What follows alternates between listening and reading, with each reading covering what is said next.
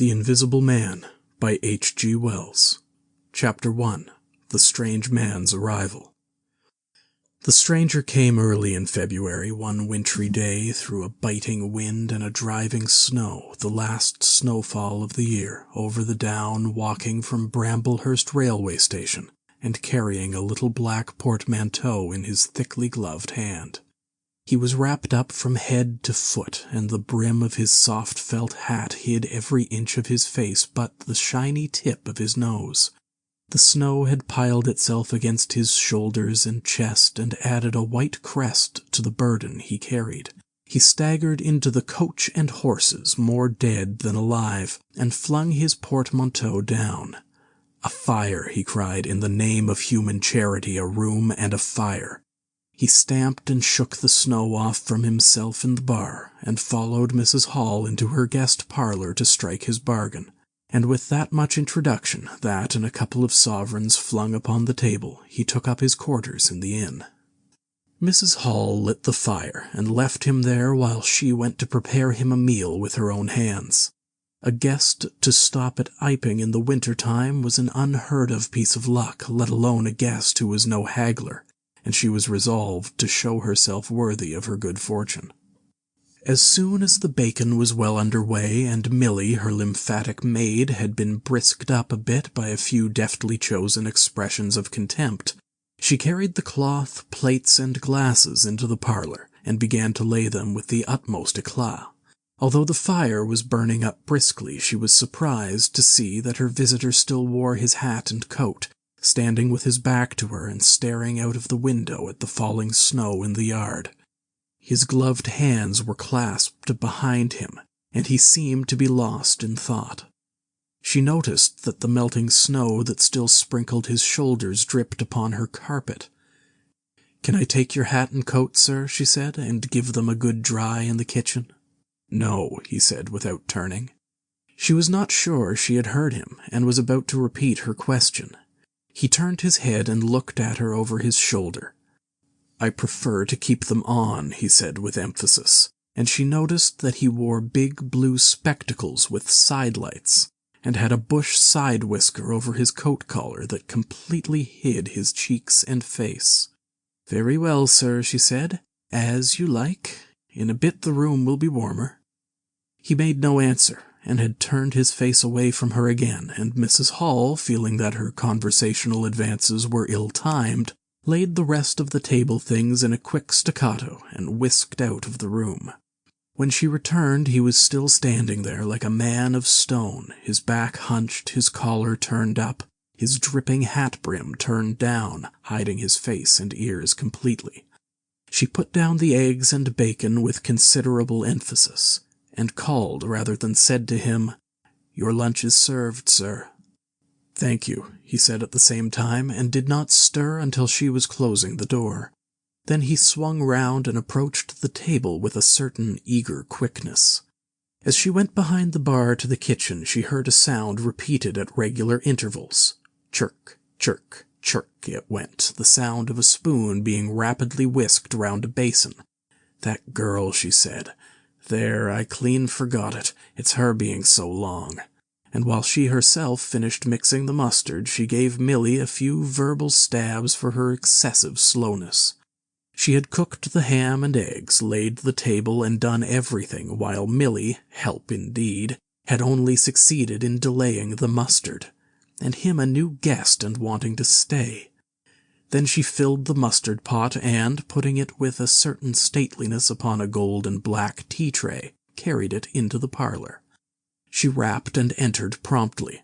As she did so, her visitor moved quickly, so that she got but a glimpse of a white object disappearing behind the table. It would seem he was picking something from the floor.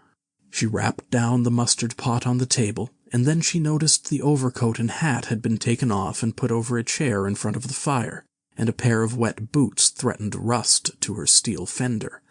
She went to these things resolutely. "I suppose I may have them to dry now?" she said in a voice that brooked no denial. "Leave the hat," said her visitor in a muffled voice, and turning she saw he had raised his head and was sitting looking at her. For a moment she stood gaping at him, too surprised to speak.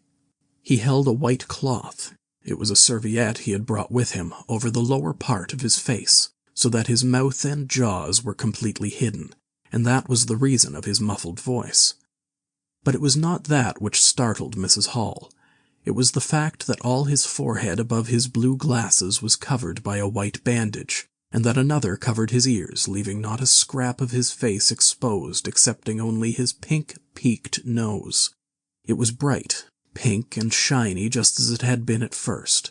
He wore a dark brown velvet jacket with a high, black, linen-lined collar turned up about his neck, the thick black hair escaping as it could below and between the cross bandages, projected in curious tails and horns, giving him the strangest appearance conceivable.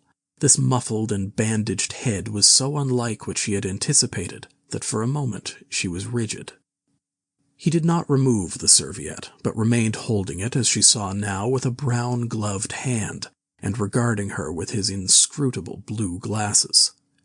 "Leave the hat," he said, speaking very distinctly through the white cloth. Her nerves began to recover from the shock that they had received. She placed the hat on the chair again by the fire. "I didn't know, sir," she began, and she stopped, embarrassed. "Thank you," he said dryly, glancing from her to the door and then at her again. "I'll have them nicely dried, sir, at once," she said, and carried his clothes out of the room. She glanced at his white-swathed head and blue goggles again as she was going out of the door, but his napkin was still in front of his face. She shivered a little as she closed the door behind her, and her face was eloquent of her surprise and perplexity. "I never," she whispered. "There." She went quite softly to the kitchen, and was too preoccupied to ask Milly what she was messing about now when she got there. The visitor sat and listened to her retreating feet. He glanced inquiringly at the window before he removed his serviette and resumed his meal. He took a mouthful, glanced suspiciously at the window, took another mouthful, then rose, and, taking the serviette in his hand, walked across the room and pulled the blind down to the top of the white muslin that obscured the lower panes. This left the room in a twilight. This done, he returned with an easier air to the table and his meal. "The poor soul's had an accident or an operation or something," said Mrs. Hall. "What a turn them bandages did give me, to be sure." She put on some more coal, unfolded the clothes horse, and extended the traveller's coat upon this. "And they goggles! Why, he looked more like a divin' helmet than a human man." She hung his muffler on a corner of the horse. "And holding that handkerchief over his mouth all the time, talking through it. Perhaps his mouth was hurt too, maybe." She turned round as one who suddenly remembers. "Bless my soul alive," she said, going off at a tangent, "ain't you done them taters yet, Milly?" When Mrs. Hall went to clear away the stranger's lunch, her idea that his mouth must also have been cut or disfigured in the accident she supposed him to have suffered was confirmed, for he was smoking a pipe, and all the time that she was in the room he never loosened the silk muffler he had wrapped around the lower part of his face to put the mouthpiece to his lips. Yet it was not forgetfulness, for she saw he glanced at it as it smouldered out. He sat in the corner with his back to the window blind and spoke now, having eaten and drunk and being comfortably warmed through, with less aggressive brevity than before. The reflection of the fire lent a kind of red animation to his big spectacles that they had lacked hitherto. "I have some luggage," he said, "at Bramblehurst Station," and he asked her how he could have it sent. He bowed his bandaged head quite politely in acknowledgment of her explanation. "Tomorrow," he said. "There is no speedier delivery?" and seemed quite disappointed when she answered no. Was she quite sure? No man with a trap who would go over? Mrs. Hall, nothing loath, answered his questions and developed a conversation. "It's a steep road by the Downs, sir," she said in answer to the question about a trap, and then, snatching at an opening, said, "It was there a carriage was upsettled a year ago and more, a gentleman killed besides his coachman. Accidents, sir, happen in a moment, don't they?" But the visitor was not to be drawn so easily. "They do," he said through his muffler, eyeing her quietly through his impenetrable glasses. "But they take long enough to get well, don't they? There was my sister's son, Tom, just cut his arm with a scythe. Tumbled on it in the hay-field, and bless me, he was 3 months tied up, sir. You'd hardly believe it. It's regular given me a dread of a scythe, sir." "I can quite understand that," said the visitor. "He was afraid one time that he'd have to have an operation. He was that bad, sir." The visitor laughed abruptly, a bark of a laugh that he seemed to bite and kill in his mouth. "Was he?" he said. "He was, sir, and no laughing matter to them as had the doing for him as I had, my sister being took up with her little ones so much. There was bandages to do, sir, and bandages to undo, so that if I may make so bold as to say it, sir—" "Will you get me some matches?" said the visitor quite abruptly. "My pipe is out." Mrs. Hall was pulled up suddenly. It was certainly rude of him after telling him all she had done. She gasped at him for a moment and remembered the 2 sovereigns. She went for the matches. "Thanks," he said concisely as she put them down, and turned his shoulder upon her and stared out of the window again. It was altogether too discouraging. Evidently he was sensitive on the topic of operations and bandages. She did not make so bold as to say, however, after all. But his snubbing way had irritated her, and Milly had a hot time of it that afternoon. The visitor remained in the parlor until 4 o'clock, without giving the ghost of an excuse for an intrusion. For the most part he was quite still during that time. It would seem he sat in the growing darkness, smoking in the firelight, perhaps dozing. Once or twice a curious listener might have heard him at the coals, and for the space of 5 minutes he was audible pacing the room. He seemed to be talking to himself. Then the armchair creaked as he sat down again. Chapter 2. Mr. Teddy Henfrey's First Impressions. At 4 o'clock, when it was fairly dark and Mrs. Hall was screwing up her courage to go in and ask her visitor if he would take some tea, Teddy Henfrey, the clock jobber, came into the bar. "My sakes, Mrs. Hall," said he, "but this is terrible weather for thin boots." The snow outside was falling faster. Mrs. Hall agreed, and then noticed he had his bag with him. "Now you're here, Mr. Teddy," said she, "I'd be glad if you could give the old clock in the parlor a bit of a look. 'Tis going, and it strikes well and hearty, but the hour hand won't do nothin' but point at 6. And leading the way, she went across to the parlor door and rapped and entered.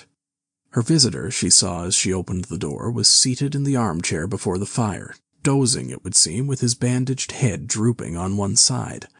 The only light in the room was the red glow from the fire, which lit his eyes like adverse railway signals but left his downcast face in darkness, and the scanty vestiges of the day that came in through the open door.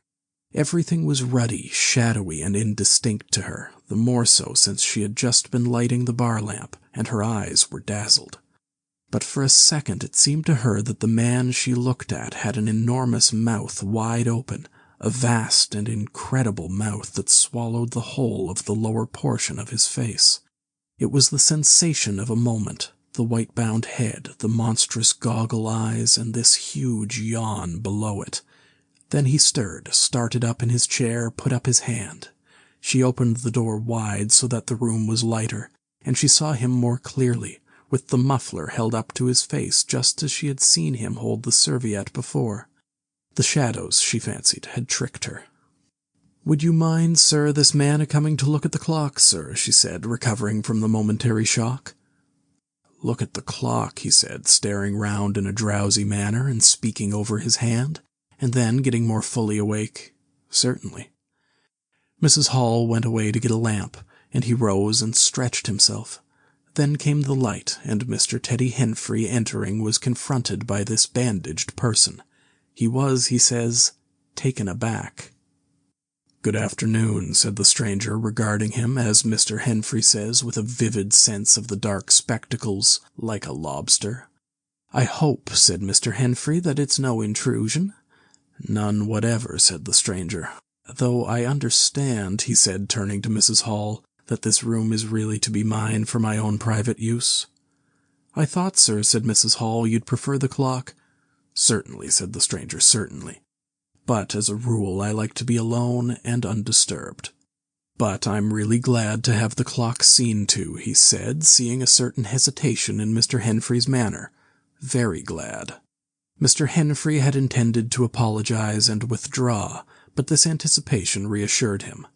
The stranger turned round with his back to the fireplace and put his hands behind his back. "And presently," he said, "when the clock mending is over, I think I should like to have some tea. But not till the clock mending is over." Mrs. Hall was about to leave the room. She made no conversational advances at this time because she did not want to be snubbed in front of Mr. Henfrey, when her visitor asked her if she had made any arrangements about his boxes at Bramblehurst. She told him she had mentioned the matter to the postman, and that the carrier could bring them over on the morrow. "You are certain that is the earliest?" he said. She was certain, with a marked coldness. "I should explain," he added, "what I was really too cold and fatigued to do before, that I am an experimental investigator." "Indeed, sir," said Mrs. Hall, much impressed. "And my baggage contains apparatus and appliances." "Very useful things indeed they are, sir," said Mrs. Hall, "and I'm very naturally anxious to get on with my inquiries." "Of course, sir."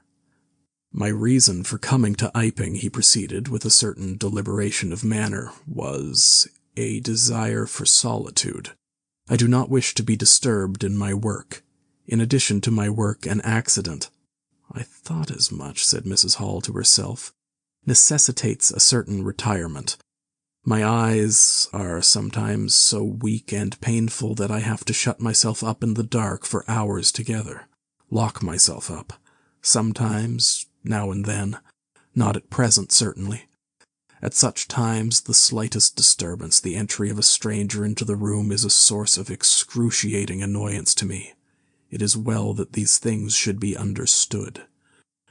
"Certainly, sir," said Mrs. Hall, "and if I might make so bold as to ask—" "That, I think, is all," said the stranger, with that quietly irresistible air of finality he could assume at will. Mrs. Hall reserved her question and sympathy for a better occasion. After Mrs. Hall had left the room, he remained standing in front of the fire, glaring, so Mr. Henfrey puts it, at the clock mending. Mr. Henfrey not only took off the hands of the clock and the face, but extracted the works, and he tried to work in as slow and quiet and unassuming a manner as possible. He worked with the lamp close to him, and the green shade threw a brilliant light upon his hands and upon the frame and wheels, and left the rest of the room shadowy. When he looked up, colored patches swam in his eyes. Being constitutionally of a curious nature, he had removed the works, a quite unnecessary proceeding, with the idea of delaying his departure and perhaps falling into conversation with the stranger. But the stranger stood there, perfectly silent and still. So still it got on Henfrey's nerves. He felt alone in the room and looked up, and there, gray and dim, was the bandaged head and huge blue lenses staring fixedly, with a mist of green spots drifting in front of them. It was so uncanny to Henfrey that for a minute they remained staring blankly at one another. Then Henfrey looked down again. Very uncomfortable position. One would like to say something. Should he remark that the weather was very cold for this time of year? He looked up as if to take aim with that introductory shot. "The weather," he began. "Why don't you finish and go?" said the rigid figure, evidently in a state of painfully suppressed rage. "All you've got to do is fix the hour hand on its axle. You're simply humbugging." "Certainly, sir. 1 minute more. I overlooked—" And Mr. Henfrey finished and went. But he went feeling excessively annoyed. "Damn it," said Mr. Henfrey to himself, trudging down the village through the thawing snow. "A man must do a clock at times, surely." And again, "Can't a man look at you? Ugly." And yet again, "Seemingly not. If the police was wanting you, you couldn't be more wrapped and bandaged."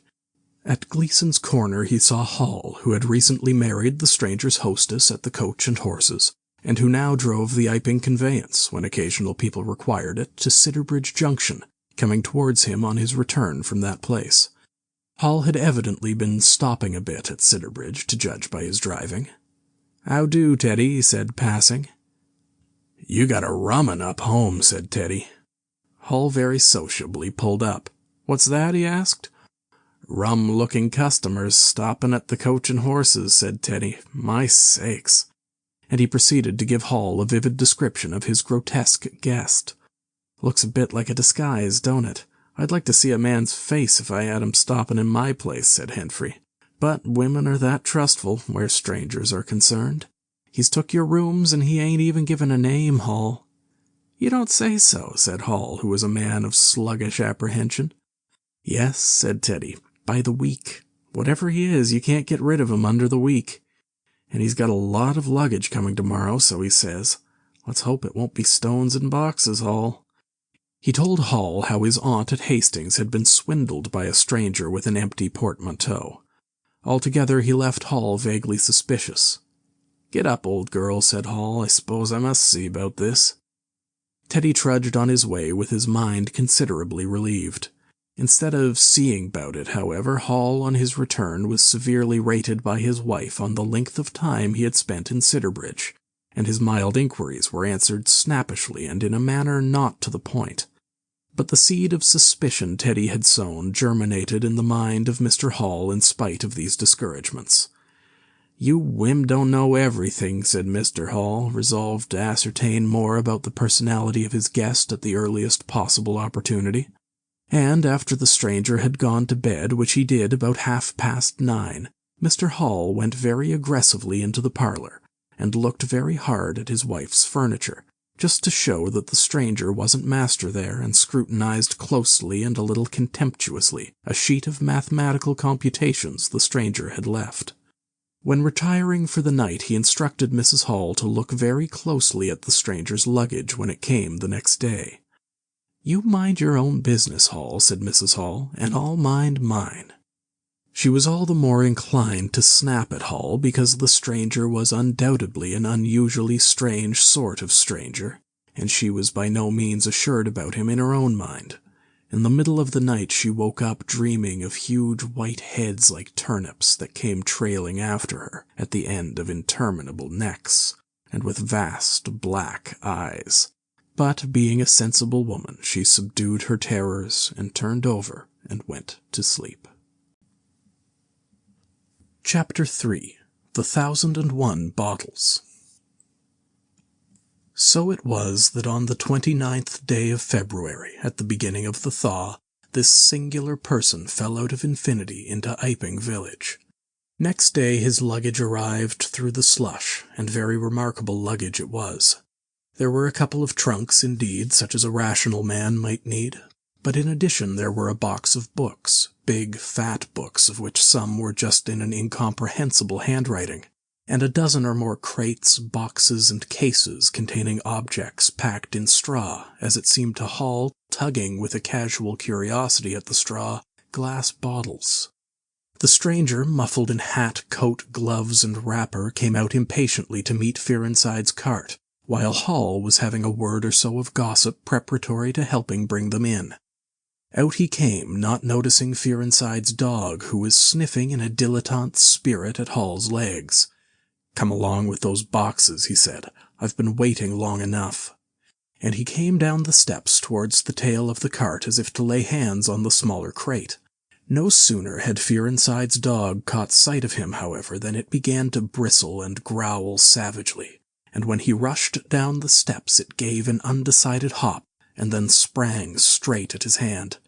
"Whoop!" cried Hall, jumping back, for he was no hero with dogs, and Fearenside howled, "Lie down!" and snatched his whip. They saw the dog's teeth had slipped the hand, heard a kick, saw the dog execute a flanking jump and get home on the stranger's leg, and heard the rip of his trousering. Then the finer end of Fearenside's whip reached his property, and the dog, yelping with dismay, retreated under the wheels of the wagon. It was all the business of a swift half-minute. No one spoke, everyone shouted. The stranger glanced swiftly at his torn glove and at his leg, made as if he would stoop to the latter, then turned and rushed swiftly up the steps into the inn. They heard him go headlong across the passage and up the uncarpeted stairs to his bedroom. "You brute, you," said Fearenside, climbing off the wagon with his whip in his hand, while the dog watched him through the wheel.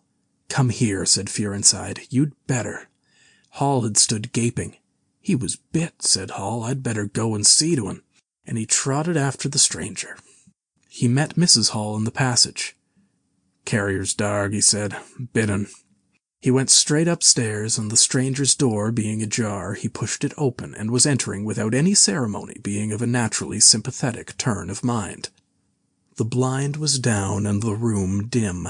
He caught a glimpse of a most singular thing, what seemed a handless arm waving towards him, and a face of 3 huge indeterminate spots on white, very like the face of a pale pansy. Then he was struck violently in the chest, hurled back, and the door slammed in his face and locked.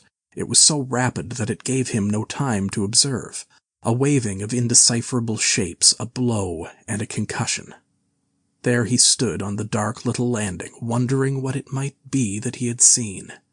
A couple of minutes after, he rejoined the little group that had formed outside the coach and horses. There was Fearenside telling about it all over again for the second time. There was Mrs. Hall saying his dog didn't have no business to bite her guests. There was Huckster, the general dealer from over the road, interrogative, and Sandy Wadgers from the force, judicial. Besides, women and children, all of them saying fatuities. "Wouldn't let 'em bite me, I knows. 'Twasn't right to have such dogs. What he bitin' for, then?" and so forth. Mr. Hall, staring at them from the steps and listening, found it incredible that he had seen anything so very remarkable happen upstairs. Besides, his vocabulary was altogether too limited to express his impressions. "He don't want no help, he said in answer to his wife's inquiry. "We'd better be a-takin' of his luggage in." "He ought to have cauterized it at once," said Mr. Huckster, "especially if it's at all inflamed." "I'd shoot him, that's what I'd do," said a lady in the group. Suddenly the dog began growling again. "Come along," cried an angry voice in the doorway, and there stood the muffled stranger with his collar turned up and his hat brim bent down. "The sooner you get those things in, the better I'll be pleased." It is stated by an anonymous bystander that his trousers and gloves had been changed. "Was you hurt, sir?" said Fearenside. "I'm rare sorry, the dog—" "Not a bit," said the stranger. "Never broke the skin. Hurry up with those things."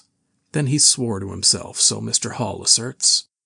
Directly the first crate was, in accordance with his directions, carried into the parlor, the stranger flung himself upon it with extraordinary eagerness, and began to unpack it, scattering the straw with an utter disregard of Mrs. Hall's carpet. And from it he began to produce bottles. Little fat bottles containing powders, small and slender bottles containing colored and white fluids, fluted blue bottles labeled poison, bottles with round bodies and slender necks, large green glass bottles, large white glass bottles, bottles with glass stoppers and frosted labels, bottles with fine corks, bottles with bungs, bottles with wooden caps, wine bottles, salad oil bottles, putting them in rows on the chiffonier, on the mantel, on the table under the window, round the floor, on the bookshelf, everywhere. The chemist's shop in Bramblehurst could not boast half so many. Quite a sight it was. Crate after crate yielded bottles until all 6 were empty and the table high with straw. The only things that came out of these crates besides the bottles were a number of test tubes and a carefully packed balance.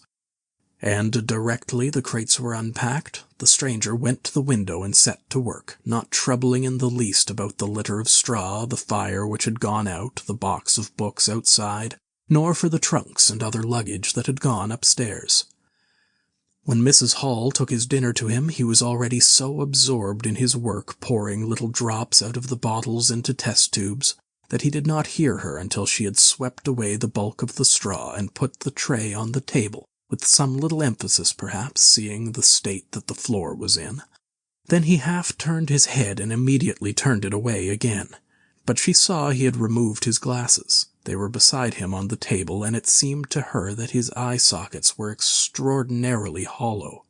He put on his spectacles again, and then turned and faced her. She was about to complain of the straw on the floor when he anticipated her. "I wish you wouldn't come in without knocking," he said in the tone of abnormal exasperation that seemed so characteristic of him. "I knocked, but seemingly—" "Perhaps you did, but in my investigations, my really very urgent and necessary investigations, the slightest disturbance, the jar of a door, I must ask you—" "Certainly, sir. You can turn the lock if you're like that, any time." "A very good idea," said the stranger. "This straw, sir, if I might make so bold as to remark." "Don't.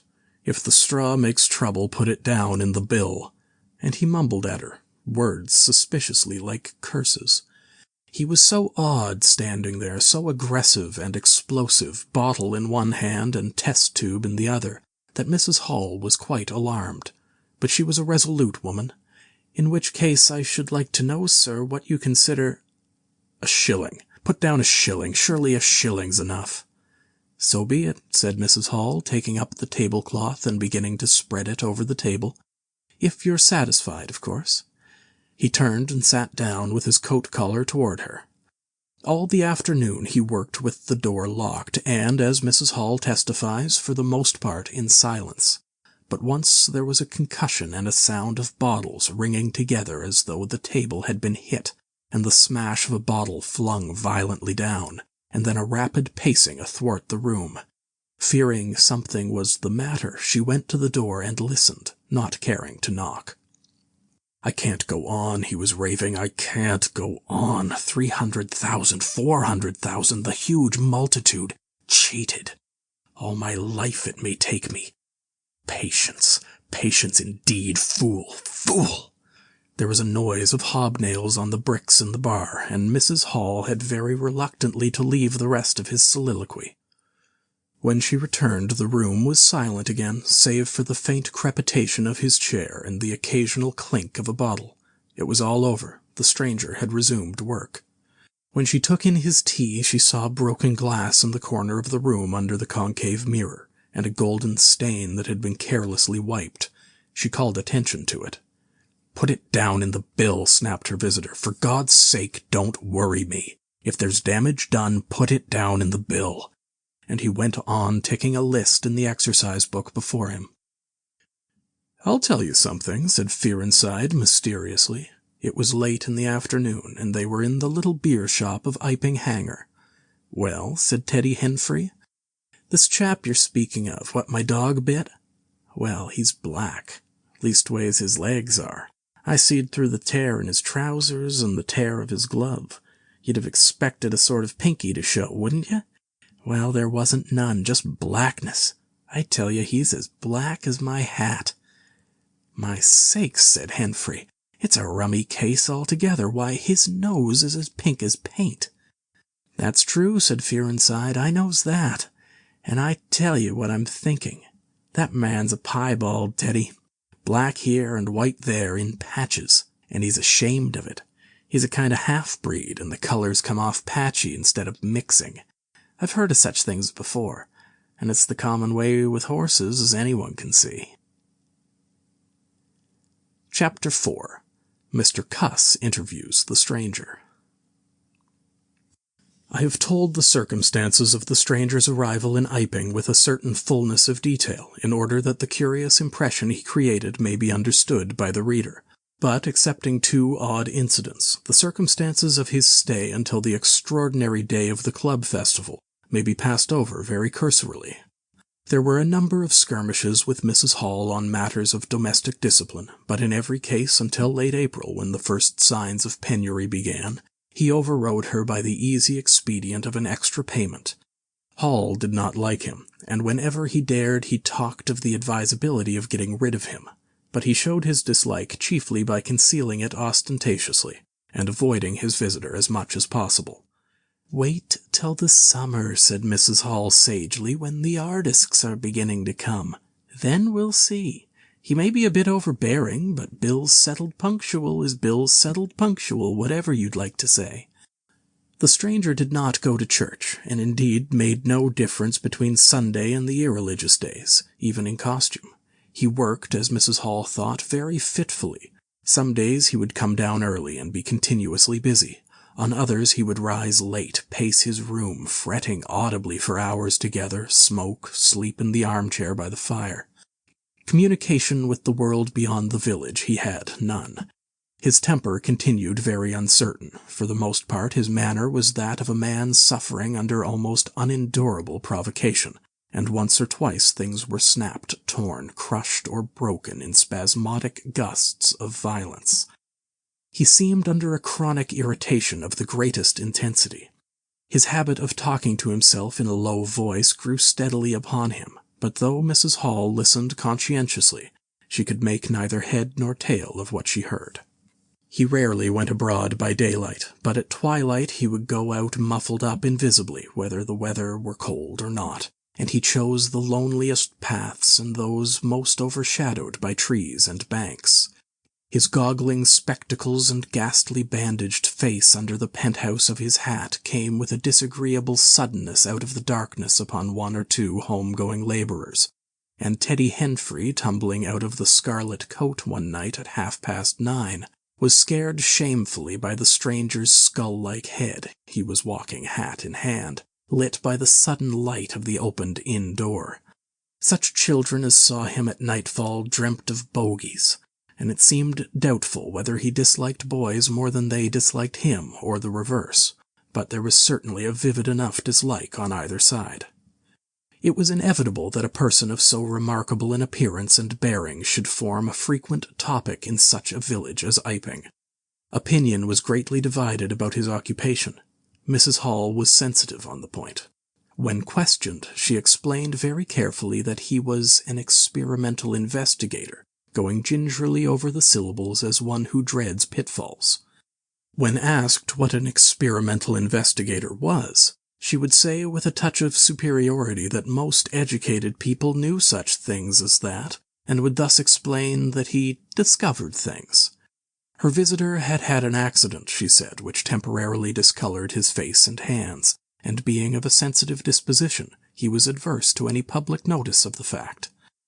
Out of her hearing there was a view largely entertained that he was a criminal trying to escape from justice by wrapping himself up so as to conceal himself altogether from the eye of the police. This idea sprang from the brain of Mr. Teddy Henfrey. No crime of any magnitude dating from the middle or end of February was known to have occurred.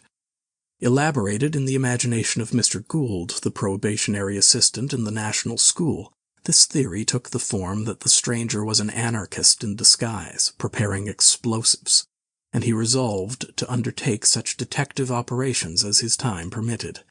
These consisted for the most part in looking very hard at the stranger whenever they met, or in asking people who had never seen the stranger leading questions about him. But he detected nothing. Another school of opinion followed Mr. Fearenside, and either accepted the piebald view or some modification of it, as, for instance, Silas Durgan, who was heard to assert that if he chooses to show himself at fairs he'd make his fortune in no time, and, being a bit of a theologian, compared the stranger to the man with the one talent. Yet another view explained the entire matter by regarding the stranger as a harmless lunatic. That had the advantage of accounting for everything straight away. Between these main groups there were waverers and compromisers. Sussex folk have few superstitions, and it was only after the events of early April that the thought of the supernatural was first whispered in the village. Even then it was only credited among the womenfolk. But whatever they thought of him, people in Iping on the whole agreed in disliking him. His irritability, though it might have been comprehensible to an urban brain worker, was an amazing thing to these quiet Sussex villagers. The frantic gesticulations they surprised now and then, the headlong pace after nightfall that swept upon them round quiet corners, the inhuman bludgeoning of all tentative advances of curiosity, the taste for twilight that led to the closing of doors, the pulling down of blinds, the extinction of candles and lamps. Who could agree with such goings-on? They drew aside as he passed down the village, and when he had gone by, young humorists would up with coat collars and down with hat brims, and go pacing nervously after him in imitation of his occult bearing.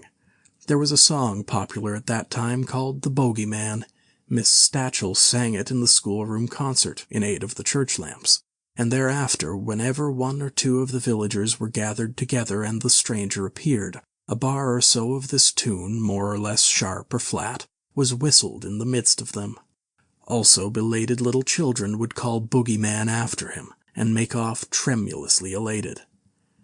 Cuss, the general practitioner, was devoured by curiosity. The bandages excited his professional interest. The report of the 1,001 bottles aroused his jealous regard.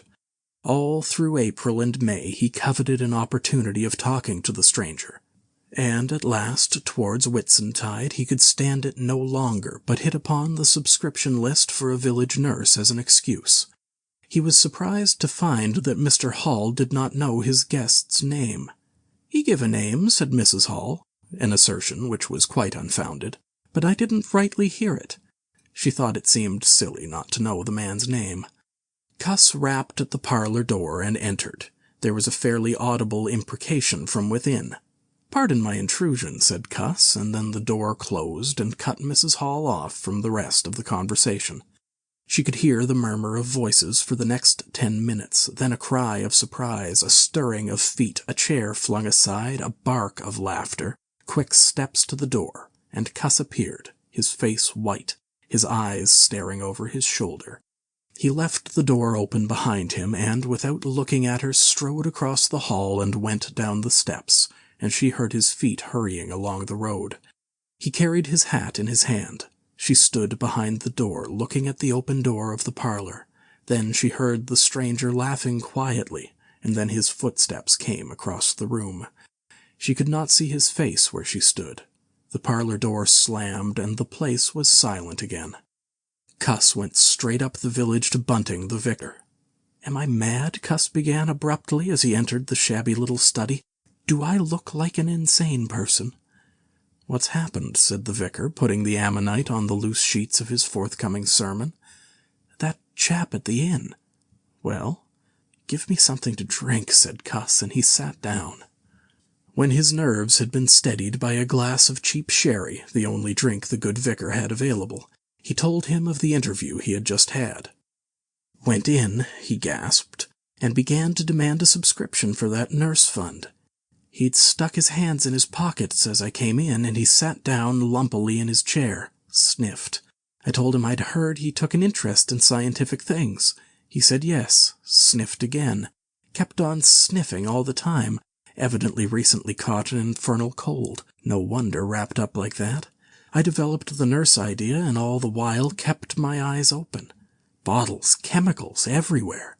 Balance, test tubes and stands, and a smell of evening primrose. Would he subscribe? He said he'd consider it.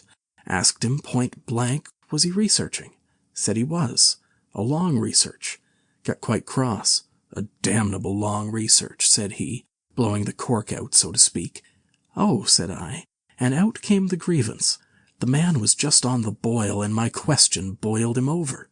He had been given a prescription, most valuable prescription. What for, he wouldn't say. Was it medical? "Damn you, what are you fishing after?" I apologized. Dignified sniff and cough. He resumed. He'd read it. 5 ingredients. Put it down, turned his head. Draught of air from the window lifted the paper. Swish, rustle. He was working in a room with an open fireplace, he said. Saw a flicker, and there was the prescription burning and lifting chimneyward. Rushed towards it just as it whisked up the chimney. So, just at that point, to illustrate his story, out came his arm. "Well?" "No hand. Just an empty sleeve. Lord, I thought, that's a deformity. Got a cork arm, I suppose, and has taken it off. Then I thought, there's something odd in that. What the devil keeps that sleeve up and open if there's nothing in it? There was nothing in it, I tell you. Nothing down it, right down to the joint. I could see right down it to the elbow, and there was a glimmer of light shining through a tear of the cloth. 'Good God,' I said. Then he stopped, stared at me with those black goggles of his, and then at his sleeve." "Well?" "That's all. He never said a word, just glared and put his sleeve back in his pocket quickly. 'I was saying,' said he, 'that there was a prescription burning, wasn't I?' Interrogative cough.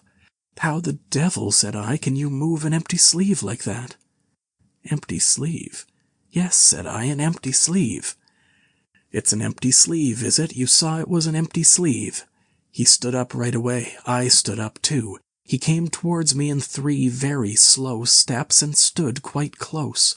Sniffed venomously. I didn't flinch, though I'm hanged if that bandaged knob of his and those blinkers aren't enough to unnerve anyone coming quietly up to you. "You said it was an empty sleeve," he said. "Certainly," I said. At staring and saying nothing, a barefaced man, unspectacled, starts scratch. Then very quietly he pulled his sleeve out of his pocket again and raised his arm towards me as though he would show it to me again. He did it very, very slowly. I looked at it, seemed an age. "Well," said I, clearing my throat, "there's nothing in it." Had to say something. I was beginning to feel frightened. I could see right down it. He extended it straight towards me, slowly, slowly, just like that, until the cuff was 6 inches from my face. Queer thing to see an empty sleeve come at you like that. And then... Well? Something exactly like a finger and thumb, it felt, nipped my nose. Bunting began to laugh. "There wasn't anything there," said Cuss, his voice running up into a shriek at the "there." "It's all very well for you to laugh, but I tell you I was so startled, I hit his cuff hard and turned around and cut out of the room. I left him." Cuss stopped. There was no mistaking the sincerity of his panic. He turned round in a helpless way and took a second glass of the excellent Vicar's very inferior sherry. "When I hit his cuff," said Cuss, "I tell you it felt exactly like hitting an arm. And there wasn't an arm. There wasn't the ghost of an arm." Mr. Bunting thought it over. He looked suspiciously at Cuss. "It's a most remarkable story," he said. He looked very wise and grave indeed. "It's really," said Mr. Bunting with a judicial emphasis, "a most remarkable story." Chapter 5. The Burglary at the Vicarage. The facts of the burglary at the vicarage came to us chiefly through the medium of the vicar and his wife. It occurred in the small hours of Whit Monday, the day devoted in Iping to the club festivities. Mrs. Bunting, it seems, woke up suddenly in the stillness that comes before the dawn with the strong impression that the door of their bedroom had opened and closed. She did not arouse her husband at first, but sat up in bed listening. She then distinctly heard the pad, pad, pad of bare feet coming out of the adjoining dressing-room and walking along the passage towards the staircase. As soon as she felt assured of this, she aroused the Reverend Mr. Bunting as quietly as possible. He did not strike a light, but putting on his spectacles, her dressing-gown, and his bath-slippers, he went out on the landing to listen. He heard quite distinctly a fumbling going on at his study desk downstairs, and then a violent sneeze. At that he returned to his bedroom, armed himself with the most obvious weapon, the poker, and descended the staircase as noiselessly as possible. Mrs. Bunting came out on the landing. The hour was about 4, and the ultimate darkness of the night was past. There was a faint shimmer of light in the hall, but the study doorway yawned impenetrably black. Everything was still except the faint creaking of the stairs under Mr. Bunting's tread, and the slight movements in the study. Then something snapped, the drawer was opened, and there was a rustle of papers. Then came an imprecation, and a match was struck, and the study was flooded with yellow light. Mr. Bunting was now in the hall, and through the crack of the door he could see the desk and the open drawer and a candle burning on the desk. But the robber he could not see. He stood there in the hall, undecided what to do, and Mrs. Bunting, her face white and intent, crept slowly downstairs after him. One thing kept Mr. Bunting's courage, the persuasion that this burglar was a resident in the village. They heard the chink of money and realized that the robber had found the housekeeping reserve of gold, £2.10 in half-sovereigns altogether. At that sound Mr. Bunting was nerved to abrupt action. Gripping the poker firmly, he rushed into the room, closely followed by Mrs. Bunting. "Surrender!" cried Mr. Bunting fiercely, and then stooped amazed. Apparently the room was perfectly empty. Yet their conviction that they had that very moment heard somebody moving in the room had amounted to a certainty. For half a minute, perhaps, they stood gaping. Then Mrs. Bunting went across the room and looked behind the screen, while Mr. Bunting, by a kindred impulse, peered under the desk. Then Mrs. Bunting turned back the window curtains, and Mr. Bunting looked up the chimney and probed it with the poker. Then Mrs. Bunting scrutinized the waste-paper basket, and Mr. Bunting opened the lid of the coal scuttle. Then they came to a stop, and stood with eyes interrogating each other. "I could have sworn," said Mrs. Bunting. "The candle," said Mr. Bunting. "Who lit the candle?" "The drawer," said Mrs. Bunting, "and the money's gone." She went hastily to the doorway. Of all the strange occurrences— There was a violent sneeze in the passage. They rushed out, and as they did so, the kitchen door slammed. "Bring the candle," said Mr. Bunting, and led the way. They both heard a sound of bolts being hastily shot back. As he opened the kitchen door, he saw through the scullery that the back door was just opening, and the faint light of early dawn displayed the dark masses of the garden beyond. He is certain that nothing went out of the door. It opened, stood open for a moment, and then closed with a slam. As it did so, the candle Mrs. Bunting was carrying from the study flickered and flared. It was a minute or more before they entered the kitchen. The place was empty. They refastened the back door, examined the kitchen, pantry, and scullery thoroughly, and at last went down into the cellar. There was not a soul to be found in the house, search as they would. Daylight found the vicar and his wife, a quaintly costumed little couple, still marveling about on their own ground floor by the unnecessary light of a guttering candle. Chapter 6. The Furniture That Went Mad. Now it happened that in the early hours of Whit Monday, before Milly was hunted out for the day, Mr. Hall and Mrs. Hall both rose and went noiselessly down into the cellar. Their business there was of a private nature, and had something to do with the specific gravity of their beer. They had hardly entered the cellar when Mrs. Hall found she had forgotten to bring down a bottle of sarsaparilla from their joint room. As she was the expert and principal operator in this affair, Hall very properly went upstairs for it. On the landing he was surprised to see that the stranger's door was ajar. He went on into his own room, and found the bottle as he had been directed. But returning with the bottle, he noticed that the bolts of the front door had been shot back, that the door was in fact simply on the latch, and with a flash of inspiration he connected this with the stranger's room upstairs and the suggestions of Mr. Teddy Henfrey. He distinctly remembered holding the candle while Mrs. Hall shot these bolts overnight. At the sight he stopped, gaping, then, with the bottle still in his hand, went upstairs again. He rapped at the stranger's door. There was no answer. He rapped again, then pushed the door wide open and entered. It was as he expected. The bed, the room also, was empty. And what was stranger, even to his heavy intelligence, on the bedroom chair and along the rail of the bed were scattered the garments, the only garments, so far as he knew, and the bandages of their guest. His big slouch hat was even cocked jauntily over the bedpost. As Hall stood there, he heard his wife's voice coming out of the depth of the cellar, with that rapid telescoping of the syllables and interrogative cocking up of the final words to a high note by which the West Sussex villager is wont to indicate a brisk impatience. "George, you got what I want?" At that he turned and hurried down to her. "Janny," he said, over the rail of the cellar steps, "'tis the truth what Henfrey says. He's not in his room, he ain't, and the front door is unbolted." At first Mrs. Hall did not understand, and as soon as she did she resolved to see the empty room for herself. Hall, still holding the bottle, went first. "If he ain't there," he said, "his clothes are. And what's he doing without his clothes, then? 'Tis a most curious business." As they came up the cellar steps they both, it was afterwards ascertained, fancied they heard the front door open and shut, but seeing it closed and nothing there, neither said a word to the other about it at the time. Mrs. Hall passed her husband in the passage and ran on first upstairs. Someone sneezed on the staircase. Hall, following 6 steps behind, thought that he heard her sneeze. She, going on first, was under the impression that Hall was sneezing. She flung open the door and stood regarding the room. "Of all the curious," she said. She heard a sniff close behind her head as it seemed, and, turning, was surprised to see Hall a dozen feet off on the topmost stair.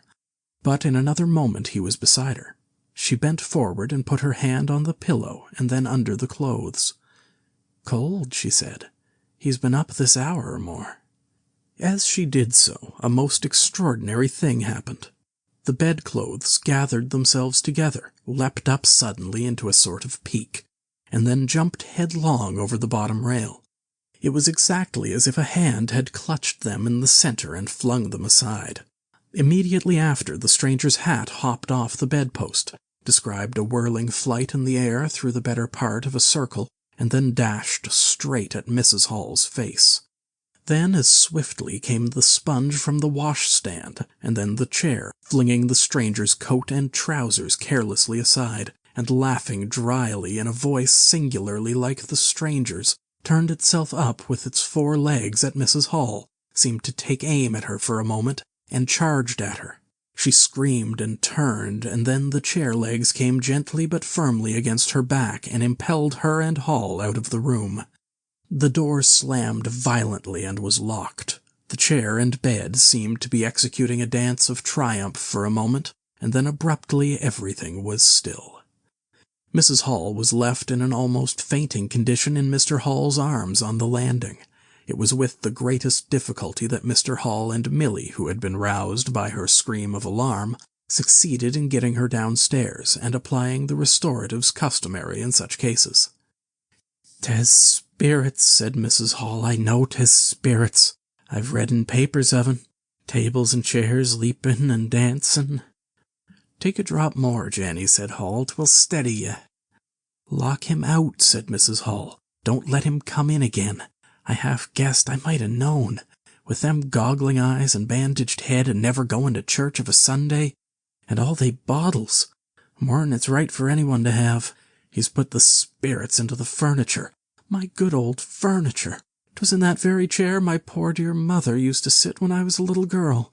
To think it should rise up against me now." "Just a drop more, Janny," said Hall. "Your nerves is all upset." They sent Milly across the street through the golden 5 o'clock sunshine to rouse up Mr. Sandy Wodgers, the blacksmith. Mr. Hall's compliments and the furniture upstairs was behaving most extraordinary. Would Mr. Wodgers come round? He was a knowing man, was Mr. Wodgers, and very resourceful. He took quite a grave view of the case. "I'm damned if it ain't witchcraft," was the view of Mr. Sandy Wodgers. "You aren't horseshoes for such gentry as he." He came round greatly concerned. They wanted him to lead the way upstairs to the room, but he didn't seem to be in any hurry. He preferred to talk in the passage. Over the way, Huckster's apprentice came out and began taking down the shutters of the tobacco window. He was called over to join the discussion. Mr. Huckster naturally followed over in the course of a few minutes. The Anglo-Saxon genius for parliamentary government asserted itself. There was a great deal of talk and no decisive action. "Let's have the facts first," insisted Mr. Sandy Wodgers. "Let's be sure we'd be acting perfectly right in bustin' that there door open. A door unbust is always open to bustin', but you can't unbust a door once you've busted 'un." And suddenly and most wonderfully the door of the room upstairs opened of its own accord, and as they looked up in amazement they saw descending the stairs the muffled figure of the stranger, staring more blackly and blankly than ever with those unreasonably large blue glass eyes of his. He came down stiffly and slowly, staring all the time. He walked across the passage staring, then stopped.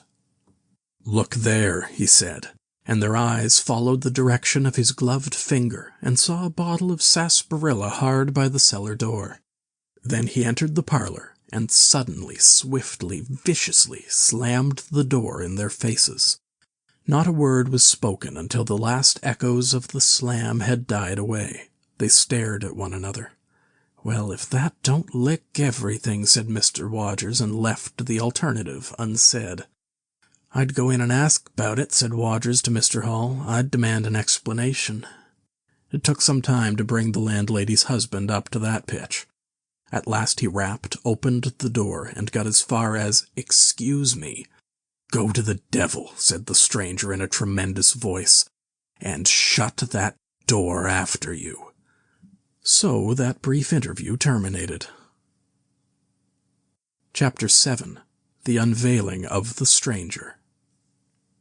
The stranger went into the little parlor of the Coach and Horses about 5:30 in the morning, and there he remained until near midday, the blinds down, the door shut, and none after Hall's repulse venturing near him. All that time he must have fasted. Thrice he rang his bell, the third time furiously and continuously, but no one answered him. "Him and his go to the devil, indeed," said Mrs. Hall. Presently came an imperfect rumor of the burglary at the vicarage, and two were put together. Hall, assisted by Wodgers, went off to find Mr. Shuckleforth, the magistrate, and to take his advice. No one ventured upstairs. How the stranger occupied himself is unknown. Now and then he would stride violently up and down, and twice came an outburst of curses, a tearing of paper, and a violent smashing of bottles. The little group of scared but curious people increased. Mrs. Huxter came over. Some gay young fellows resplendent in black ready-made jackets and piqué paper ties, for it was Whit Monday, joined the group with confused interrogations. Young Archie Harker distinguished himself by going up the yard and trying to peep under the window blinds. He could see nothing, but gave reason for supposing that he did, and others of the Iping youth presently joined him. It was the finest of all possible Whit Mondays, and down the village street stood a row of nearly a dozen booths, a shooting gallery, and on the grass by the forge were 3 yellow and chocolate wagons, and some picturesque strangers of both sexes putting up a coconut shy. The gentlemen wore blue jerseys, the ladies white aprons, and quite fashionable hats with heavy plumes. Wodger of the Purple Fawn and Mr. Jaggers, the cobbler, who also sold old second-hand ordinary bicycles, were stretching a string of Union Jacks and Royal Ensigns, which had originally celebrated the first Victorian Jubilee, across the road. And inside, in the artificial darkness of the parlour, into which only one thin jet of sunlight penetrated, the stranger, hungry we must suppose, and fearful, hidden in his uncomfortable hot wrappings, poured through his dark glasses upon his paper, or chinked his dirty little bottles, and occasionally swore savagely at the boys, audible if invisible, outside the windows. In the corner by the fireplace lay the fragments of 6 smashed bottles, and a pungent twang of chlorine tainted the air. So much we know from what was heard at the time and what was subsequently seen in the room. About noon he suddenly opened his parlour door, and stood glaring fixedly at the 3 or 4 people in the bar. "Mrs. Hall," he said. Somebody went sheepishly and called for Mrs. Hall. Mrs. Hall appeared after an interval, a little short of breath, but all the fiercer for that. Hall was still out. She had deliberated over this scene, and she came holding a little tray with an unsettled bill upon it. "Is't your bill you're wanting, sir?" she said. "Why wasn't my breakfast laid? Why haven't you prepared my meals and answered my bell? Do you think I live without eating?" "Why isn't my bill paid?" said Mrs. Hall. "That's what I want to know." "I told you 3 days ago I was awaiting a remittance." "I told you 2 days ago I wasn't going to await no remittances. You can't grumble if your breakfast waits a bit if my bill's been waiting these 5 days, can you?" The stranger swore briefly but vividly. "Now," from the bar. "And I'd thank you kindly, sir, if you'd keep your swearing to yourself, sir," said Mrs. Hall. The stranger stood looking more like an angry diving helmet than ever. It was universally felt in the bar that Mrs. Hall had the better of him. His next words showed as much. "Look here, my good woman." "Don't good woman me," said Mrs. Hall. "I've told you my remittance hasn't come." "Remittance, indeed," said Mrs. Hall. "Still, I dare say, in my pocket." "You told me 3 days ago you hadn't anything but a sovereign's worth of silver upon you." "Well, I've found some more." "Hullo," from the bar. "I wonder where you found it," said Mrs. Hall. That seemed to annoy the stranger very much. He stamped his foot. "What do you mean?" he said. "That I wonder where you found it," said Mrs. Hall. "And before I take any bills, or get any breakfasts, or do any such things whatsoever, you got to tell me 1 or 2 things I don't understand, and what nobody don't understand, and what everybody is very anxious to understand. I want to know what you been doing to my chair upstairs, and I want to know how 'tis your room was empty and how you got in again. Them as stops in this house comes in by the doors. That's the rule of the house, and that you didn't do. And what I want to know is how you did come in. And I want to know—" Suddenly the stranger raised his gloved hands clenched, stamped his foot, and said, "Stop!" with such extraordinary violence that he silenced her instantly. "You don't understand," he said, "who I am or what I am. I'll show you. By heaven, I'll show you." Then he put his open palm over his face and withdrew it. The center of his face became a black cavity. "Here," he said. He stepped forward and handed Mrs. Hall something which she, staring at his metamorphosed face, accepted automatically. Then, when she saw what it was, she screamed loudly, dropped it, and staggered back. The nose, it was the stranger's nose, pink and shining, rolled on the floor. Then he removed his spectacles, and everyone in the bar gasped. He took off his hat, and with a violent gesture tore at his whiskers and bandages. For a moment they resisted him. A flash of horrible anticipation passed through the bar. "Oh, my God," said one. Then off they came. It was worse than anything. Mrs. Hall, standing open-mouthed and horror-struck, shrieked at what she saw, and made for the door of the house. Everyone began to move. They were prepared for scars, disfigurements, tangible horrors. But nothing. The bandages and false hair flew across the passage into the bar, making a hobbledehoy jump to avoid them.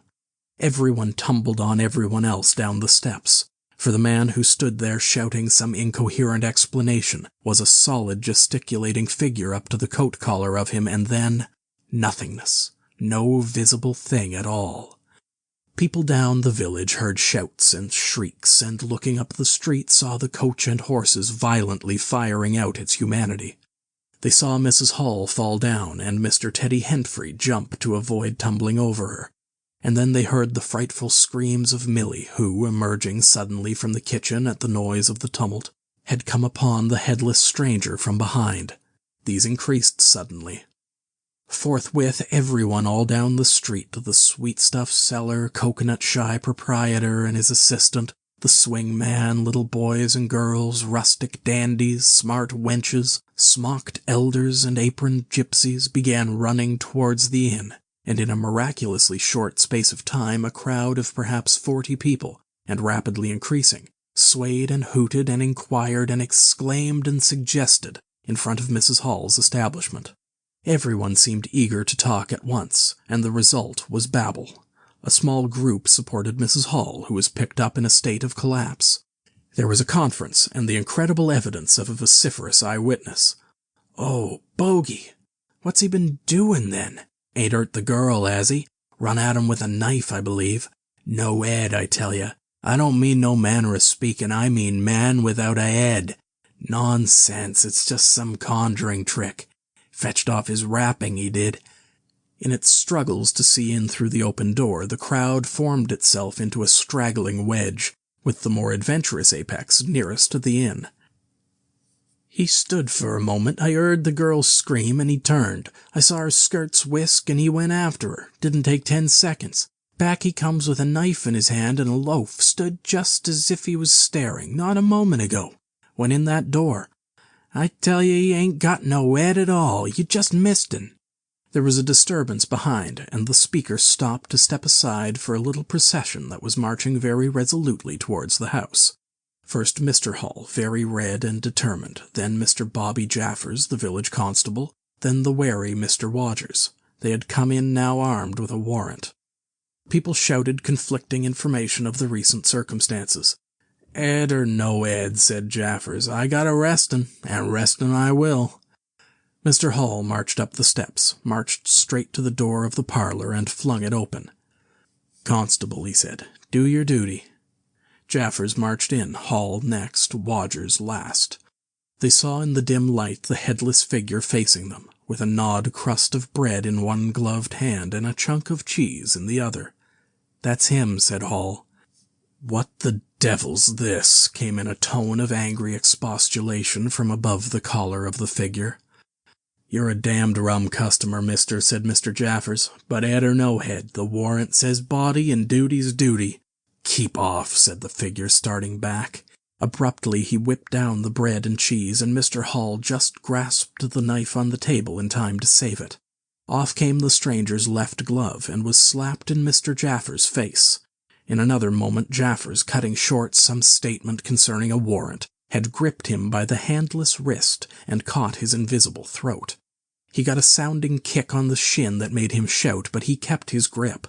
Hall sent the knife sliding along the table to Wodgers, who acted as goalkeeper for the offensive, so to speak, and then stepped forward as Jaffers and the stranger swayed and staggered towards him, clutching and hitting in. A chair stood in the way, and went aside with a crash as they came down together. "Get the feet," said Jaffers between his teeth. Mr. Hall, endeavoring to act on instructions, received a sounding kick in the ribs that disposed of him for a moment, and Mr. Wodgers, seeing the decapitated stranger had rolled over and got the upper side of Jaffers, retreated towards the door, knife in hand, and so collided with Mr. Huxter and the Sitterbridge carter coming to the rescue of law and order. At the same moment down came 3 or 4 bottles from the chiffonier and shot a web of pungency into the air of the room.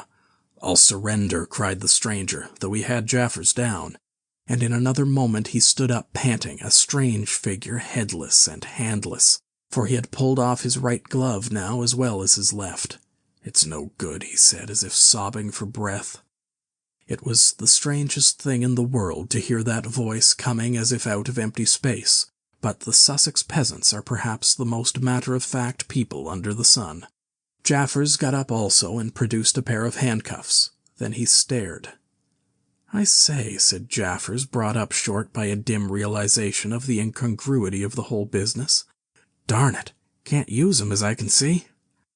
The stranger ran his arm down his waistcoat, and, as if by a miracle, the buttons to which his empty sleeve pointed became undone. Then he said something about his shin and stooped down. He seemed to be fumbling with his shoes and socks. "Why," said Huxter suddenly, "that's not a man at all. It's just empty clothes. Look, you can see down his collar and the linings of his clothes. I could put my arm—" He extended his hand. It seemed to meet something in mid-air, and he drew it back with a sharp exclamation. "I wish you'd keep your fingers out of my eyes," said the aerial voice in a tone of savage expostulation. "The fact is, I'm all here, head, hands, legs, and all the rest of it, but it happens I'm invisible. It's a confounded nuisance, but I am. That's no reason why I should be poked to pieces by every stupid bumpkin in Iping, is it?" The suit of clothes, now all unbuttoned and hanging loosely upon its unseen supports, stood up, arms akimbo. Several other of the men-folk had now entered the room, so that it was closely crowded. "Invisible, eh?" said Huxter, ignoring the stranger's abuse. "Who ever heard of the likes of that? It's strange, perhaps, but it's not a crime. Why am I assaulted by a policeman in this fashion?" "Ah, that's a different matter," said Jaffers. "No doubt you are a bit difficult to see in this light, but I got a warrant and it's all correct. What I'm after ain't no invisibility, it's burglary. There's a house been broke into and money took." "Well?" "And circumstances certainly point—" "Stuff and nonsense," said the invisible man. "I hope so, sir, but I've got my instructions." "Well," said the stranger, I'll come, but no handcuffs." "It's the regular thing," said Jaffers. "No handcuffs," stipulated the stranger. "Pardon me." Abruptly the figure sat down, and before anyone could realize what was being done, the slippers, socks, and trousers had been kicked off under the table. Then he sprang up again and flung off his coat. "Here, stop that," said Jaffers, suddenly realizing what was happening. He gripped at the waistcoat. It struggled, and the shirt slipped out of it and left it limp and empty in his hand. "Hold him," said Jaffers loudly. "Once he gets the things off—" "Hold him!" cried everyone, and there was a rush at the fluttering white shirt, which was now all that was visible of the stranger. The shirt-sleeve planted a shrewd blow in Hall's face that stopped his open-armed advance and sent him backward into old Toothsome the sexton, and in another moment the garment was lifted up and became convulsed and vacantly flapping about the arms, even as a shirt that is being thrust over a man's head. Jaffers clutched at it, and only helped to pull it off. He was struck in the mouth out of the air, and incontinently threw his truncheon and smote Teddy Hentfrey savagely upon the crown of his head. "Look out," said everybody, fencing at random and hitting at nothing. "Hold him! Shut the door! Don't let him loose! I got something! Here he is!" A perfect babel of noises they made. Everybody, it seemed, was being hit all at once, and Sandy Wadgers, knowing as ever, and his wits sharpened by a frightful blow in the nose, reopened the door and led the rout. The others, following incontinently, were jammed for a moment in the corner by the doorway. The hitting continued. Phipps, the Unitarian, had a front tooth broken, and Henfrey was injured in the cartilage of his ear. Jaffers was struck under the jaw, and turning caught at something that intervened between him and Huckster in the melee, and prevented their coming together. He felt a muscular chest, and in another moment the whole mass of struggling, excited men shot out into the crowded hall. "I got him!" shouted Jaffers, choking and reeling through them all, and wrestling with purple face and swelling veins against his unseen enemy. Men staggered right and left as the extraordinary conflict swayed swiftly towards the house door and went spinning down the half-dozen steps of the inn. Jaffers cried in a strangled voice, holding tight nevertheless and making play with his knee, spun around and fell heavily undermost with his head on the gravel. Only then did his fingers relax. There were excited cries of "Hold him! Invisible!" and so forth, and a young fellow, a stranger in the place whose name did not come to light, rushed in at once, caught something, missed his hold, and fell over the constable's prostrate body. Halfway across the road a woman screamed as something pushed by her. A dog, kicked apparently, yelped and ran howling into Huckster's yard, and with that the transit of the invisible man was accomplished. For a space people stood amazed and gesticulating, and then came panic, and scattered them abroad through the village as gust scatters dead leaves. But Jaffers lay quite still, face upward and knees bent, at the foot of the steps of the inn. Chapter 8. In Transit. The 8th chapter is exceedingly brief, and relates that Gibbons, the amateur naturalist of the district, while lying out on the spacious open downs without a soul within a couple of miles of him, as he thought, and almost dozing, heard close to him the sound as of a man coughing, sneezing, and then swearing savagely to himself, and looking, beheld nothing. Yet the voice was indisputable. It continued to swear with that breadth and variety that distinguishes the swearing of a cultivated man. It grew to a climax, diminished again, and died away in the distance, going, as it seemed to him, in the direction of Aberdeen. It lifted to a spasmodic sneeze and ended. Gibbons had heard nothing of the morning's occurrences, but the phenomenon was so striking and disturbing that his philosophical tranquillity vanished. He got up hastily and hurried down the steepness of the hill towards the village as fast as he could go. Chapter 9. Mr. Thomas Marvel. You must picture Mr. Thomas Marvel as a person of copious, flexible visage, a nose of cylindrical protrusion, a liquorish, ample, fluctuating mouth, and a beard of bristling eccentricity. His figure inclined to embonpoint. His short limbs accentuated this inclination. He wore a furry silk hat, and the frequent substitution of twine and shoelaces for buttons, apparent at critical points of his costume, marked a man essentially bachelor. Mr. Thomas Marvel was sitting with his feet in a ditch by the roadside over the down towards Aberdeen, about 1.5 miles out of Iping. His feet, save for socks of irregular openwork, were bare, his big toes were broad and pricked like the ears of a watchful dog. In a leisurely manner, he did everything in a leisurely manner, he was contemplating trying on a pair of boots. They were the soundest boots he had come across for a long time, but too large for him, whereas the ones he had were, in dry weather, a very comfortable fit, but too thin-soled for damp. Mr. Thomas Marvel hated roomy shoes, but then he hated damp. He had never properly thought out which he hated most, and it was a pleasant day, and there was nothing better to do. So he put the 4 shoes in a graceful group on the turf and looked at them, and seeing them there among the grass and springing agrimony, it suddenly occurred to him that both pairs were exceedingly ugly to see. He was not at all startled by a voice behind him. "They're boots, anyhow," said the voice. "They are. Charity boots," said Mr. Thomas Marvel, with his head on one side, regarding them distastefully. "And which is the ugliest pair in the whole blessed universe, I'm darned if I know." Said the voice. "I've worn worse. In fact, I've worn none. But none so audaciously ugly, if you'll allow the expression. I've been cadging boots, in particular, for days, because I was sick of them. They're sound enough, of course, but a gentleman on tramp sees such a thunderin' lot of his boots. And if you'll believe me, I've raised nothing in the whole blessed country, try as I would, but them. Look at 'em. And a good country for boots, too, in a general way. But it's just my promiscuous luck. I've got my boots in this country 10 years or more, and then they treat you like this." "It's a beast of a country," said the voice, "and pigs for people." "Ain't it?" said Mr. Thomas Marvel. "Lord, but them boots, it beats it." He turned his head over his shoulder to the right to look at the boots of his interlocutor with a view to comparisons. And lo, where the boots of his interlocutor should have been were neither legs nor boots.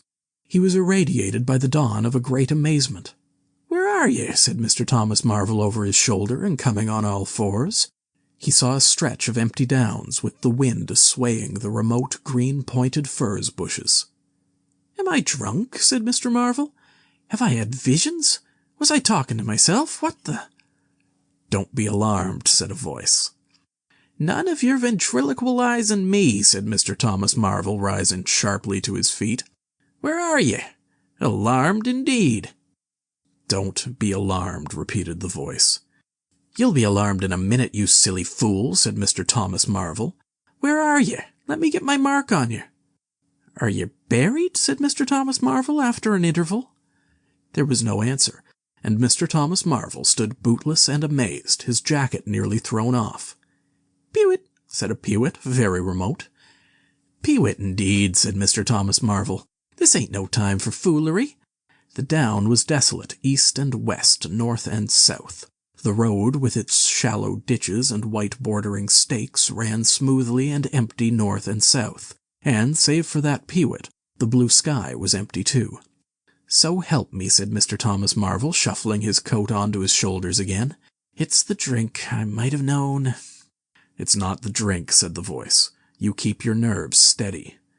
"Ow!" said Mr. Marvel, and his face grew white amidst its patches. "It's the drink," his lips repeated noiselessly. He remained staring about him, rotating slowly backwards. "I could have swore I heard a voice," he whispered. "Of course you did." "It's there again," said Mr. Marvel, closing his eyes and clasping his hand on his brow with a tragic gesture. He was suddenly taken by the collar and shaken violently, and left more dazed than ever. "Don't be a fool," said the voice. "I'm off my blooming chump," said Mr. Marvel. "It's no good. It's fretting about them blasted boots. I'm off my blessed blooming chump. Or it's spirits." "Neither one thing nor the other," said the voice. "Listen." "Chump," said Mr. Marvel. "1 minute," said the voice, penetratingly tremulous with self-control. "Well," said Mr. Thomas Marvel, with a strange feeling of having been dug in the chest by a finger. "You think I'm just imagination?" "Just imagination." "What else can you be?" said Mr. Thomas Marvel, rubbing the back of his neck. "Very well," said the voice in a tone of relief. "Then I'm going to throw flints at you till you think differently." "But where are you?" The voice made no answer. Whiz came a flint apparently out of the air and missed Mr. Marvel's shoulder by a hair's breadth. Mr. Marvel, turning, saw a flint jerk up into the air, trace a complicated path, hang for a moment, and then fling at his feet with almost invisible rapidity. He was too amazed to dodge. Whiz it came and ricocheted from a bare toe into the ditch. Mr. Thomas Marvel jumped a foot and howled aloud. Then he started to run, tripped over an unseen obstacle, and came head over heels into a sitting position. "Now," said the voice, as a third stone curved upward and hung in the air above the tramp, "am I imagination?" Mr. Marvel, by way of reply, struggled to his feet, and was immediately rolled over again. He lay quiet for a moment. "If you struggle any more," said the voice, "I shall throw the flint at your head." "It's a fair do," said Mr. Thomas Marvel, sitting up, taking his wounded toe in hand and fixing his eye on the third missile. "I don't understand it. Stones flinging themselves, stones talking. Put yourself down. Rot away. I'm done." The third flint fell. "It's very simple," said the voice. "I'm an invisible man." "Tell us something I don't know," said Mr. Marvel, gasping with pain. "Where you've hid, how you do it, I don't know. I'm beat." "That's all," said the voice. "I'm invisible. That's what I want you to understand." "Anyone could see that. There's no need for you to be so confounded impatient, mister. Now then, give us a notion. How are you hid?" "I'm invisible. That's the great point, and what I want you to understand is this." "But whereabouts?" interrupted Mr. Marvel. "Here, 6 yards in front of you." "Oh, come, I ain't blind. You'll be telling me next you're just thin air. I'm not one of your ignorant tramps." "Yes, I am. Thin air. You're looking through me." "What? Ain't there any stuff to you? A vox, what is it? Jabber, is it that?" "I am just a human being, solid, needing food and drink, needing covering too. But I'm invisible. You see? Invisible. Simple idea. Invisible." "What, real like?" "Yes, real." "Let's have a hand of you," said Mr. Marvel, "if you are real. It won't be so darn out of the way like then." "Lord," he said, "how you made me jump, gripping me like that." He felt the hand that had closed round his wrist with his disengaged fingers, and his fingers went timorously up the arm, patted a muscular chest, and explored a bearded face. Marvel's face was astonishment. "I'm dashed," he said, "if this don't beat cockfighting. Most remarkable. And there I can see a rabbit clean through you 1/2 mile away. Not a bit of you visible. Except... He scrutinized the apparently empty space keenly. "You haven't been eating bread and cheese?" he asked, holding the invisible arm. "You're quite right, and it's not quite assimilated into the system." "Ah," said Mr. Marvel. "Sort of ghostly, though." "Of course, all this isn't half so wonderful as you think." "It's quite wonderful enough for my modest wants," said Mr. Thomas Marvel. "How yer manage it? How the deuce is it done?" "It's too long a story, and besides—" "I'll tell you, the whole business fairly beats me," said Mr. Marvel. "What I want to say at present is this. I need help. I have come to that. I came upon you suddenly. I was wandering mad with rage, naked, impotent. I could have murdered. And I saw you." "Lord," said Mr. Marvel. "I came up behind you, hesitated, went on." Mr. Marvel's expression was eloquent. Then stopped. "Here," I said, "is an outcast like myself. This is the man for me. So I turned back and came to you, and—" "Lord," said Mr. Marvel, "but I'm all in a tizzy. May I ask, how is it? And what may you be requiring in the way of help? Invisible." "I want you to help me get clothes and shelter, and then with other things. I've left them long enough. If you won't, well, but you will, must." "Look here," said Mr. Marvel. "I'm too flabbergasted. Don't knock me about any more, and leave me go. I must get steady a bit. And you've pretty near broken my toe. It's all so unreasonable. Empty downs, empty sky, nothing visible for miles except the bosom of nature. And then comes a voice out of heaven and stones and a fist, Lord!" "Pull yourself together," said the voice, "for you have to do the job I have chosen for you." Mr. Marvel blew out his cheeks, and his eyes were round. "I've chosen you," said the voice. "You are the only man except some of those fools down there who knows there is such a thing as an invisible man. You have to be my helper. Help me, and I will do great things for you. An invisible man is a man of power." He stopped for a moment to sneeze violently. "But if you betray me," he said, "if you fail to do as I direct you—" He paused and tapped Mr. Marvel's shoulder smartly. Mr. Marvel gave a yelp of terror at the touch. "I don't want to betray you," said Mr. Marvel, edging away from the direction of the fingers. "Don't you go a-thinking that, whatever you do. All I want to do is help you. Just tell me what I got to do. Lord, "Whatever you want done, that I'm most willing to do." Chapter 10. Mr. Marvel's Visit to Iping. After the first gusty panic had spent itself, Iping became argumentative. Skepticism suddenly reared its head, rather nervous skepticism, not at all assured of its back, but skepticism nevertheless. It is so much easier not to believe in an invisible man, and those who had actually seen him dissolve into air or felt the strength of his arm could be counted on the fingers of 2 hands. And of these witnesses Mr. Wodgers was presently missing, having retired impregnably behind the bolts and bars of his own house, and Jaffers was lying stunned in the parlor of the Coach and Horses. Great and strange ideas transcending experience often have less effect upon men and women than smaller, more tangible considerations. Iping was gay with bunting, and everybody was in a gala dress. Whit Monday had been looked forward to for a month or more. By the afternoon, even those who believed in the unseen were beginning to resume their little amusements in a tentative fashion, on the supposition that he had quite gone away, and with the skeptics he was already a jest. But people, skeptics and believers alike, were remarkably sociable all that day. Haysman's Meadow was gay with a tent in which Mrs. Bunting and other ladies were preparing tea, while without the Sunday school children ran races and played games under the noisy guidance of the curate and the Misses Cuss and Sackbut. No doubt there was a slight uneasiness in the air, but people for the most part had the sense to conceal whatever imaginative qualms they experienced.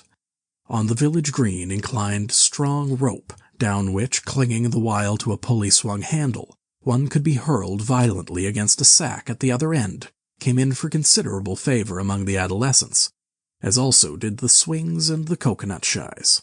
There was also promenading, and the steam organ attached to a small roundabout filled the air with a pungent flavor of oil, and with equally pungent music.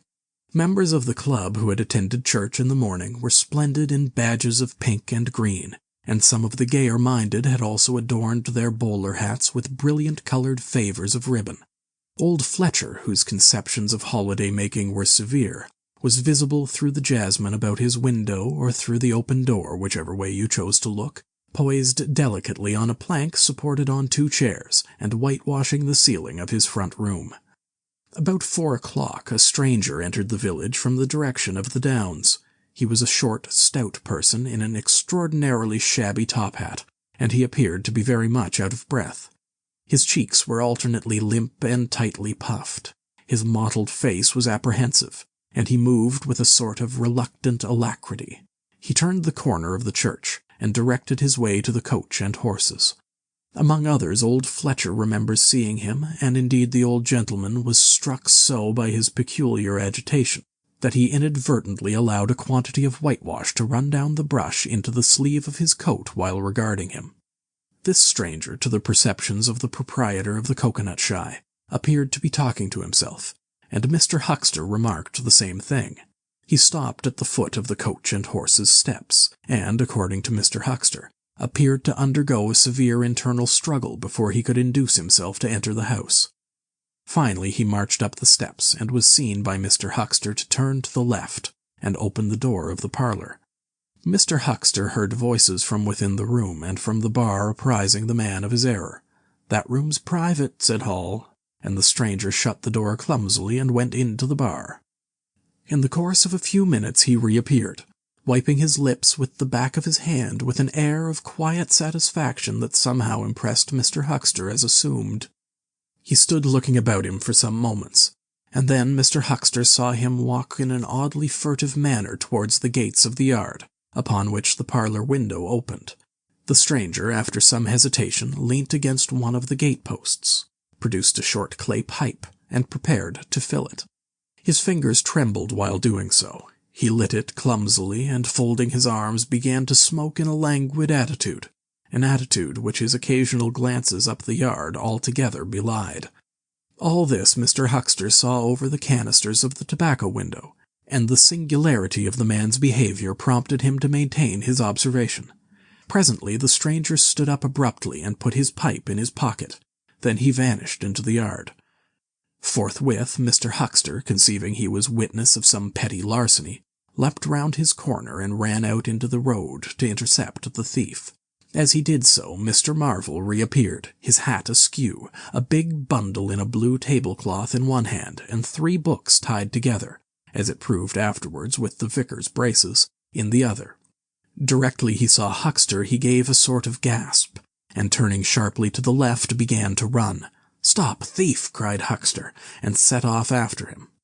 Mr. Huckster's sensations were vivid but brief. He saw the man just before him and spurting briskly for the church corner and the hill road. He saw the village flags and festivities beyond, and a face or so turned towards him.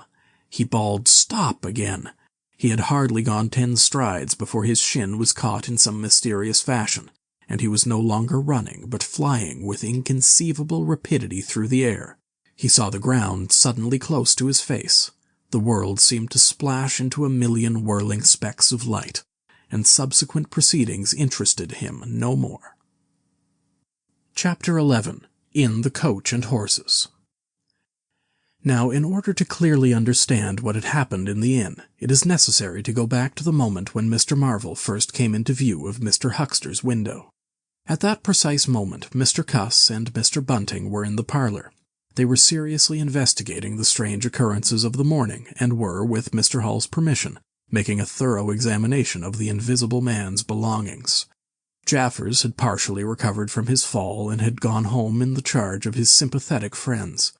The stranger's scattered garments had been removed by Mrs. Hall and the room tidied up, and on the table under the window where the stranger had been wont to work, Cuss had almost hit at once on 3 big books in manuscript labeled "Diary." "Diary," said Cuss, putting the 3 books on the table. "Now, at any rate, we shall learn something." The vicar stood with his hands on the table. "Diary," repeated Cuss, sitting down, putting 2 volumes to support the 3rd, and opening it. No name on the flyleaf. Bother. Cipher and figures. The vicar came round to look over his shoulder. Cuss turned the pages over with a face suddenly disappointed. Dear me, it's all cipher, Bunting." "There are no diagrams?" asked Mr. Bunting. "No illustrations throwing light?" "See for yourself," said Mr. Cuss. "Some of it's mathematical, and some of it's Russian or some such language, to judge by the letters, and some of it's Greek. Now the Greek I thought you—" "Of course," said Mr. Bunting, taking out and wiping his spectacles and feeling suddenly very uncomfortable, for he had no Greek left in his mind worth talking about. "Yes, the Greek, of course, may furnish a clue. I'll find you a place." "I'd rather glance through the volumes first," said Mr. Bunting, still wiping. "A general impression first, Cuss, and then, we can go looking for clues." He coughed, put on his glasses, arranged them fastidiously, coughed again, and wished something would happen to avert the seemingly inevitable exposure. Then he took the volume Cuss handed him in a leisurely manner, and then something did happen. The door opened suddenly. Both gentlemen started violently, looked round, and were relieved to see a sporadically rosy face beneath a furry silk hat. "Tap?" asked the face, and stood staring. "No," said both gentlemen at once. "Over on the other side, my man," said Mr. Bunting, and "Please shut that door," said Mr. Cuss irritably. "All right," said the intruder, as it seemed in a low voice curiously different from the huskiness of its first inquiry. "Right you are," said the intruder in the former voice. "Stand clear," and he vanished and closed the door. "A sailor, I should judge," said Mr. Bunting. "Amusing fellows they are. Stand clear, indeed. A nautical term, referring to his getting back out of the room, I suppose?" "I dare say so," said Cuss. "My nerves are all loose today. Quite made me jump, the door opening like that." Mr. Bunting smiled as if he had not jumped. "And now," he said with a sigh, "these books." Someone sniffed as he did so. "One thing is indisputable," said Bunting, drawing up a chair next to that of Cuss. "There certainly have been very strange things happen in Iping in the last few days. Very strange.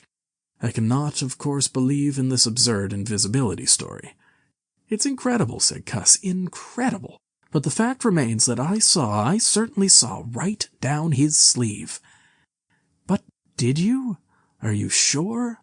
Suppose a mirror, for instance. Hallucinations are so easily produced. I don't know if you have ever seen a really good conjurer." "I won't argue again," said Cuss. We've thrashed that out, Bunting, and just now there's these books. Ah, here's some of what I take to be Greek letters, certainly." He pointed to the middle of the page. Mr. Bunting flushed slightly and brought his face nearer, apparently finding some difficulty with his glasses. Suddenly he became aware of a strange feeling at the nape of his neck. He tried to raise his head and encountered an immovable resistance. The feeling was a curious pressure, the grip of a heavy, firm hand, and it bore his chin irresistibly to the table. "Don't move, little men," whispered a voice, "or I'll brain you both." He looked into the face of Cuss, close to his own, and each saw a horrified reflection of his own sickly astonishment. "I'm sorry to handle you so roughly," said the voice, "but it's unavoidable. Since when did you learn to pry into an investigator's private memoranda?" said the voice, and two chins struck the table simultaneously, and two sets of teeth rattled. "Since when did you learn to invade the private rooms of a man in misfortune?" And the concussion was repeated. "Where have they put my clothes?"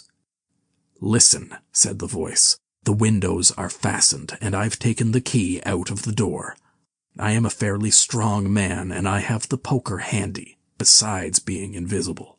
There's not the slightest doubt that I could kill you both and get away quite easily if I wanted to.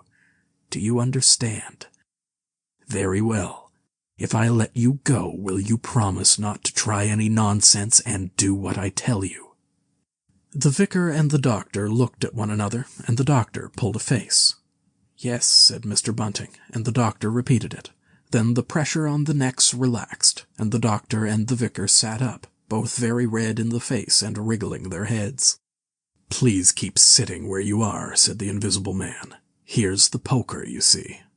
"When I came into this room," continued the invisible man, after presenting the poker to the tip of the nose of each of his visitors, "I did not expect to find it occupied, and I expected to find, in addition to my books of memoranda, an outfit of clothing. Where is it? No, don't rise. I can see it's gone. Now, just at present, though the days are quite warm enough for an invisible man to run about stark, the evenings are quite chilly. I want clothing and other accommodation, and I must also have those 3 books. Chapter 12. The Invisible Man Loses His Temper. It is unavoidable that at this point the narrative should break off again, for a certain very painful reason that will presently be apparent. While these things were going on in the parlor, and while Mr. Huckster was watching Mr. Marvel smoking his pipe against the gate, not a dozen yards away were Mr. Hall and Teddy Henfrey discussing in a state of cloudy puzzlement the one Iping topic. Suddenly there came a violent thud against the door of the parlor, a sharp cry, and then silence. "Hello," said Teddy Henfrey. "Hello," from the tap. Mr. Hall took things in slowly but surely. "That ain't right," he said, and came round from behind the bar towards the parlor door. He and Teddy approached the door together, with intent faces. Their eyes considered. "Summat wrong," said Hall, and Henfrey nodded agreement. Whiffs of an unpleasant chemical odor met them, and there was a muffled sound of conversation, very rapid and subdued. "You all right there?" asked Hall, rapping. The muttered conversation ceased abruptly. For a moment, silence. Then the conversation was resumed, in hissing whispers. Then a sharp cry of, "No, no, you don't!" There came a sudden motion and the oversetting of a chair, a brief struggle. Silence again. "What the deuce!" exclaimed Henfrey sotto voce. "You all right there?" asked Mr. Hall, sharply, again. The vicar's voice answered with a curious jerking intonation. "Quite right. Please don't interrupt." "Odd," said Mr. Henfrey. "Odd," said Mr. Hall. "Says don't interrupt," said Henfrey. "I heardn't," said Hall. "And a sniff," said Henfrey. They remained listening. The conversation was rapid and subdued. "I can't," said Mr. Bunting, his voice rising. "I tell you, sir, I will not." "What was that?" asked Henfrey. "He says you were not," said Hall. "Wasn't speaking to us, was he?" "Disgraceful," said Mr. Bunting within. "Disgraceful," said Mr. Henfrey. "I heard it, distinct." "Who's that speaking now?" asked Henfrey. "Mr. Cuss, I suppose," said Hall. "Can you hear anything?" Silence. The sounds within indistinct and perplexing. "Sounds like throwing the tablecloth about," said Hall. Mrs. Hall appeared behind the bar. Hall made gestures of silence and invitation. This aroused Mrs. Hall's wifely opposition. "What yer listening there for, Hall?" she asked. "Ain't you nothing better to do, busy day like this?" Hall tried to convey everything by grimaces and dumb show, but Mrs. Hall was obdurate. She raised her voice, so Hall and Henfrey, rather crestfallen, tiptoed back to the bar, gesticulating to explain to her. At first she refused to see anything in what they had heard at all. Then she insisted on Hall keeping silence, while Henfrey told her his story. She was inclined to think the whole business nonsense. Perhaps they were just moving the furniture about. "I heard un say disgraceful, that I did," said Hall. "I heard that, Mrs. Hall," said Henfrey. "Like as not," began Mrs. Hall. "Hush," said Mr. Teddy Henfrey. "Didn't I hear the window?" "What window?" asked Mrs. Hall. "Parlor window," said Henfrey. Everyone stood listening intently. Mrs. Hall's eyes, directed straight before her, saw without seeing the brilliant oblong of the inn door, the road white and vivid, and Huckster's shop front blistering in the June sun. Abruptly Huckster's door opened, and Huckster appeared, eyes staring with excitement, arms gesticulating. "Yap!" cried Huckster. "Stop, thief!" And he ran obliquely across the oblong toward the yard gates, and vanished. Simultaneously came a tumult from the parlor, and a sound of windows being closed. Hall, Henfrey, and the human contents of the tap rushed out at once pell-mell into the street. They saw someone whisk round the corner toward the road, and Mr. Huckster executing a complicated leap in the air that ended on his face and shoulder. Down the street people were standing astonished or running towards them. Mr. Huckster was stunned.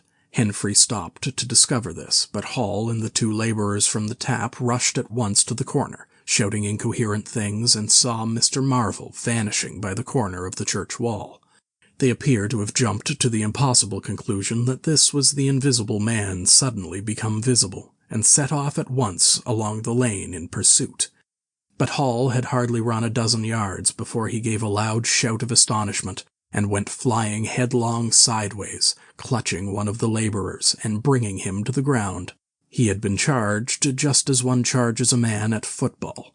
The second laborer came round in a circle, stared, and, conceiving that Hall had tumbled over of his own accord, turned to resume the pursuit, only to be tripped by the ankle just as Huckster had been.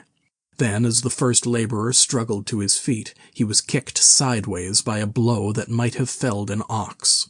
As he went down, the rush from the direction of the village green came round the corner. The first to appear was the proprietor of the Coconut Shy, a burly man in a blue jersey. He was astonished to see the lane empty save for 3 men sprawling absurdly on the ground. And then something happened to his rearmost foot, and he went headlong and rolled sideways just in time to graze the feet of his brother and partner, following headlong. The two were then kicked, knelt on, fallen over, and cursed by quite a number of over-hasty people. Now when Hall and Henfrey and the laborers ran out of the house, Mrs. Hall, who had been disciplined by years of experience, remained in the bar next the till, and suddenly the parlor door was opened, and Mr. Cuss appeared, and without glancing at her rushed at once down the steps toward the corner. "Hold him," he cried. "Don't let him drop that parcel." He knew nothing of the existence of Marvel, for the invisible man had handed over the books and bundle in the yard. The face of Mr. Cuss was angry and resolute, but his costume was defective, a sort of limp white kilt that could only have passed muster in Greece. "Hold him," he bawled. "He's got my trousers and every stitch of the vicar's clothes." "Tend to him in a minute," he cried to Henfrey as he passed the prostrate Huckster, and coming round the corner to join the tumult, was promptly knocked off his feet into an indecorous sprawl. Somebody in full flight trod heavily on his finger.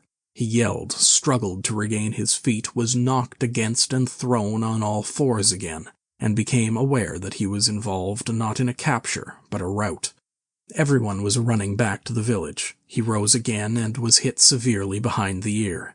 He staggered and set off back to the coach and horses forthwith, leaping over the deserted huckster, who was now sitting up, on his way. Behind him, as he was halfway up the inn steps, he heard a sudden yell of rage, rising sharply out of the confusion of cries, and a sounding smack in someone's face. He recognized the voice as that of the Invisible Man, and the note was that of a man suddenly infuriated by a painful blow. In another moment Mr. Cuss was back in the parlor. "He's coming back, Bunting," he said, rushing in. "Save yourself." Mr. Bunting was standing in the window, engaged in an attempt to clothe himself in the hearth-rug and a West Surrey Gazette. "Who's coming?" he said, so startled that his costume narrowly escaped disintegration. "Invisible Man," said Cuss, and rushed on to the window. "We'd better clear out from here. He's fighting mad. Mad!" In another moment he was out in the yard. "Good heavens," said Mr. Bunting, hesitating between two horrible alternatives. He heard a frightful struggle in the passage of the inn, and his decision was made. He clambered out of the window, adjusted his costume hastily, and fled up the village as fast as his fat little legs would carry him. From the moment when the Invisible Man screamed with rage and Mr. Bunting made his memorable flight up the village, it became impossible to give a consecutive account of affairs in Iping. Possibly the Invisible Man's original intention was simply to cover Marvel's retreat with the clothes and books. But his temper, at no time very good, seems to have gone completely at some chance blow, and forthwith he set to smiting and overthrowing for the mere satisfaction of hurting. You must figure the street full of running figures, of doors slamming and fights for hiding places. You must figure the tumult suddenly striking on the unstable equilibrium of old Fletcher's planks and 2 chairs, with cataclysmic results. You must figure an appalled couple caught dismally in a swing. And then the whole tumultuous rush has passed, and the Iping street with its gods and flags is deserted save for the still raging unseen, and littered with coconuts, overthrown canvas screens, and the scattered stock in trade of a sweetstuff stall. Everywhere there is a sound of closing shutters and shoving bolts, and the only visible humanity is an occasional flitting eye under a raised eyebrow in the corner of a window-pane. The Invisible Man amused himself for a little while by breaking all the windows in the coach and horses, and then he thrust a street lamp through the parlor window of Mrs. Gribble. He, it must have been, who cut the telegraph wire to Aberdeen just beyond Higgins' cottage on the Aberdeen road. And after that, as his peculiar qualities allowed, he passed out of human perceptions altogether, and he was neither heard, seen, nor felt in Iping any more. He vanished, absolutely, but it was the best part of 2 hours before any human being ventured out again into the desolation of Iping Street. Chapter 13. Mr. Marvel discusses his resignation. When the dusk was gathering and Iping was just beginning to peep timorously forth again upon the shattered wreckage of its bank holiday, a short, thick-set man in a shabby silk hat was marching painfully through the twilight behind the beechwoods on the road to Bramblehurst. He carried 3 books bound together by some sort of ornamental elastic ligature, and a bundle wrapped in a blue tablecloth. His rubicund face expressed consternation and fatigue. He appeared to be in a spasmodic sort of hurry. He was accompanied by a voice other than his own, and ever again he winced under the touch of unseen hands. "If you give me the slip again," said the voice, "if you attempt to give me the slip again—" "Lord," said Mr. Marvel, "that shoulder's a mass of bruises as it is." "On my honor," said the voice, "I will kill you." "I didn't try to give you the slip," said Marvel in a voice that was not far remote from tears. "I swear I didn't. I didn't know the blessed turning, that was all. How the devil was I to know the blessed turning? As it is, I've been knocked about."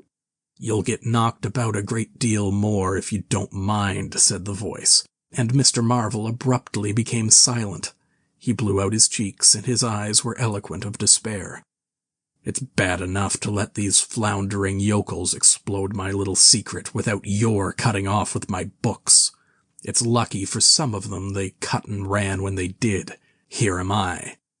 No one knew I was invisible. And now what am I to do?"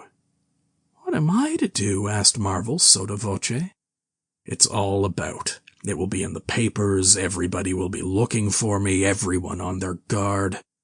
The voice broke off into vivid curses and ceased.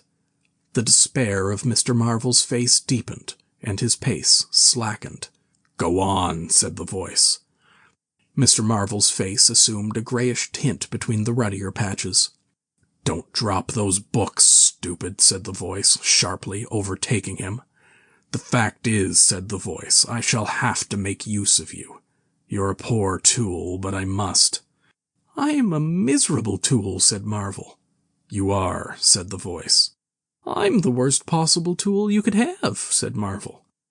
"I'm not strong," he said after a discouraging silence. "I'm not over-strong," he repeated. "No." "And my heart's weak. That little business, I pulled it through, of course, but bless you, I could have dropped." "Well?" "I haven't the nerve and strength for the sort of thing you want." "I'll stimulate you." "I wish you wouldn't. I wouldn't like to mess up your plans, you know, but I might out of sheer funk and misery." "You'd better not," said the voice, with quiet emphasis. "I wish I was dead," said Marvel. "It ain't justice," he said. "You must admit it seems to me I've a perfect right—" "Get on," said the voice. Mr. Marvel mended his pace, and for a time they went in silence again. "It's devilish hard," said Mr. Marvel. This was quite ineffectual. He tried another tack.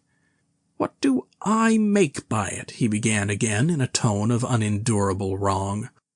"Oh, shut up," said the voice with sudden amazing vigor.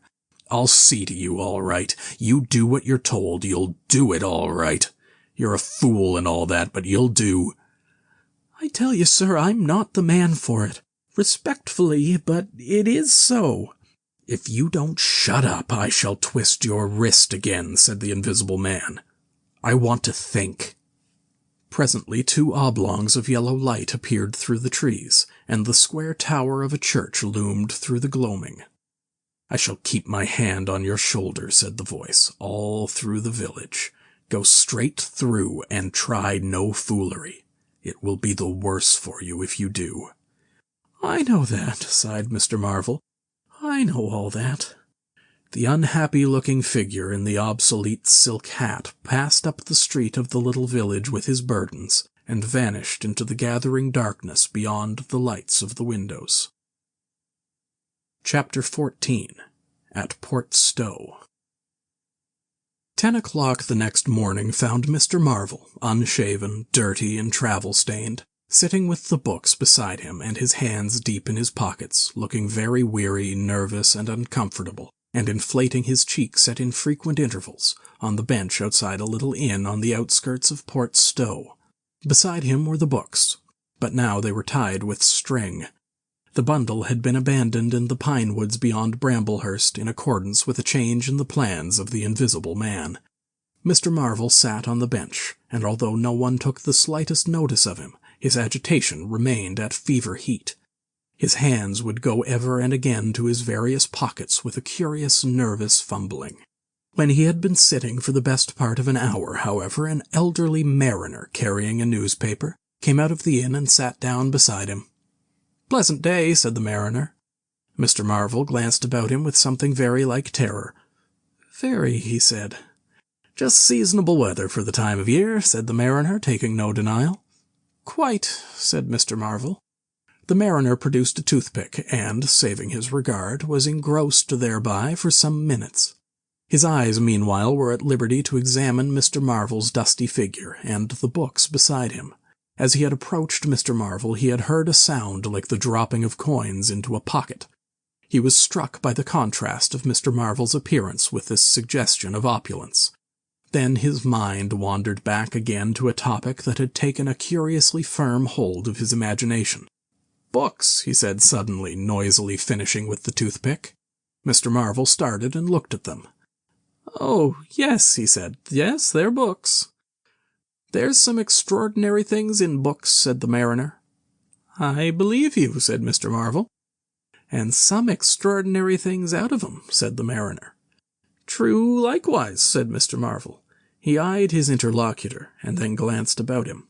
"There's some extraordinary things in newspapers, for example," said the mariner. "There are." "In this newspaper," said the mariner. "Ah," said Mr. Marvel. "There's a story," said the mariner, fixing Mr. Marvel with an eye that was firm and deliberate. "There's a story about an invisible man, for instance." Mr. Marvel pulled his mouth askew and scratched his cheek and felt his ears glowing. "What will they be writing next?" he asked faintly. "Austria or America?" "Neither," said the mariner. "Here." "Lord," said Mr. Marvel, starting. "When I say here," said the mariner, to Mr. Marvel's intense relief, "I don't of course mean here in this place, I mean hereabouts." "An invisible man," said Mr. Marvel. "And what's he been up to?" "Everything," said the mariner, controlling Marvel with his eye, and then amplifying, "every blessed thing." "I ain't seen a paper these 4 days," said Marvel. "Iping's the place he started at," said the mariner. "Indeed," said Mr. Marvel. "He started there, and where he came from nobody don't seem to know. Here it is, peculiar story from Iping, and it says in this paper that the evidence is extraordinary strong. Extraordinary." "Lord," said Mr. Marvel. "But then it's an extraordinary story. There is a clergyman and a medical gent witnesses. Saw him all right and proper. Or leastways didn't see him. He was staying, it says, at the Coach and Horses, and no one don't seem to have been aware of his misfortune, it says, aware of his misfortune, until an altercation in the inn, it says. His bandages on his head was torn off. It was then observed that his head was invisible. Attempts were at once made to secure him, but casting off his garments, it says, he succeeded in escaping. But not until after a desperate struggle in which he had inflicted serious injuries, it says, on our worthy and able constable, Mr. J.A. Jaffers. Pretty straight story, eh? Names and everything." "Lord," said Mr. Marvel, looking nervously about him, trying to count the money in his pockets by his unaided sense of touch, and full of a strange and novel idea. "It sounds most astonishing." "Don't it? Extraordinary, I call it. Never heard tell of invisible men before, I haven't, but nowadays one hears such a lot of extraordinary things that—" "Is that all he did?" asked Marvel, trying to seem at his ease. "It's enough, ain't it?" said the mariner. "Didn't go back by any chance?" asked Marvel. "Just escaped, and that's all, eh?" "All," said the mariner. "Why, ain't it enough?" "Quite enough," said Marvel. "I should think it was enough," said the mariner. "I should think it was enough." "He didn't have any pals? It don't say he had any pals, does it?" asked Mr. Marvel, anxious. "Ain't one of a sort enough for you?" asked the mariner. "No, thank heavens, as one might say, he didn't." He nodded his head slowly. "It makes me regular uncomfortable, the bare thought of that chap running about the country. He is present at large, and from certain evidence it is supposed that he has took, I suppose they mean, the road to Port Stowe. You see, we're right in it. None of your American wonders this time. And just think of the things he might do. Where'd you be if he took a drop over and above and had a fancy to go for you? Suppose he wants to rob. Who can prevent him? And he can trespass, he can burgle, he could walk through a cordon of policemen as easy as me or you could give the slip to a blind man.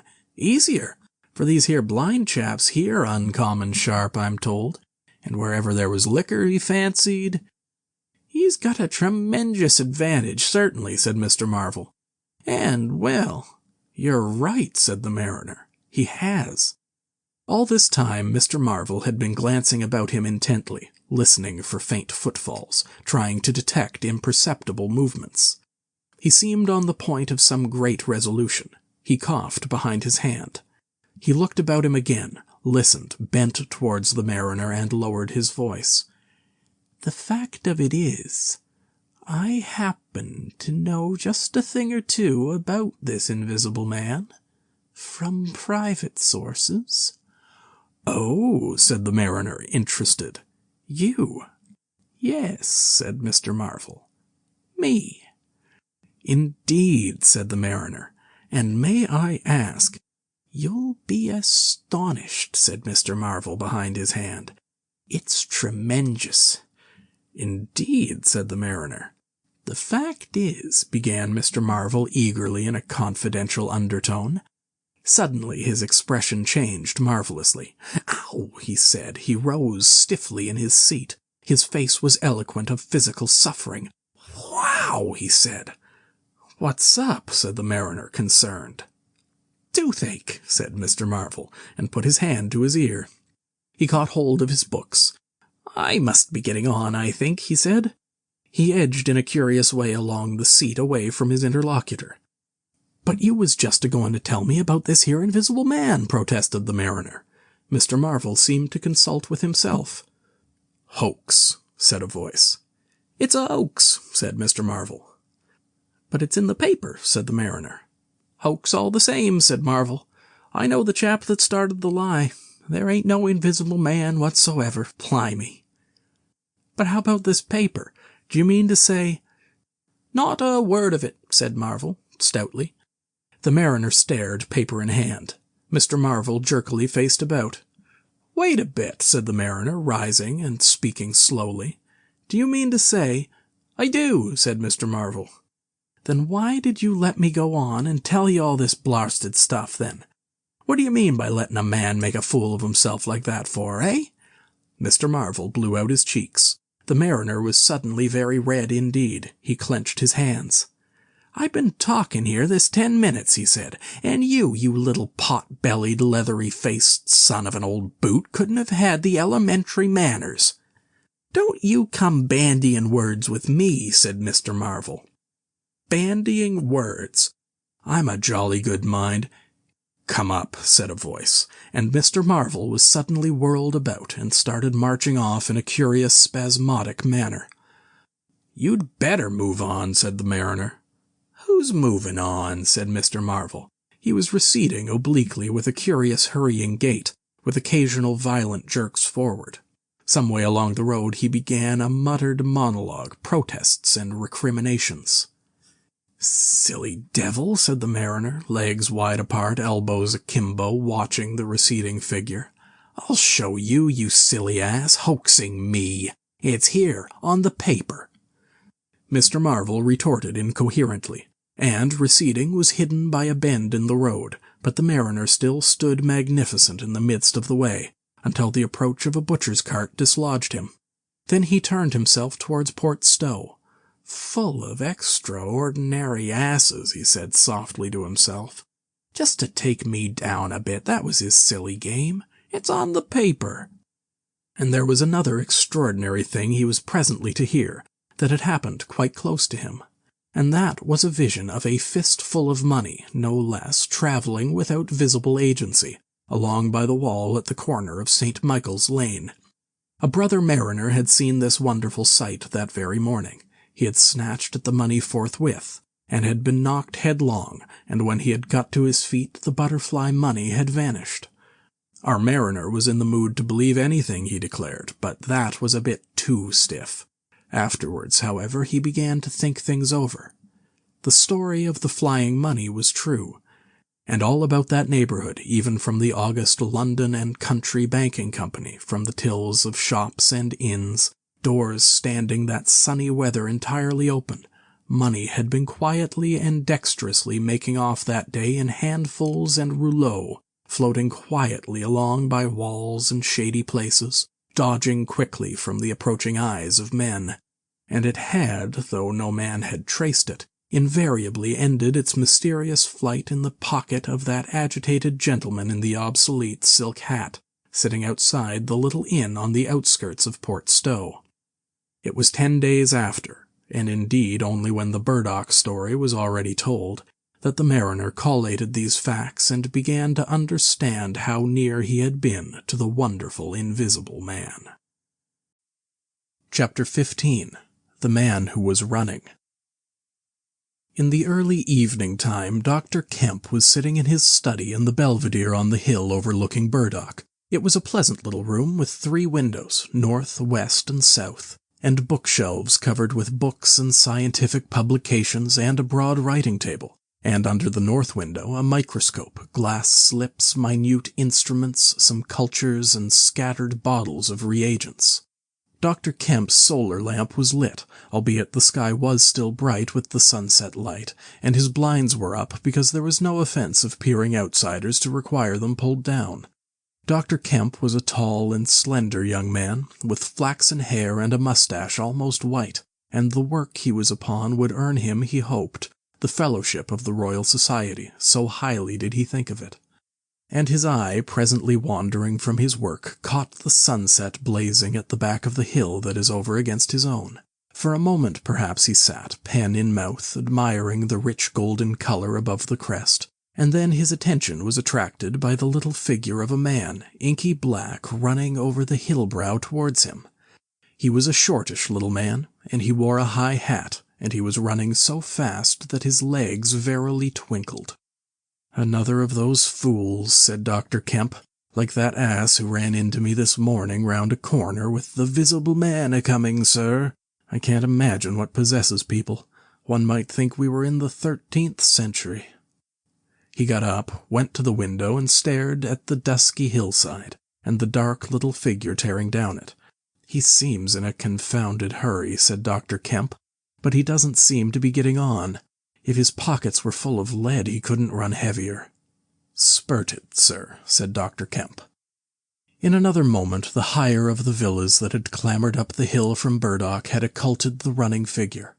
He was visible again for a moment, and then again, 3 times between the 3 detached houses that came next, and then the terrace hid him. "Asses," said Dr. Kemp, swinging round on his heel and walking back to his writing table. But those who saw the fugitive nearer, and perceived the abject terror on his perspiring face, being themselves in the open roadway, did not share in the doctor's contempt. By the man pounded, and as he ran he chinked like a well-filled purse that is tossed to and fro. He looked neither to the right nor the left, but his dilated eyes stared straight downhill to where the lamps were being lit, and the people were crowded in the street. And his ill-shaped mouth fell apart, and a glary foam lay on his lips, and his breath came hoarse and noisy. All he passed stopped and began staring up the road and down, and interrogating one another with an inkling of discomfort for the reason of his haste. And then, presently, far up the hill, a dog playing in the road yelped and ran under a gate, and as they still wondered something, a wind, a pad, pad, pad, a sound like panting breathing, rushed by. People screamed, people sprang off the pavement. It passed in shouts, it passed by indistinct down the hill. They were shouting in the street before Marvel was halfway there. They were bolting into houses and slamming the doors behind them with the news. He heard it and made one last desperate spurt. Fear came striding by, rushed ahead of him, and in a moment had seized the town. "The Invisible Man is coming! The Invisible Man!" Chapter 16. In the Jolly Cricketers. The Jolly Cricketers is just at the bottom of the hill where the tram lines begin. The barman leant his fat red arms on the counter and talked of horses with an anemic cabman, while a black-bearded man in grey snapped up biscuit and cheese, drank Burton, and conversed in American with a policeman off duty. "What's the shouting about?" said the anemic cabman, going off at a tangent, trying to see up the hill over the dirty yellow blind in the low window of the inn. Somebody ran by outside. "Fire, perhaps," said the barman. Footsteps approached, running heavily. The door was pushed open violently, and Marvel, weeping and disheveled, his hat gone, the neck of his coat torn open, rushed in, made a convulsive turn, and attempted to shut the door. It was held half open by a strap. "Coming!" he bawled, his voice shrieking with terror. "He's coming! The Visible Man after me! For God's sake, help! Help! Help!" "Shut the doors," said the policeman. "Who's coming? What's the row?" He went to the door, released the strap, and it slammed. The American closed the other door. "Let me go inside," said Marvel, staggering and weeping, but still clutching the books. "Let me go inside. Lock me in somewhere. I tell you, he's after me. I give him the slip. He said he'd kill me, and he will."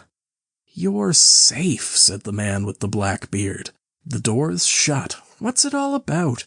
"Let me go inside," said Marvel, and shrieked aloud as a blow suddenly made the fastened door shiver, and was followed by a hurried rapping and a shouting outside. "Hello," cried the policeman. "Who's there?" Mr. Marvel began to make frantic dives at panels that looked like doors. "He'll kill me. He's got a knife or something, for God's sake."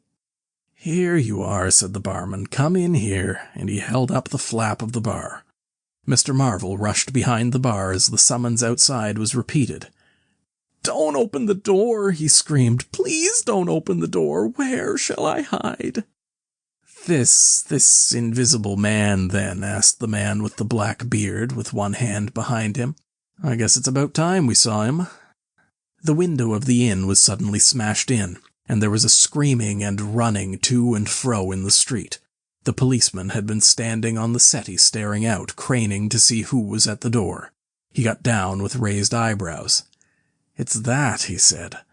The barman stood in front of the parlor door, which was now locked on Mr. Marvel, stared at the smashed window, and came round to the two other men. Everything was suddenly quiet.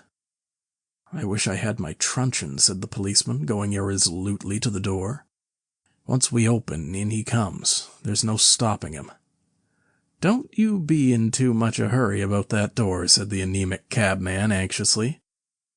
"Draw the bolts," said the man with the black beard, "and if he comes—" He showed a revolver in his hand.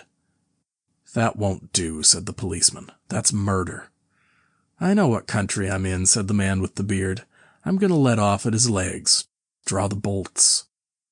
"Not with that blinking thing going off behind me," said the barman, craning over the blind. "Very well," said the man with the black beard, and, stooping down, revolver ready, drew them himself. Barman, cabman, and policeman faced about. "Come in," said the bearded man in an undertone, standing back and facing the unbolted doors with his pistol behind him. No one came in. The door remained closed. 5 minutes afterwards, when a second cabman pushed his head in cautiously, they were still waiting, and an anxious face peered out of the bar parlor and supplied information.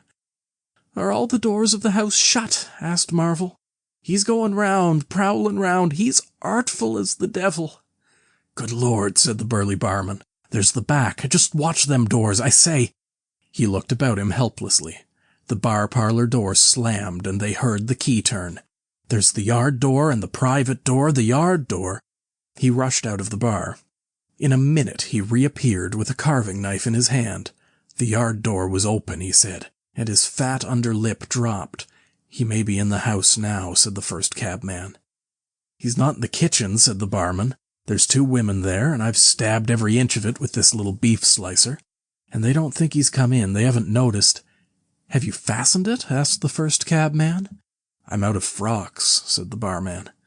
The man with the beard replaced his revolver, and even as he did so, the flap of the bar was shut down, and the bolt clicked, and then with a tremendous thud the catch of the door snapped, and the bar parlor door burst open. They heard Marvel squeal like a caught leveret, and forthwith they were clambering over the bar to his rescue. The bearded man's revolver cracked, and the looking-glass at the back of the parlor stared and came smashing and tinkling down. As the barman entered the room, he saw Marvel, curiously crumpled up and struggling against the door that led to the yard and kitchen. The door flew open while the barman hesitated, and Marvel was dragged into the kitchen. There was a scream and a clatter of pans. Marvel, head down and lugging back obstinately, was forced to the kitchen door, and the bolts were drawn. Then the policeman, who had been trying to pass the barman, rushed in, followed by one of the cabmen, gripped the wrist of the invisible hand that collared Marvel, was hit in the face and went reeling back. The door opened, and Marvel made a frantic effort to obtain a lodgment behind it. Then the cabman collared something. "I got him," said the cabman. The barman's red hands came clawing at the unseen. "Here he is," said the barman. Mr. Marvel released. suddenly dropped to the ground and made an attempt to crawl behind the legs of the fighting men. The struggle blundered round the edge of the door. The voice of the invisible man was heard for the first time, yelling out sharply as the policeman trod on his foot. Then he cried out passionately, and his fists flew round like flails. The cabman suddenly whooped and doubled up, kicked under the diaphragm. The door into the bar parlour from the kitchen slammed and covered Mr. Marvel's retreat. The men in the kitchen found themselves clutching at and struggling with empty air. "Where's he gone?" cried the man with the beard. "Out?" "This way," said the policeman, stepping out into the yard and stopping. A piece of tile whizzed by his head and smashed among the crockery on the kitchen table. "I'll show him," shouted the man with the black beard, and suddenly a steel barrel shone over the policeman's shoulder, and 5 bullets had followed one another into the twilight whence the missile had come. As he fired, the man with the beard moved his hand in a horizontal curve, so that his shots radiated out into the narrow yard like spokes from a wheel. A silence followed. "5 cartridges," said the man with the black beard. "That's the best of all. 4 aces and a joker. Get a lantern, someone, and come feel about for his body." Chapter 17. Dr. Kemp's Visitor. Dr. Kemp had continued writing in his study until the shots aroused him. Crack, crack, crack they came one after the other. "Hello," said Dr. Kemp, putting his pen into his mouth again and listening. "Who's letting off revolvers in Burdock? What are the asses at now?" He went to the south window, threw it up, and leaning out stared down on the network of windows, beaded gas lamps and shops, with its black interstices of roof and yard that made up the town at night. "Looks like a crowd down the hill," he said, "by the cricketers," and remained watching. Thence his eyes wandered over the town to far away where the ship's lights shone, and the pier glowed, a little illuminated, faceted pavilion like a gem of yellow light. The moon in its first quarter hung over the westward hill, and the stars were clear and almost tropically bright. After 5 minutes, during which his mind had travelled into a remote speculation of social conditions of the future, and lost itself at last over the time dimension, Dr. Kemp roused himself with a sigh, pulled down the window again, and returned to his writing desk. It must have been about an hour after this that the front doorbell rang. He had been writing slackly and with intervals of abstraction since the shots. He sat listening. He heard the servant answer the door, and waited for her feet on the staircase, but she did not come. "Wonder what that was," said Dr. Kemp. He tried to resume his work, failed, got up, went downstairs from his study to the landing, rang, and called over the balustrade to the housemaid as she appeared in the hall below. "Was that a letter?" he asked. "Only a runaway ring, sir," she answered. "I'm restless tonight," he said to himself. He went back to his study, and this time attacked his work resolutely. In a little while he was hard at work again, and the only sounds in the room were the ticking of the clock and the subdued shrillness of his quill, hurrying in the very center of the circle of light his lampshade threw on his table. It was 2 o'clock before Dr. Kemp had finished his work for the night. He rose, yawned, and went downstairs to bed. He had already removed his coat and vest when he noticed that he was thirsty. He took a candle and went down to the dining room in search of a siphon and whiskey. Dr. Kemp's scientific pursuits have made him a very observant man, and as he recrossed the hall he noticed a dark spot on the linoleum near the mat at the foot of the stairs. He went on upstairs, and then it suddenly occurred to him to ask himself what the spot on the linoleum might be. Apparently some subconscious element was at work. At any rate, he turned with his burden, went back to the hall, put down the siphon and whiskey, and, bending down, touched the spot. Without any great surprise, he found it had the stickiness and color of drying blood. He took up his burden again and returned upstairs, looking about him and trying to account for the blood spot. On the landing he saw something and stopped, astonished. The door handle of his own room was blood-stained. He looked at his own hand. It was quite clean, and then he remembered that the door of his room had been open when he came down from his study, and that consequently he had not touched the handle at all. He went straight into his room, his face quite calm, perhaps a trifle more resolute than usual. His glance, wandering inquisitively, fell on the bed. On the counterpane was a mess of blood, and the sheet had been torn. He had not noticed this before because he had walked straight to the dressing-table. On the further side, the bedclothes were depressed as if someone had been recently sitting there. Then he had an odd impression that he heard a low voice say, "Good heavens, Kemp!" But Dr. Kemp was no believer in voices. He stood staring at the tumbled sheets. Was that really a voice? He looked about again, but noticed nothing further than the disordered and blood-stained bed. Then he distinctly heard a movement across the room, near the wash-hand stand. All men, however highly educated, retain some superstitious inklings. The feeling that is called eerie came upon him. He closed the door of the room, came forward to the dressing-table, and put down his burdens. Suddenly, with a start, he perceived a coiled and blood-stained bandage of linen rag hanging in mid-air between him and the wash-hand stand. He stared at this in amazement. It was an empty bandage, a bandage properly tied but quite empty. He would have advanced to grasp it, but a touch arrested him, and a voice speaking quite close to him. "Kemp," said the voice. "Eh?" said Kemp with his mouth open. "Keep your nerve," said the voice. "I'm an invisible man." Kemp made no answer for a space, simply stared at the bandage. "Invisible man," he said. "I am an invisible man." The story he had been active to ridicule only that morning rushed through Kemp's brain. He does not appear to have been either very much frightened or very greatly surprised at the moment. Realization came later. "I thought it was all a lie," he said. The thought uppermost in his mind was the reiterated arguments of the morning. "Have you a bandage on?" he asked. "Yes," said the invisible man. "Oh," said Kemp, and then roused himself. "I say," he said, "but this is nonsense. It's some trick."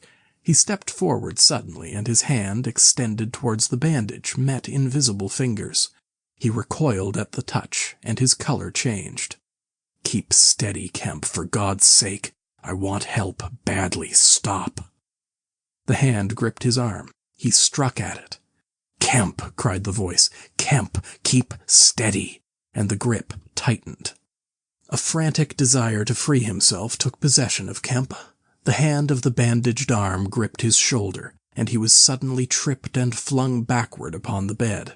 He opened his mouth to shout, and the corner of the sheet was thrust between his teeth. The invisible man had him down grimly, but his arms were free, and he struck and tried to kick savagely. "Listen to reason, will you?" said the invisible man, sticking to him in spite of a pounding in the ribs. "By heaven, you'll madden me in a minute." "Lie still, you fool," bawled the invisible man in Kemp's ear. Kemp struggled for another moment, and then lay still. "If you shout, I'll smash your face," said the invisible man, relieving his mouth. "I'm an invisible man. It's no foolishness and no magic. I really am an invisible man. And I want your help. I don't want to hurt you, but if you behave like a frantic rustic, I must. Don't you remember me, Kemp? Griffin, of University College." "Let me get up," said Kemp. "I'll stop where I am, and let me sit quiet for a minute." He sat up and felt his neck. "I am Griffin of University College, and I have made myself invisible. I am just an ordinary man, a man you have known, made invisible." "Griffin," said Kemp. "Griffin," answered the voice. "A younger student than you were, almost an albino, 6 feet high and broad, with a pink and white face and red eyes, who won the medal for chemistry." "I am confused," said Kemp. "My brain is rioting. What has this to do with Griffin?" "I am Griffin." Kemp thought. "It's horrible," he said. "But what devilry must happen to make a man invisible?" "It's no devilry. It's a process, sane and intelligible enough." "It's horrible," said Kemp. "How on earth—" "It's horrible enough. But I'm wounded and in pain and tired. Great God, Kemp, you are a man. Take it steady." Give me some food and drink and let me sit down here." Kemp stared at the bandage as it moved across the room, then saw a basket chair dragged across the floor and come to rest near the bed. It creaked, and the seat was depressed the quarter of an inch or so. He rubbed his eyes and felt his neck again. "This beats ghosts," he said, and laughed stupidly. "That's better. Thank heaven you're getting sensible." "Or silly," said Kemp, and knuckled his eyes. "Give me some whiskey. I'm near dead." It didn't feel so. "Where are you? If I get up, shall I run into you? There. All right. Whiskey? Here, where shall I give it to you?" The chair creaked, and Kemp felt the glass drawn away from him. He let go by an effort. His instinct was all against it. It came to rest poised 20 inches above the front edge of the seat of the chair. He stared at it in infinite perplexity. This must be hypnotism. You have suggested you are invisible." "Nonsense," said the voice. "It's frantic." "Listen to me." "I demonstrated conclusively this morning," began Kemp, "that invisibility—" "Never mind what you've demonstrated. I'm starving," said the voice, "and the night is chilly to a man without clothes." "Food," said Kemp. The tumbler of whiskey tilted itself. "Yes," said the invisible man, wrapping it down. "Have you a dressing gown?" Kemp made some exclamation in an undertone. He walked to a wardrobe and produced a robe of dingy scarlet. "This do?" he asked. It was taken from him. It hung limp for a moment in midair, fluttered weirdly, stood full and decorous buttoning itself, and sat down in his chair. "Drawers, socks, slippers would be a comfort," said the unseen, curtly. "And food." "Anything. But this is the insanest thing I was ever in my life." He turned out his drawers for the articles, and then went downstairs to ransack his larder. He came back with some cold cutlets and bread, and pulled up a light table, and placed them before his guest. "Never mind knives," said his visitor, and a cutlet hung in midair with a sound of gnawing. "Invisible," said Kemp, and sat down on a bedroom chair. "I always like to get something about me before I eat," said the invisible man, with a full mouth, eating greedily. "Queer fancy." "I suppose that wrist is all right," said Kemp. "Trust me," said the invisible man. "Of all the strange and wonderful—" "Exactly. But it's odd I should blunder into your house to get my bandaging. My first stroke of luck. Anyhow, I meant to sleep in this house tonight. You must stand that. It's a filthy nuisance, my blood showing, isn't it? Quite a clot over there. Gets visible as it coagulates, I see. It's the only living tissue I've changed, and only for as long as I'm alive. I've been in the house 3 hours. "But how's it done?" began Kemp in a tone of exasperation. "Confound it, the whole business, it's unreasonable from beginning to end." "Quite reasonable," said the invisible man. "Perfectly reasonable." He reached over and secured the whiskey bottle. Kemp stared at the devouring dressing gown. A ray of candlelight penetrating a torn patch in the right shoulder made a triangle of light under the left ribs. "What were the shots?" he asked. "How did the shooting begin?" "There was a real fool of a man, a sort of confederate of mine, curse him, who tried to steal my money. Has done so." "Is he invisible too?" "No." "Well?" "Can't I have some more to eat before I tell you all that? I'm hungry, in pain, and you want me to tell stories." Kemp got up. "You didn't do any shooting?" he asked. "Not me," said his visitor. "Some fool I'd never seen fired at random. A lot of them got scared. They all got scared at me. Curse them, I say. I want more to eat than this, Kemp." "I'll see what there is to eat downstairs," said Kemp. "Not much, I'm afraid." After he had done eating, and he made a heavy meal, the invisible man demanded a cigar. He bit the end savagely before Kemp could find a knife, and cursed when the outer leaf loosened. It was strange to see him smoking. His mouth and throat, pharynx and nares, became visible as a sort of whirling smoke cast. "This blessed gift of smoking," he said, and puffed vigorously. I'm lucky to have fallen upon you, Kemp. You must help me. Fancy tumbling on you just now. I'm in a devilish scrape. I've been mad, I think. The things I have been through. But we will do things yet, let me tell you." He helped himself to more whiskey and soda. Kemp got up, looked about him, and fetched a glass from his spare room. "It's wild, but I suppose I may drink." "You haven't changed much, Kemp, these dozen years. You fair men don't. Cool and methodical. After the first collapse, I must tell you, we will work together." "But how was it all done? And how did you get like this?" "For God's sake, let me smoke in peace for a little while, and then I will begin to tell you." But the story was not told that night. The Invisible Man's wrist was growing painful. He was feverish, exhausted, and his mind came round to brood upon his chase down the hill and the struggle about the inn. He spoke in fragments of marvel. He smoked faster. His voice grew angry. Kemp tried to gather what he could. "He was afraid of me. I could see that he was afraid of me," said the Invisible Man many times over. "He meant to give me the slip. He was always casting about. What a fool I was. The cur, I should have killed him." "Where did you get the money?" asked Kemp abruptly. The Invisible Man was silent for a space. "I can't tell you tonight," he said. He groaned suddenly and leant forward, supporting his invisible head on invisible hands. "Kemp," he said, "I've had no sleep for near 3 days, except a couple of dozes of an hour or so. I must sleep soon." "Well, have my room. Have this room." "But how can I sleep? If I sleep, he will get away. Ugh, what does it matter?" "What's the shot wound?" asked Kemp abruptly. "Nothing. Scratch and blood. Oh, God, how I want sleep." "Why not?" The Invisible Man appeared to be regarding Kemp. "Because I've a particular objection to being caught by my fellow men," he said slowly. Kemp started. "Fool that I am," said the Invisible Man, striking the table smartly. "I've put the idea into your head." Chapter 18. The Invisible Man Sleeps. Exhausted and wounded as the Invisible Man was, he refused to accept Kemp's word that his freedom should be respected.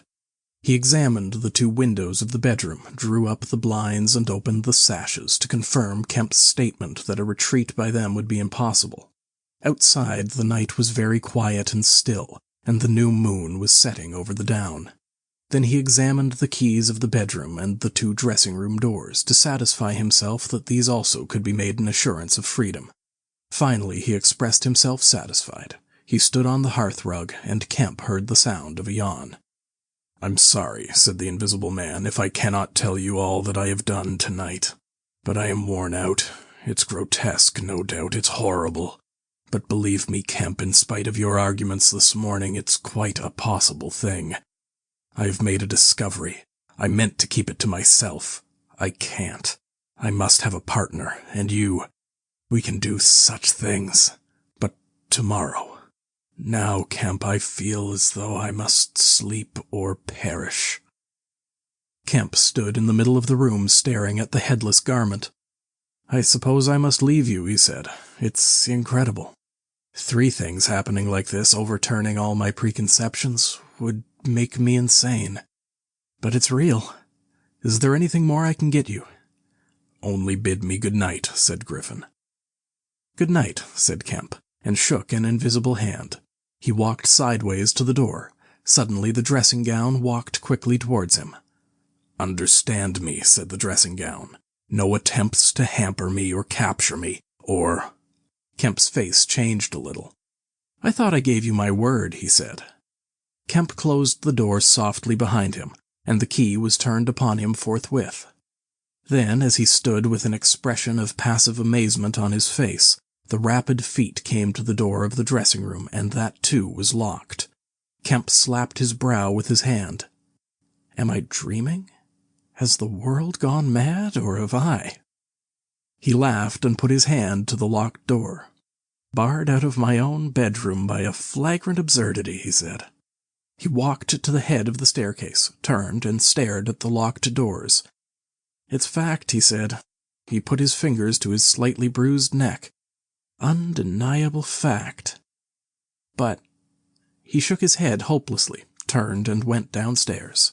He lit the dining room lamp, got out a cigar, and began pacing the room, ejaculating. Now and then he would argue with himself. "Invisible," he said. "Is there such a thing as an invisible animal? In the sea, yes, thousands, millions. All the larvae, all the little nauplii and tornarias, all the microscopic things, the jellyfish. In the sea there are more things invisible than visible. I never thought of that before. And in the ponds, too, all those little pond-life things, specks of colorless translucent jelly. But in air? No, it can't be. But after all, why not? If a man was made of glass, he would still be visible." His meditation became profound. The bulk of 3 cigars had passed into the invisible or diffused as a white ash over the carpet before he spoke again. Then it was merely an exclamation. He turned aside, walked out of the room, and went into his little consulting room and lit the gas there. It was a little room, because Dr. Kemp did not live by practice, and in it were the day's newspapers. The morning's paper lay carelessly opened and thrown aside. He caught it up, turned it over, and read the account of a strange story from Iping that the mariner at Port Stowe had spelled over so painfully to Mr. Marvel. Kemp read it swiftly. "Wrapped up," said Kemp, "disguised, hiding it. No one seems to have been aware of his misfortune. What the devil is his game?" He dropped the paper, and his eye went seeking. "Ah," he said, and caught up the St. James Gazette, lying folded up as it arrived. "Now we shall get at the truth," said Dr. Kemp. He rent the paper open, a couple of columns confronted him. "An entire village in Sussex goes mad," was the heading. "Good heavens," said Kemp, reading eagerly an incredulous account of the events in Iping of the previous afternoon that have already been described. Over the leaf the report in the morning paper had been reprinted. He reread it. Ran through the streets, striking right and left. Jaffers insensible, Mr. Huckster in great pain, still unable to describe what he saw. Painful humiliation, vicar, woman ill with terror, windows smashed. This extraordinary story probably a fabrication, too good not to print. Cum grano. He dropped the paper and stared blankly in front of him. Probably a fabrication. He caught up the paper again and reread the whole business. But when does the tramp come in? Why the deuce was he chasing a tramp? He sat down abruptly on the surgical bench. "He's not only invisible," he said, "but he's mad, homicidal." When dawn came to mingle its pallor with the lamplight and cigar smoke of the dining room, Kemp was still pacing up and down, trying to grasp the incredible. He was altogether too excited to sleep. His servants, descending sleepily, discovered him, and were inclined to think that overstudy had worked this ill on him. He gave them extraordinary but quite explicit instructions to lay breakfast for 2 in the Belvedere study, and then to confine themselves to the basement and ground floor. Then he continued to pace the dining room until the morning's paper came. That had much to say and little to tell beyond the confirmation of the evening before, and a very badly written account of another remarkable tale from Port Burdock. This gave Kemp the essence of the happenings at the Jolly Cricketers, and the name of Marvel. "He has made me keep with him for 24 hours, Marvel testified. Certain minor facts were added to the Iping story, notably the cutting of the village telegraph wire. But there was nothing to throw light on the connection between the invisible man and the tramp, for Mr. Marvel had supplied no information about the 3 books, or the money with which he was lined. The incredulous tone had vanished, and a shoal of reporters and inquirers were already at work elaborating the matter. Kemp read every scrap of the report, and sent his housemaid out to get every one of the morning papers she could. These he also devoured. "He is invisible," he said, "and it reads like rage growing to mania. The things he may do. The things he may do. And he's upstairs, free as the air. What on earth ought I to do? For instance, would it be a breach of faith if— No. He went to a little untidy desk in the corner and began a note. He tore this up half-written and wrote another. He read it over and considered it. Then he took an envelope and addressed it to Colonel Adee, Port Burdock. The Invisible Man awoke even as Kemp was doing this. He awoke in an evil temper, and Kemp, alert for every sound, heard his pattering feet rush suddenly across the bedroom overhead. Then a chair was flung over and the wash-hand stand tumbler smashed. Kemp hurried upstairs and rapped eagerly. Chapter 19. Certain First Principles. "What's the matter?" asked Kemp when the Invisible Man admitted him. "Nothing," was the answer. "But confound it, the smash!" "Fit of temper," said the Invisible Man. "Forgot this arm, and it's sore." "You're rather liable to that sort of thing." "I am." Kemp walked across the room and picked up the fragments of broken glass. "All the facts are out about you," said Kemp, standing up with the glass in his hand. "All that happened in Iping and down the hill. The world has become aware of its invisible citizen. But no one knows you are here." The Invisible Man swore. "The secret's out. I gather it was a secret. I don't know what your plans are, but of course I'm anxious to help you." The Invisible Man sat down on the bed. "There's breakfast upstairs," said Kemp, speaking as easily as possible, and he was delighted to find his strange guest rose willingly. Kemp led the way up the narrow staircase to the Belvedere. "Before we can do anything else," said Kemp, "I must understand a little more about this invisibility of yours." He had sat down after one nervous glance out of the window, with the air of a man who has talking to do. His doubts of the sanity of the entire business flashed and vanished again as he looked across to where Griffin sat at the breakfast table, a headless, handless dressing gown, wiping unseen lips on a miraculously held serviette. "It's simple enough, and credible enough," said Griffin, putting the serviette aside and leaning the invisible head on an invisible hand. "No doubt to you, but—" Kemp laughed. "Well, yes. To me it seemed wonderful at first, no doubt. But now, great God! But we will do great things yet. I came on the stuff first at Chesilstowe." "Chesilstowe?" "I went there after I left London. You know I dropped medicine and took up physics?" "No, well, I did. Light fascinated me." "Ah." "Optical density. The whole subject is a network of riddles, a network with solutions glimmering elusively through.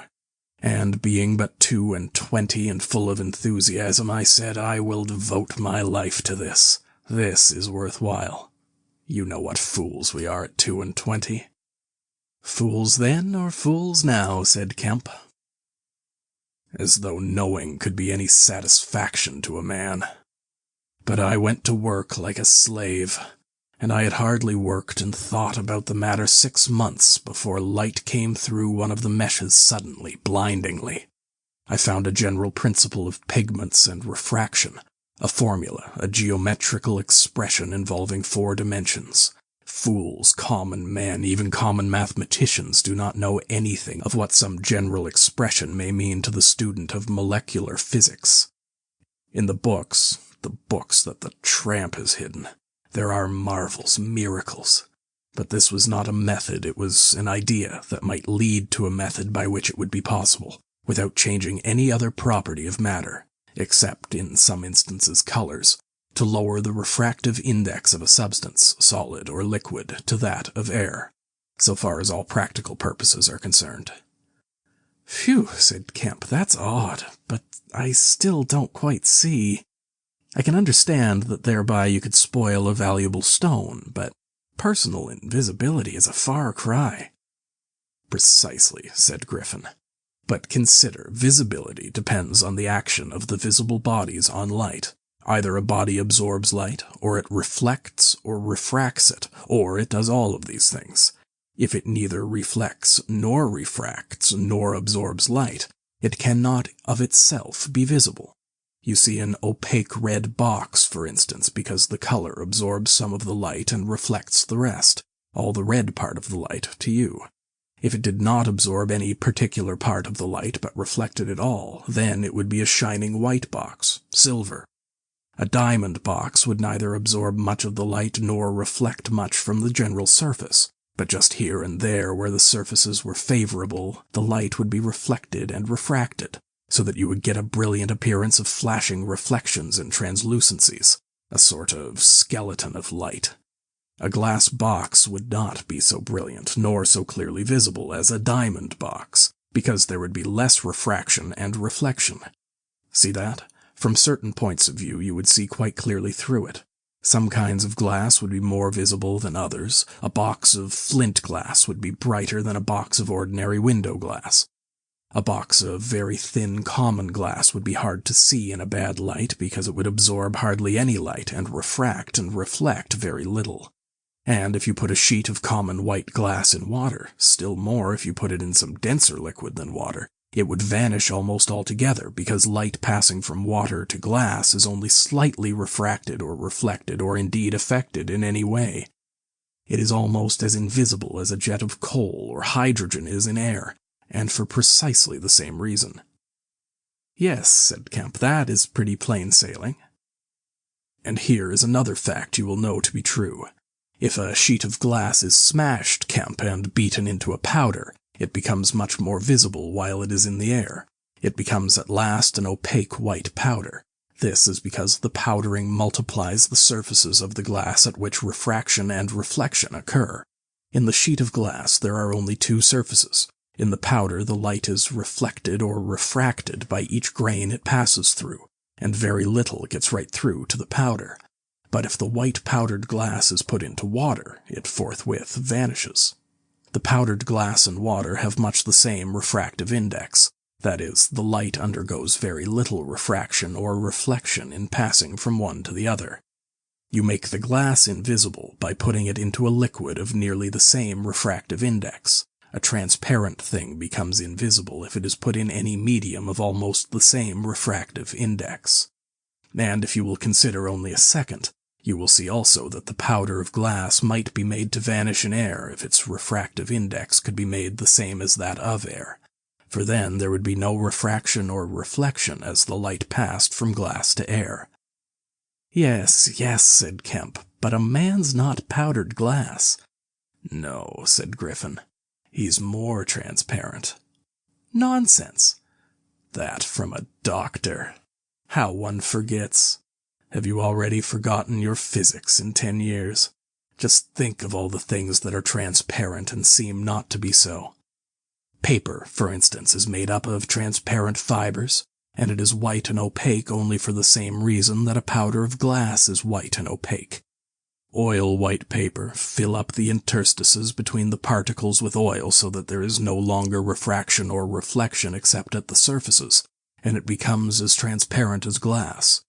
And not only paper, but cotton fiber, linen fiber, wool fiber, woody fiber, and bone, Kemp. Flesh, Kemp. Hair, Kemp. Nails and nerves, Kemp. In fact, the whole fabric of a man except the red of his blood and the black pigment of hair are all made up of transparent, colorless tissue. So little suffices to make us visible one to the other. For the most part, the fibers of a living creature are no more opaque than water. Great heavens, cried Kemp. Of course, of course. I was thinking only last night of the sea larva and all the jellyfish. Now you have me, and all that I knew and had in mind a year after I left London, 6 years ago. But I kept it to myself. I had to do my work under frightful disadvantages. Oliver, my professor, was a scientific bounder, a journalist by instinct, a thief of ideas. He was always prying. And you know the knavish system of the scientific world. I simply would not publish and let him share my credit. I went on working. I got nearer and nearer, making my formula into an experiment, a reality. I told no living soul because I meant to flash my work upon the world with crushing effect and become famous at a blow. I took up the question of pigments to fill up certain gaps. And suddenly, not by design but by accident, I made a discovery in physiology. Yes? You know the red coloring matter of blood. It can be made white, colorless, and remain with all the functions it has now. Kemp gave a cry of incredulous amazement. The Invisible Man rose and began pacing the little study. "You may well exclaim. I remember that night. It was late at night. In the daytime one was bothered with the gaping, silly students, and I worked then sometimes till dawn. It came suddenly, splendid and complete in my mind. I was alone. The laboratory was still, with the tall lights burning brightly and silently. In all my great moments I have been alone. One could make an animal, a tissue, transparent. One could make it invisible, all except the pigments. I could be invisible, I said, suddenly realizing what it meant to be an albino with such knowledge. It was overwhelming. I left the filtering I was doing and went and stared out of the great window at the stars. I could be invisible, I repeated. To do such a thing would be to transcend magic, and I beheld, unclouded by doubt, a magnificent vision of all that invisibility might mean to a man. The mystery, the power, the freedom. Drawbacks I saw none. You have only to think. And I, a shabby, poverty-struck, hemmed-in demonstrator, teaching fools in a provincial college, might suddenly become this.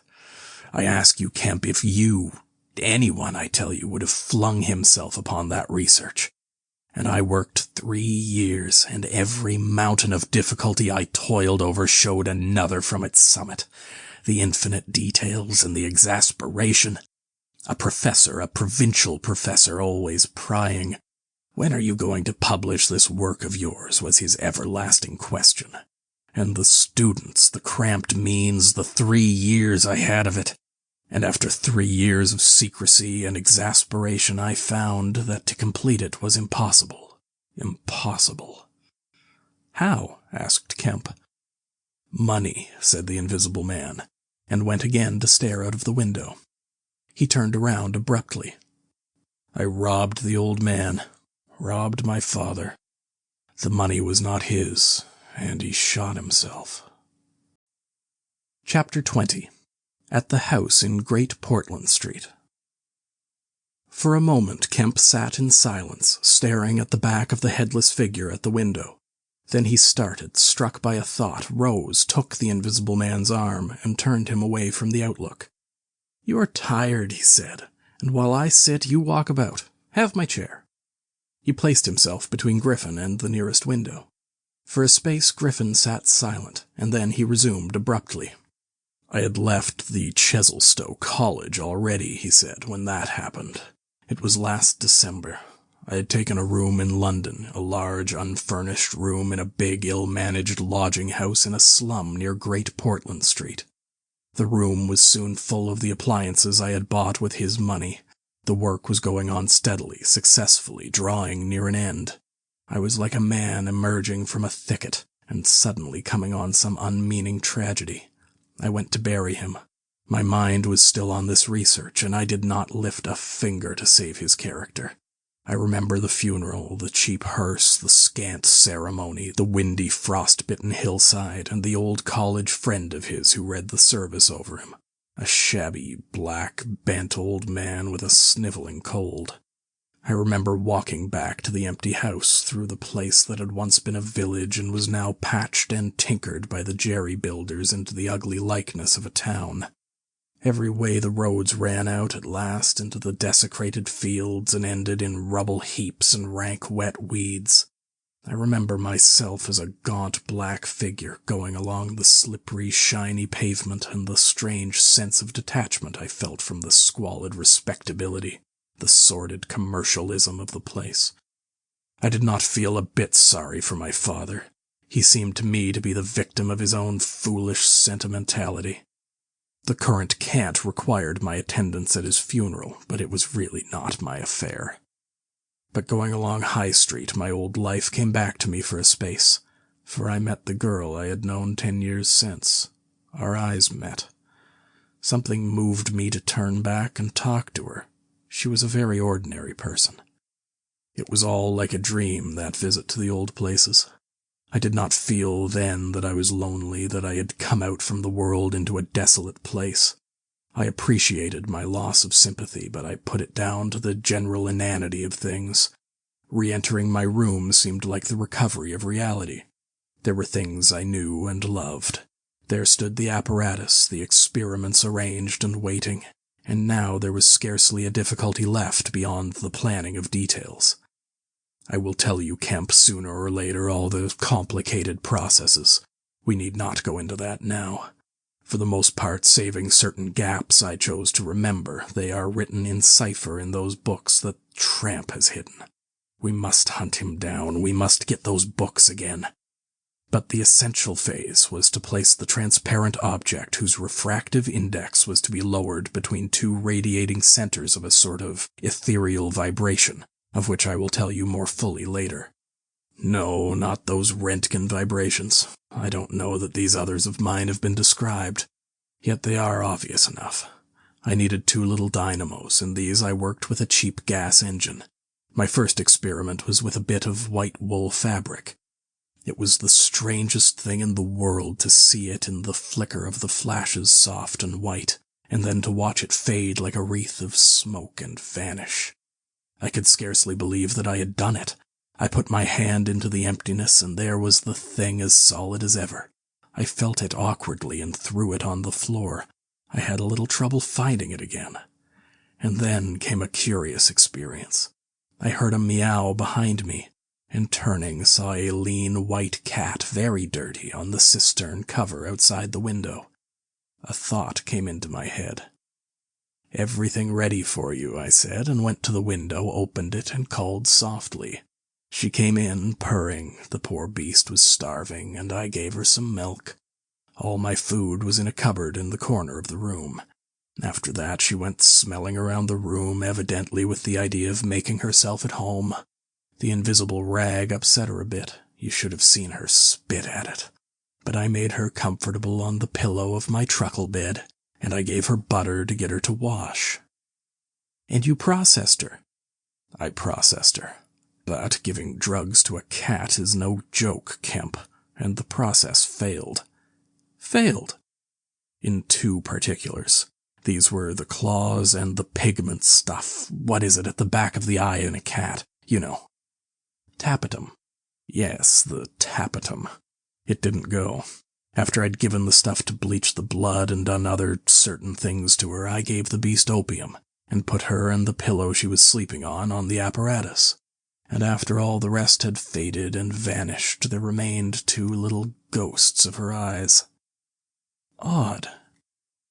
"I can't explain it. She was bandaged and clamped, of course, so I had her safe. But she woke while she was still misty and meowed dismally, and someone came knocking. It was an old woman from downstairs who suspected me of vivisecting, a drink-sodden old creature with only a white cat to care for in all the world. I whipped out some chloroform, applied it, and answered the door. "Did I hear a cat?" she asked. "My cat?" "Not here," said I, very politely. She was a little doubtful and tried to peer past me into the room. Strange enough to her, no doubt. Bare walls, uncurtained windows, truckle bed with the gas engine vibrating and the seethe of the radiant points and that faint, ghastly stinging of chloroform in the air. She had to be satisfied at last and went away again. "How long did it take?" asked Kemp. 3 or 4 hours, the cat.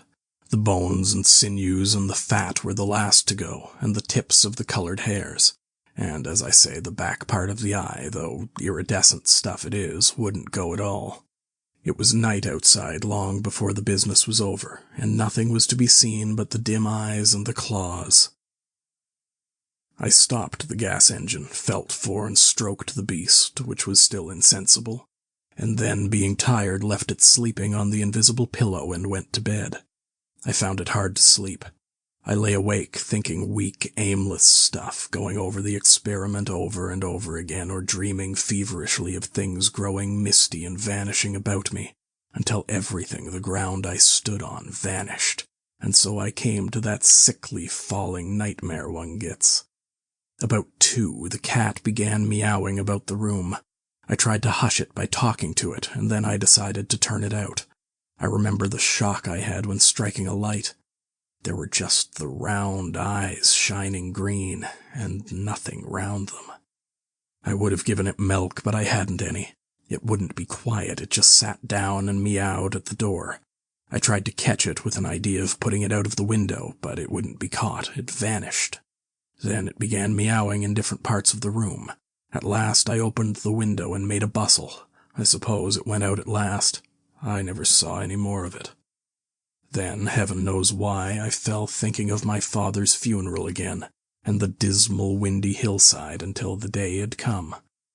I found sleeping was hopeless, and, locking my door after me, wandered out into the morning streets. "You don't mean to say there's an invisible cat at large," said Kemp. "If it hasn't been killed," said the Invisible Man. "Why not?" "Why not?" said Kemp. I didn't mean to interrupt. "It's very probably been killed," said the Invisible Man. "It was alive for 4 days after, I know, and down a grating in Great Titchfield Street, because I saw a crowd round the place trying to see whence the meowing came." He was silent for the best part of a minute. Then he resumed abruptly. "I remember that morning before the change very vividly. I must have gone up Great Portland Street. I remember the barracks in Albany Street and the horse soldiers coming out, and at last I found the summit of Primrose Hill. It was a sunny day in January, one of those sunny, frosty days that came before the snow this year. My weary brain tried to formulate the position, to plot out a plan of action. I was surprised to find, now that my prize was within my grasp, how inconclusive its attainment seemed. As a matter of fact, I was worked out. The intense stress of nearly 4 years' continuous work left me incapable of any strength of feeling. I was apathetic, and I tried in vain to recover the enthusiasm of my first inquiries, the passion of discovery that had enabled me to compass even the downfall of my father's gray hairs. Nothing seemed to matter. I saw pretty clearly this was a transient mood due to overwork and want of sleep, and that either by drugs or rest it would be possible to recover my energies. All I could think clearly was that the thing had to be carried through. The fixed idea still ruled me, and soon, for the money I had was almost exhausted, I looked about me at the hillside, with children playing and girls watching them, and tried to think of all the fantastic advantages an invisible man would have in the world. After a time I crawled home, took some food and a strong dose of strychnine, and went to sleep in my clothes on my unmade bed. Strychnine is a grand tonic, Kemp, to take the flabbiness out of a man. "It's the devil," said Kemp. "It's the Paleolithic in a bottle." I awoke vastly invigorated and rather irritable. You know. I know the stuff. And there was someone rapping at my door. It was my landlord with threats and inquiries, an old Polish Jew in a long gray coat and greasy slippers. I had been tormenting a cat in the night, he was sure. The old woman's tongue had been busy. He insisted on knowing all about it. The laws in this country against vivisection were very severe. He might be liable. I denied the cat. Then the vibration of the little gas engine could be felt all over the house, he said. That was true, certainly. He edged around me into the room, peering about over his German silver spectacles, and a sudden dread came into my mind that he might carry away something of my secret. I tried to keep between him and the concentrating apparatus I had arranged, and that only made him more curious. What was I doing? Why was I always alone and secretive? Was it legal? Was it dangerous? I paid nothing but the usual rent. His had always been a most respectable house in a disreputable neighborhood. Suddenly my temper gave way. I told him to get out. He began to protest, to jabber of his right of entry. In a moment I had him by the collar. Something ripped and he went spinning out into his own passage. I slammed and locked the door and sat down, quivering. He made a fuss outside, which I disregarded, and after a time he went away. But this brought matters to a crisis. I did not know what he would do, nor even what he had the power to do. To move to fresh apartments would have meant delay. Altogether, I barely had £20 left in the world, for the most part in a bank, and I could not afford that. Vanish. It was irresistible. Then there would be an inquiry, a sacking of my room. At the thought of the possibility of my work being exposed or interrupted at its very climax, I became very angry and active. I hurried out with my 3 books of notes, my checkbook, the tramp has them now, and I directed them from the nearest post office to a house of call for letters and parcels in Great Portland Street. I tried to go out noiselessly. Coming in, I found my landlord going quietly upstairs. He had heard the door close, I suppose. You would have laughed to see him jump aside on the landing as I came tearing after him. He glared at me as I went by him, and I made the house quiver with the slamming of my door. I heard him come shuffling up to my floor, hesitate, and go down. I set to work upon my preparations forthwith. It was all done that evening and night, while I was still sitting under the sickly, drowsy influence of the drugs that decolorize blood. There came a repeated knocking at the door. It ceased, footsteps went away and returned, and the knocking was resumed. There was an attempt to push something under the door, a blue paper. Then, in a fit of irritation, I rose and went and flung the door wide open. "Now then," I said. It was my landlord with a notice of ejectment or something. He held it out to me, saw something odd about my hands, I expect, and lifted his eyes to my face. For a moment he gaped. Then he gave a sort of inarticulate cry, dropped candle and writ together, and went blundering down the dark passage to the stairs. I shut the door, locked it, and went to the looking-glass. Then I understood his terror. My face was white, like white stone. But it was all horrible. I had not expected the suffering. A night of racking anguish, sickness, and fainting. I set my teeth, though my skin was presently afire, all my body afire. But I lay there like grim death. I understood now how it was the cat had howled until I chloroformed it. Lucky it was I lived alone and untended in my room. There were times when I sobbed and groaned and talked, but I stuck to it. I became insensible and woke languid in the darkness.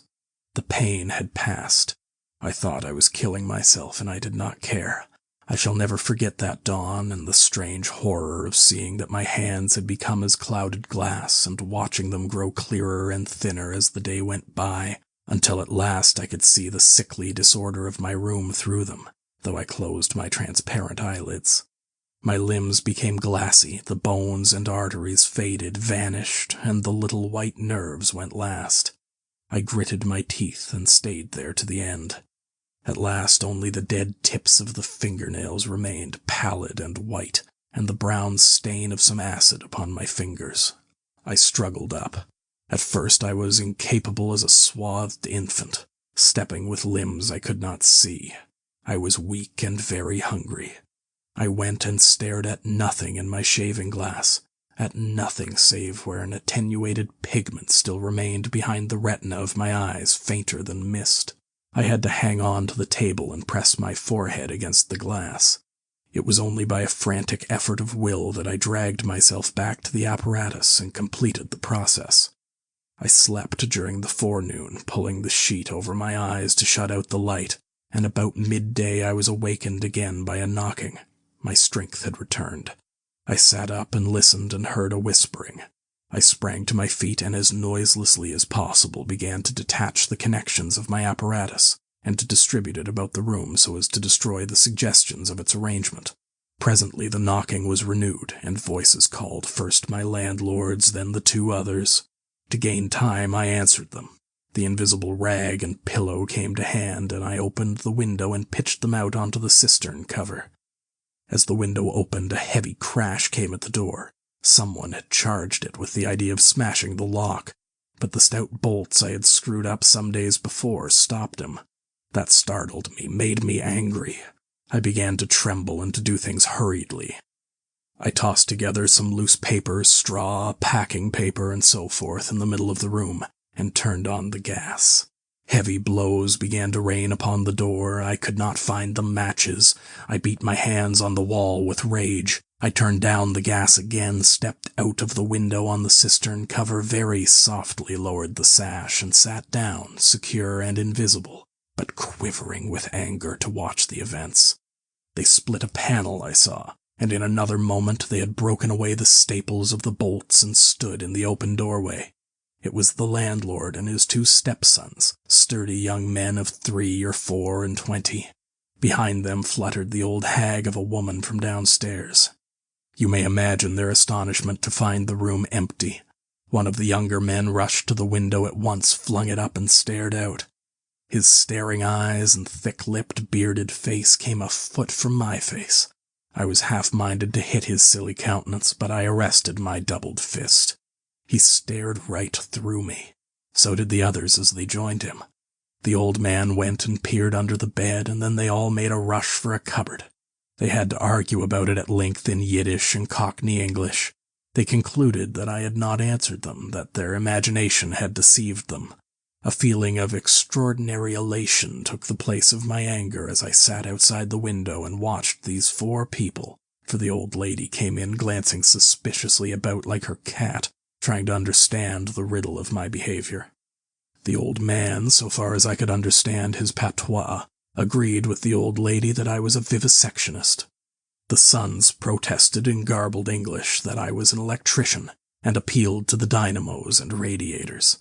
They were all nervous about my arrival, although I found subsequently that they had bolted the front door. The old lady peered into the cupboards and under the bed, and one of the young men pushed up the register and stared up the chimney. One of my fellow lodgers, a costermonger who shared the opposite room with a butcher, appeared on the landing, and he was called in and told incoherent things. It occurred to me that the radiators, if they fell into the hands of some acute, well-educated person, would give me away too much, and watching my opportunity, I came into the room and tilted one of the little dynamos off its fellow on which it was standing, and smashed both apparatus. Then, while they were trying to explain the smash, I dodged out of the room and went softly downstairs. I went into one of the sitting rooms and waited until they came down, still speculating and argumentative, all a little disappointed at finding no horrors, and all a little puzzled about how they stood legally towards me. Then I slipped up again with a box of matches, fired my heap of paper and rubbish, put the chairs and bedding thereby, led the gas to the affair by means of an India rubber tube, and waving a farewell to the room, left it for the last time. "You fired the house!" exclaimed Kemp. Fired the house. It was the only way to cover my trail, and no doubt it was insured. I slipped the bolts of the front door quietly and went out into the street. I was invisible, and I was only just beginning to realize the extraordinary advantage my invisibility gave me. My head was already teeming with plans of all the wild and wonderful things I now had impunity to do. Chapter 21. In Oxford Street. In going downstairs the first time, I found an unexpected difficulty because I could not see my feet. Indeed, I stumbled twice, and there was an unaccustomed clumsiness in gripping the bolt. By not looking down, however, I managed to walk on the level passably well. My mood, I say, was one of exultation. I felt as a seeing man might do, with padded feet and noiseless clothes in a city of the blind. I experienced a wild impulse to jest, to startle people, to clap men on the back, fling people's hats astray, and generally revel in my extraordinary advantage. But hardly had I emerged upon Great Portland Street, however, my lodging was close to the big draper's shop there, when I heard a clashing concussion and was hit violently behind, and turning saw a man carrying a basket of soda-water siphons, and looking in amazement at his burden. Although the blow had really hurt me, I found something so irresistible in his astonishment that I laughed aloud. "The devil's in the basket," I said, and suddenly twisted it out of his hand. He let it go incontinently, and I swung the whole weight into the air.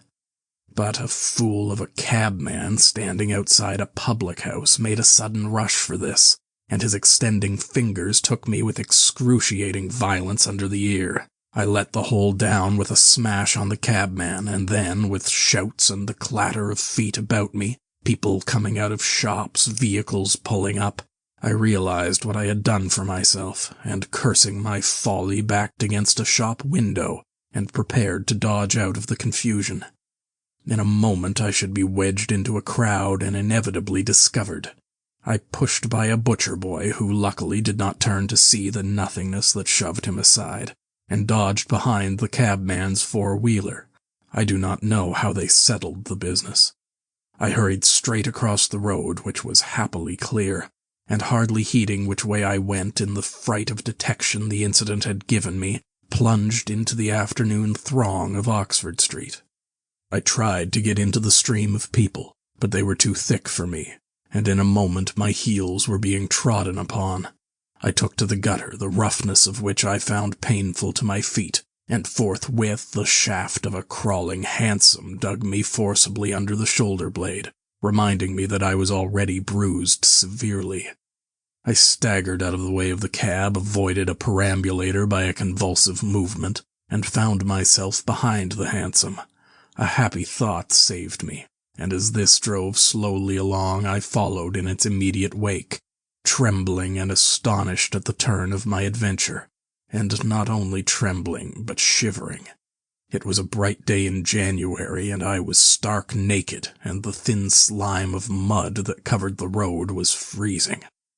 Foolish as it seems to me now, I had not reckoned that, transparent or not, I was still amenable to the weather and all its consequences. Then, suddenly, a bright idea came into my head. I ran round and got into the cab, and so, shivering, scared, and sniffling with the first imitations of a cold, and with the bruises in the small of my back growing upon my attention, I drove slowly along Oxford Street and past Tottenham Court Road. My mood was as different from that in which I had sallied forth 10 minutes ago as it is possible to imagine. This invisibility, indeed. The one thought that possessed me was, how was I to get out of the scrape I was in? We crawled past Moody's, and there a tall woman with 5 or 6 yellow-labeled books hailed my cab, and I sprang out just in time to escape her, shaving a railway van narrowly in my flight. I made off up the roadway to Bloomsbury Square, intending to strike north past the museum and so get into the quiet district. I was now cruelly chilled, and the strangeness of my situation so unnerved me that I whimpered as I ran. At the northward corner of the square, a little white dog ran out of the Pharmaceutical Society's offices, and incontinently made for me, nose down. I had never realized it before, but the nose is to the mind of a dog what the eye is to the mind of a seeing man. Dogs perceive the scent of a man moving as men perceive his vision. This brute began barking and leaping, showing, as it seemed to me, only too plainly that he was aware of me. I crossed Great Russell Street, glancing over my shoulder as I did so, and went some way along Montague Street before I realized what I was running towards. Then I became aware of a blare of music, and looking along the street saw a number of people advancing out of Russell Square, red shirts and the banner of the Salvation Army to the fore. Such a crowd, chanting in the roadway and scoffing on the pavement, I could not hope to penetrate, and dreading to go back and further from home again, and deciding on the spur of the moment, I ran up the white steps of a house facing the museum railings, and stood there until the crowd should have passed. Happily, the dog stopped at the noise of the band too, hesitated, turned tail, running back to Bloomsbury Square again. On came the band, bawling with unconscious irony some hymn about when shall we see his face, and it seemed an interminable time to me before the tide of the crowd washed along the pavement by me. Thud, thud, thud came the drum with a vibrating resonance, and for the moment I did not notice 2 urchins stopping by the railings by me. "See 'em," said one. "See what?" said the other. "Why, them footmarks, bare like what you makes in the mud." I looked down and saw the youngsters had stopped and were gaping at the muddy footmarks I had left behind me up the newly whitened steps. The passing people elbowed and jostled them, but their confounded intelligence was arrested. Thud, thud, thud, when, thud, shall we see, thud, his face, thud, thud. "There's a barefoot man gone up them steps, or I don't know nothing," said one, "and he ain't never come down again, and his foot was a-bleeding." The thick of the crowd had already passed. "Looky there, Ted," quoth the younger of the detectives, with the sharpness of surprise in his voice, and pointed straight to my feet. I looked down and saw at once the dim suggestion of their outline sketched in splashes of mud. For a moment I was paralyzed. "Why, that's rum," said the elder. "Dashed rum. It's just like the ghost of a foot, ain't it?" He hesitated and advanced with outstretched hand. A man pulled up short to see what he was catching, and then a girl. In another moment he would have touched me. Then I saw what to do. I made a step, the boy started back with an exclamation, and with a rapid movement I swung myself over into the portico of the next house. But the smaller boy was sharp-eyed enough to follow the movement, and before I was well down the steps and upon the pavement, he had recovered from his momentary astonishment, and was shouting out that the feet had gone over the wall. They rushed round and saw my new footmarks flash into being on the lower step and upon the pavement. "What's up?" asked someone. "Feet, look, feet running." Everybody in the road except my 3 pursuers was pouring along after the Salvation Army, and this blow not only impeded me but them. There was an eddy of surprise and interrogation. At the cost of bowling over one young fellow I got through, and in another moment I was rushing headlong round the circuit of Russell Square with 6 or 7 astonished people following my footmarks. There was no time for explanation, or else the whole host would have been after me. Twice I doubled round corners, thrice I crossed the road and came back upon my tracks, and then as my feet grew hot and dry, the damp impressions began to fade. At last I had a breathing space and rubbed my feet clean with my hands, and so got away altogether. The last I saw of the chase was a little group of a dozen people, perhaps, studying with infinite perplexity a slowly drying footprint that had resulted from a puddle in Tavistock Square, a footprint as isolated and incomprehensible to them as Crusoe's solitary discovery. This running warmed me to a certain extent, and I went on with a better courage through the maze of less frequented roads that runs hereabouts.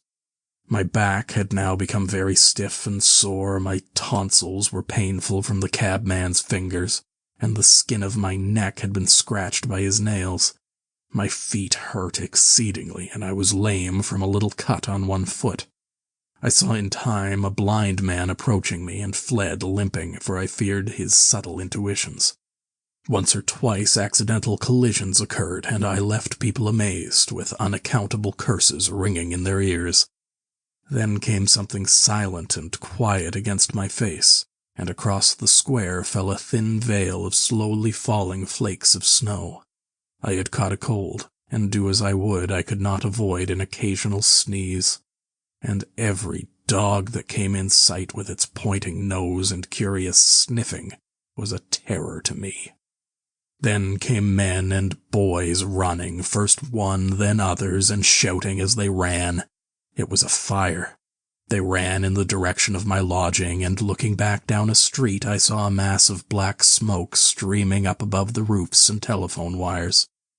It was my lodging burning. My clothes, my apparatus, all my resources indeed, except my checkbook and the 3 volumes of memoranda that awaited me in Great Portland Street, were there, burning. I had burnt my boats, if ever a man did. The place was blazing. The Invisible Man paused and thought. Kemp glanced nervously out of the window. "Yes," he said. "Go on." Chapter 22. In the Emporium. So, last January, with the beginning of a snowstorm in the air about me, and if it settled on me it would betray me, weary, cold, painful, inexpressibly wretched, and still but half convinced of my invisible quality, I began this new life to which I am committed. I had no refuge, no appliances, no human being in the world in whom I could confide. To have told my secret would have given me away, made a mere show and rarity of me. Nevertheless, I was half-minded to accost some passer-by and throw myself upon his mercy. But I knew too clearly the terror and brutal cruelty my advances would evoke. I made no plans in the street. My sole object was to get shelter from the snow, to get myself covered and warm. Then I might hope to plan. but even to me, an invisible man, the rows of London houses stood latched, barred, and bolted impregnably. Only one thing could I see clearly before me: the cold exposure and misery of the snowstorm and the night. And then I had a brilliant idea. I turned down one of the roads leading from Gower Street to Tottenham Court Road, and found myself outside Omnium's, the big establishment where everything is to be bought. You know the place: meat, grocery, linen, furniture, clothing, oil paintings even. A huge, meandering collection of shops rather than a shop. I had thought I should find the doors open, but they were closed, and as I stood in the wide entrance a carriage stopped outside, and a man in uniform, you know, the kind of personage with Omnium on his cap, flung open the door. I contrived to enter, and walking down the shop, it was a department where they were selling ribbons and gloves and stockings and that kind of thing, came to a more spacious region devoted to picnic baskets and wicker furniture. I did not feel safe there, however. People were going to and fro, and I prowled restlessly about until I came upon a huge section in an upper floor, containing multitudes of bedsteads. And over these I clambered, and found a resting place at last among a huge pile of folded flock mattresses. The place was already lit up and agreeably warm, and I decided to remain where I was, keeping a cautious eye on the 2 or 3 sets of shopmen and customers who were meandering through the place, until closing time came. Then I should be able, I thought, to rob the place for food and clothing and, disguised, prowl through it, and examine its resources, perhaps sleep on some of the bedding. That seemed an acceptable plan. My idea was to procure clothing to make myself a muffled but acceptable figure, to get money, and then to recover my books and parcels where they awaited me, take a lodging somewhere, and elaborate plans for the complete realization of the advantages my invisibility gave me, as I still imagined, over my fellow men. Closing time arrived quickly enough. It could not have been more than an hour after I took up my position on the mattresses before I noticed the blinds of the windows being drawn, and customers being marched doorward. And then a number of brisk young men began with remarkable alacrity to tidy up the goods that remained disturbed. I left my lair as the crowds diminished and prowled cautiously out to the less desolate parts of the shop. I was really surprised to observe how rapidly the young men and women whipped away the goods displayed for sale during the day. All the boxes of goods, the hanging fabrics, the festoons of lace, the boxes of sweets in the grocery section, the displays of this and that were being whipped down, folded up, slapped into tidy receptacles, and everything that could not be taken down and put away had sheets of some coarse stuff like sacking flung over them. Finally, all the chairs were turned up onto the counters, leaving the floor clear. Directly each of these young people had done, he or she made promptly for the door with such an expression of animation as I have rarely observed in a shop assistant before. Then came a lot of youngsters, scattering sawdust and carrying pails and brooms. I had to dodge to get out of the way, and as it was, my ankle got stung with the sawdust. For some time, wandering through the swathed and darkened apartments, I could hear the brooms at work. And at last, a good hour or more after the shop had been closed, came a noise of locking doors. Silence came upon the place, and I found myself wandering through the vast and intricate shops, galleries, showrooms of the place, alone. It was very still. In one place I remember passing near one of the Tottenham Court Road entrances, and listening to the tapping of boot heels of the passers-by. My first visit was to the place where I had seen stockings and gloves for sale. It was dark, and I had the devil of a hunt after matches, which I found at last in the drawer of the little cash desk. Then I had to get a candle. I had to tear down wrappings and ransack a number of boxes and drawers, but at last I managed to turn out what I sought. The box label called them lamb's wool pants and lamb's wool vests. Then socks, a thick comforter. And then I went to the clothing place and got trousers, a lounge jacket, an overcoat, and a slouch hat, a clerical sort of hat with the brim turned down. I began to feel a human being again, and my next thought was food. Upstairs was a refreshment department, and there I got cold meat. There was coffee still in the urn, and I lit the gas and warmed it up again, and altogether I did not do badly. Afterwards, prowling through the place in search of blankets, I had to put up at last with a heap of down quilts. I came upon a grocery section with a lot of chocolate and candied fruits, more than was good for me indeed, and some white burgundy. And near that was a toy department, and I had a brilliant idea. I found some artificial noses, dummy noses, you know, and I thought of dark spectacles. But Omniums had no optical department. My nose had been a difficulty indeed. I had thought of paint, but the discovery set my mind running on wigs and masks and the like. Finally, I went to sleep in a heap of down quilts, very warm and comfortable. My last thoughts before sleeping were the most agreeable I had had since the change. I was in a state of physical serenity, and that was reflected in my mind. I thought that I should be able to slip out unobserved in the morning with my clothes upon me, muffling my face with a white wrapper I had taken, purchase with the money I had taken spectacles and so forth, and so complete my disguise. I lapsed into disorderly dreams of all the fantastic things that had happened during the last few days. I saw the ugly little Jew of a landlord vociferating in his rooms. I saw his 2 sons marveling, and the wrinkled old woman's gnarled face as she asked for her cat. I experienced again the strange sensation of seeing the cloth disappear, and so I came round to the windy hillside and the sniffing old clergyman mumbling, "Earth to earth, ashes to ashes, dust to dust, at my father's open grave."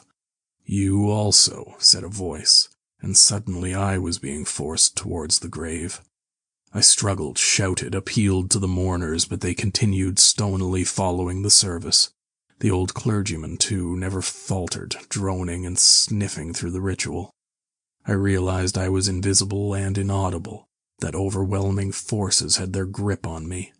I struggled in vain. I was forced over the brink. The coffin rang hollow as I fell upon it, and the gravel came flying after me in spadefuls. Nobody heeded me. Nobody was aware of me. I made convulsive struggles and awoke. The pale London dawn had come. The place was full of a chilly grey light that filtered round the edges of the window blinds. I sat up, and for a time I could not think where this ample apartment, with its counters, its piles of rolled stuff, its heaps of quilts and cushions, its iron pillars, might be. Then, as recollection came back to me, I heard voices in conversation. Then, far down the place, in the brighter light of some department which had already raised its blinds, I saw 2 men approaching. I scrambled to my feet, looking about me for some way of escape, and even as I did so, the sound of my movement made them aware of me. I suppose they saw merely a figure moving quietly and quickly away. "Who's that?" cried one, and "Stop there," shouted the other. I dashed around a corner and came full tilt, a faceless figure, mind you, on a lanky lad of 15. He yelled, and I bowled him over, rushed past him, turned another corner, and by a happy inspiration threw myself behind a counter. In another moment feet went running past, and I heard voices shouting all hands to the doors, asking what was up, and giving one another advice how to catch me. Lying on the ground, I felt scared out of my wits, but, odd as it may seem, it did not occur to me at the moment to take off my clothes as I should have done. I had made up my mind, I suppose, to get away in them, and that ruled me. And then down the vista of the counters came a bawling of, "Here he is!"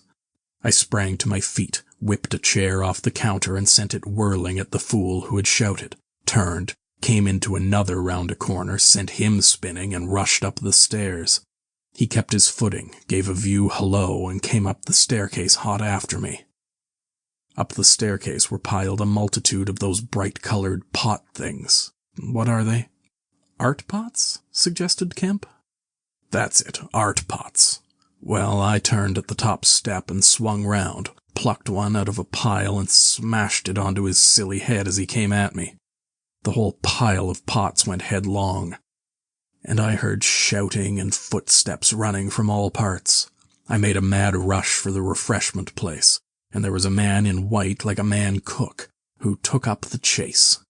I made one last desperate turn and found myself among lamps and ironmongery.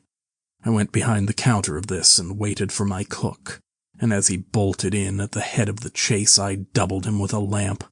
Down he went, and I crouched down behind the counter and began whipping off my clothes as fast as I could.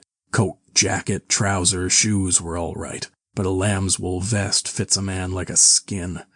I heard more men coming. My cook was lying quiet on the other side of the counter, stunned or scared speechless, and I had to make another dash for it like a rabbit hunted out of a woodpile. "This way, policeman," I heard someone shouting. I found myself in my bedstead storeroom again, and at the end of a wilderness of wardrobes. I rushed among them, went flat, got rid of my vest after infinite wriggling, and stood a free man again, panting and scared as the policeman and 3 of the shopmen came around the corner. They made a rush for the vest and pants and collared the trousers. "He's dropping his plunder," said one of the young men. "He must be here somewhere." But they did not find me all the same. I stood watching them hunt for me for a time, and cursing my ill luck in losing the clothes. Then I went into the refreshment room, drank a little milk I found there, and sat down by the fire to consider my position. In a little while 2 assistants came in and began to talk over the business very excitedly and like the fools they were. I heard a magnified account of my depredations, and other speculations as to my whereabouts. Then I fell to scheming again. The insurmountable difficulty of the place, especially now it was alarmed, was to get any plunder out of it. I went down into the warehouse to see if there was any chance of packing and addressing a parcel, but I could not understand the system of checking. About 11 o'clock, the snow having thawed as it fell and the day being finer and a little warmer than the previous one, I decided that the emporium was hopeless, and went out again, exasperated at my want of success, with only the vaguest plans of action in my mind. Chapter 23. In Drury Lane. "But you begin now to realize," said the Invisible Man, "the full disadvantage of my condition. I had no shelter, no covering. To get clothing was to forgo all my advantage, to make myself a strange and terrible thing. I was fasting, for to eat, to fill myself with unassimilated matter, would be to become grotesquely visible again." "I never thought of that," said Kemp. "Nor had I. And the snow had warned me of other dangers. I could not go abroad in snow. It would settle on me and expose me. Rain, too, would make me a watery outline, a glistening surface of a man, a bubble. And fog. I should be like a fainter bubble in a fog, a surface, a greasy glimmer of humanity. Moreover, as I went abroad in the London air, I gathered dirt about my ankles, floating smuts and dust upon my skin. I did not know how long it would be before I should become visible from that cause also, but I saw clearly it could not be for long, not in London at any rate. I went into the slums towards Great Portland Street, and found myself at the end of the street in which I had lodged. I did not go that way, because of the crowd halfway down it opposite to the still smoking ruins of the house I had fired. My most immediate problem was to get clothing. What to do with my face puzzled me. Then I saw in one of those little miscellaneous shops, news, sweets, toys, stationery, belated Christmas tomfoolery, and so forth, an array of masks and noses. I realized that problem was solved. In a flash I saw my course. I turned about, no longer aimless, and went, circuitously in order to avoid the busy ways, towards the back streets north of the Strand, for I remembered, though not very distinctly where, that some theatrical costumers had shops in that district. The day was cold, with a nipping wind down the northward running streets. I walked fast to avoid being overtaken. Every crossing was a danger, every passenger a thing to watch alertly. One man, as I was about to pass him at the top of Bedford Street, turned upon me abruptly and came into me, sending me into the road and almost under the wheel of a passing hansom. The verdict of the cab rank was that he had some sort of a stroke. I was so unnerved by this encounter that I went into Covent Garden Market and sat down for some time in a quiet corner by a stall of violets, panting and trembling. I found I had caught a fresh cold, and had to turn out after a time lest my sneezes should attract attention. At last I reached the object of my quest, a dirty, fly-blown little shop in a byway near Drury Lane, with a window full of tinsel robes, sham jewels, wigs, slippers, dominoes, and theatrical photographs. The shop was old-fashioned and low and dark, and the house rose above it for 4 stories, dark and dismal. I peered through the window and, seeing no one within, entered. The opening of the door set a clanking bell ringing. I left it open and walked round a bare costume stand into a corner behind a cheval glass. For a minute or so no one came. Then I heard heavy feet striding across a room, and a man appeared down the shop. My plans were now perfectly definite. I proposed to make my way into the house, secrete myself upstairs, watch my opportunity, and when everything was quiet, rummage out a wig, mask, spectacles, and costume, and go into the world, perhaps a grotesque but still a credible figure. And incidentally, of course, I could rob the house of any available money. The man who had just entered the shop was a short, slight, hunched, beetle-browed man with long arms and very short, bandy legs. Apparently I had interrupted a meal. He stared about the shop with an expression of expectation. This gave way to surprise, and then to anger as he saw the shop empty. "Damn the boys," he said. He went to stare up and down the street. He came in again in a minute, kicked the door with his foot spitefully, and went muttering back to the house door. I came forward to follow him, and at the noise of my movement he stopped dead. I did so too, startled by his quickness of ear. He slammed the house door in my face. I stood hesitating. Suddenly I heard his quick footsteps returning, and the door reopened. He stood looking about the shop like one who was still not satisfied. Then, murmuring to himself, he examined the back of the counter and peered behind some fixtures. Then he stood doubtful.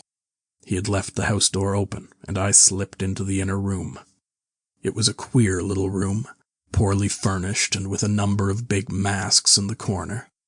On the table was his belated breakfast, and it was a confoundedly exasperating thing for me, Kemp, to have to sniff his coffee and stand watching while he came in and resumed his meal.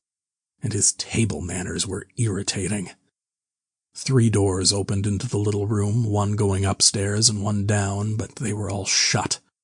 I could not get out of the room while he was there. I could scarcely move because of his alertness, and there was a draft down my back. Twice I strangled a sneeze just in time. The spectacular quality of my sensations was curious and novel, but for all that I was heartily tired and angry long before he had done his eating. But at last he made an end, and putting his beggarly crockery on the black tin tray upon which he had had his teapot, and gathering all the crumbs up on the mustard-stained cloth, he took the whole lot of things after him. His burden prevented his shutting the door behind him, as he would have done. I never saw such a man for shutting doors. And I followed him into a very dirty underground kitchen and scullery. I had the pleasure of seeing him begin to wash up, and then, finding no good in keeping down there, and the brick floor being cold on my feet, I returned upstairs and sat in his chair by the fire. It was burning low, and scarcely thinking, I put on a little coal. The noise of this brought him up at once, and he stood aglare. He peered about the room, and was within an ace of touching me. Even after that examination, he scarcely seemed satisfied. He stopped in the doorway, and took a final inspection before he went down. I waited in the little parlor for an age, and at last he came up and opened the upstairs door. I just managed to get by him. On the staircase he stopped suddenly, so that I very nearly blundered into him. He stood looking back right into my face and listening. "I could have sworn," he said. His long, hairy hand pulled at his lower lip. His eye went up and down the staircase. Then he grunted and went on up again. His hand was on the handle of a door, and then he stopped again with the same puzzled anger on his face. He was becoming aware of the faint sounds of my movements about him. The man must have had diabolically acute hearing. He suddenly flashed into rage. "If there's anyone in this house," he cried with an oath, and left the threat unfinished. He put his hand in his pocket, failed to find what he wanted, and rushing past me went blundering noisily and pugnaciously downstairs. But I did not follow him. I sat on the head of the staircase until his return. Presently he came up again, still muttering. He opened the door of the room, and before I could enter, slammed it in my face. I resolved to explore the house, and spent some time in doing so as noiselessly as possible. The house was very old and tumble-down, damp so that the paper in the attics was peeling from the walls, and rat-infested. Some of the door handles were stiff, and I was afraid to turn them. Several rooms I did inspect were unfurnished, and others were littered with theatrical lumber bought second-hand, I judged from its appearance. In one room next to his I found a lot of old clothes. I began routing among these, and in my eagerness forgot again the evident sharpness of his ears. I heard a stealthy footstep, and looking up just in time saw him peering in at the tumbled heap and holding an old-fashioned revolver in his hand. I stood perfectly still while he stared about open-mouthed and suspicious. "It must have been her," he said slowly. "Damn her." He shut the door quietly, and immediately I heard the key turn in the lock. Then his footsteps retreated. I realized abruptly that I was locked in. For a minute I did not know what to do. I walked from door to window and back and stood perplexed. A gust of anger came upon me, but I decided to inspect the clothes before I did anything further, and my first attempt brought down a pile from an upper shelf. This brought him back, more sinister than ever. That time he actually touched me, jumped back with amazement, and stood astonished in the middle of the room. Presently he calmed a little. "Rats," he said in an undertone, fingers on lips. He was evidently a little scared. I edged quietly out of the room, but a plank creaked. Then the infernal little brute started going all over the house, revolver in hand, and locking door after door and pocketing the keys. When I realized what he was up to, I had a fit of rage. I could hardly control myself sufficiently to watch my opportunity. By this time I knew he was alone in the house, and so I made no more ado, but knocked him on the head. "Knocked him on the head?" exclaimed Kemp. "Yes, stunned him, and as he was going downstairs, hit him from behind with a stool that stood on the landing. He went downstairs like a bag of old boots." "But, I say, the common conventions of humanity are all very well for common people. But the point was, Kemp, that I had to get out of that house in a disguise without his seeing me. I couldn't think of any other way of doing it. And then I gagged him with a Louis XIV's vest and tied him up in a sheet." "Tied him up in a sheet?" "Made a sort of bag of it. It was a rather good idea to keep the idiot scared and quiet, and a devilish hard thing to get out of, head away from the string. My dear Kemp, it's no good your sitting glaring as though I was a murderer. It had to be done. He had his revolver. If once he saw me, he would be able to describe me." "But still," said Kemp, "in England, today, and the man was in his own house, and you were, well, robbing." "Robbing? Confound it, you'll call me a thief next. Surely, Kemp, you're not fool enough to dance on the old strings. Can't you see my position?" "And his too," said Kemp. The invisible man stood up sharply. "What do you mean to say?" Kemp's face grew a trifle hard. He was about to speak and checked himself. "I suppose, after all," he said with a sudden change of manner, "the thing had to be done. You were in a fix, but still." "Of course I was in a fix, an infernal fix, and he made me wild too, hunting me about the house, fooling about with his revolver, locking and unlocking doors. He was simply exasperating. You don't blame me, do you? You don't blame me?" "I never blame anyone," said Kemp. "It's quite out of fashion. What did you do next?" "I was hungry. Downstairs I found a loaf and some rank cheese, more than sufficient to satisfy my hunger. I took some brandy and water, and then went up past my impromptu bag — he was lying quite still — to the room containing the old clothes. This looked out upon the street, 2 lace curtains brown with dirt guarding the window. I went and peered out through their interstices. Outside, the day was bright, by contrast with the brown shadows of the dismal house in which I found myself, dazzlingly bright. A brisk traffic was going by, fruit carts, a hansom, a 4-wheeler with a pile of boxes, a fishmonger's cart. I turned with spots of color swimming before my eyes to the shadowy fixtures behind me. My excitement was giving place to a clear apprehension of my position again. The room was full of a faint scent of benzoline, used, I suppose, in cleaning the garments. I began a systematic search of the place.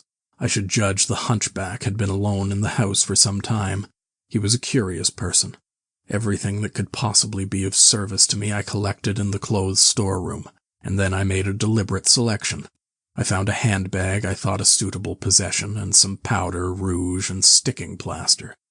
I had thought of painting and powdering my face and all that there was to show of me in order to render myself visible, but the disadvantage of this lay in the fact that I should require turpentine and other appliances and a considerable amount of time before I could vanish again.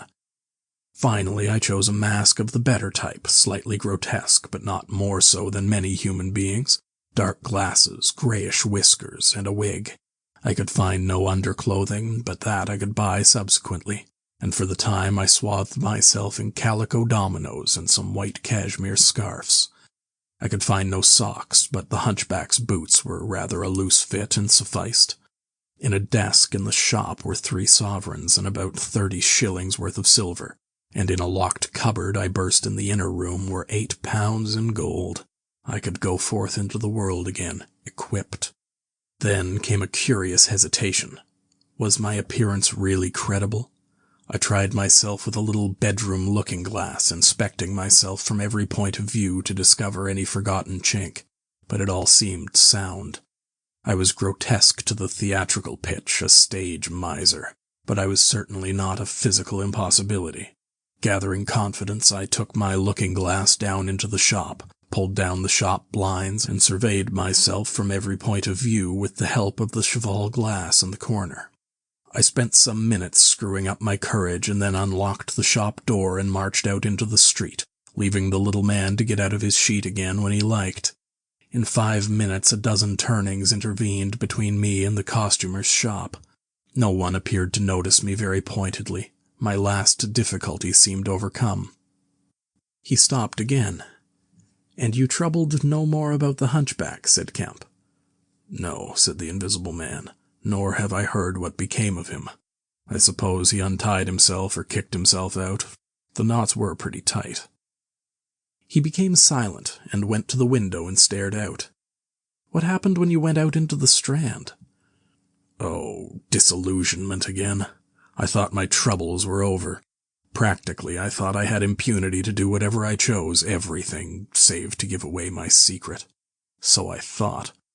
Whatever I did, whatever the consequences might be, was nothing to me.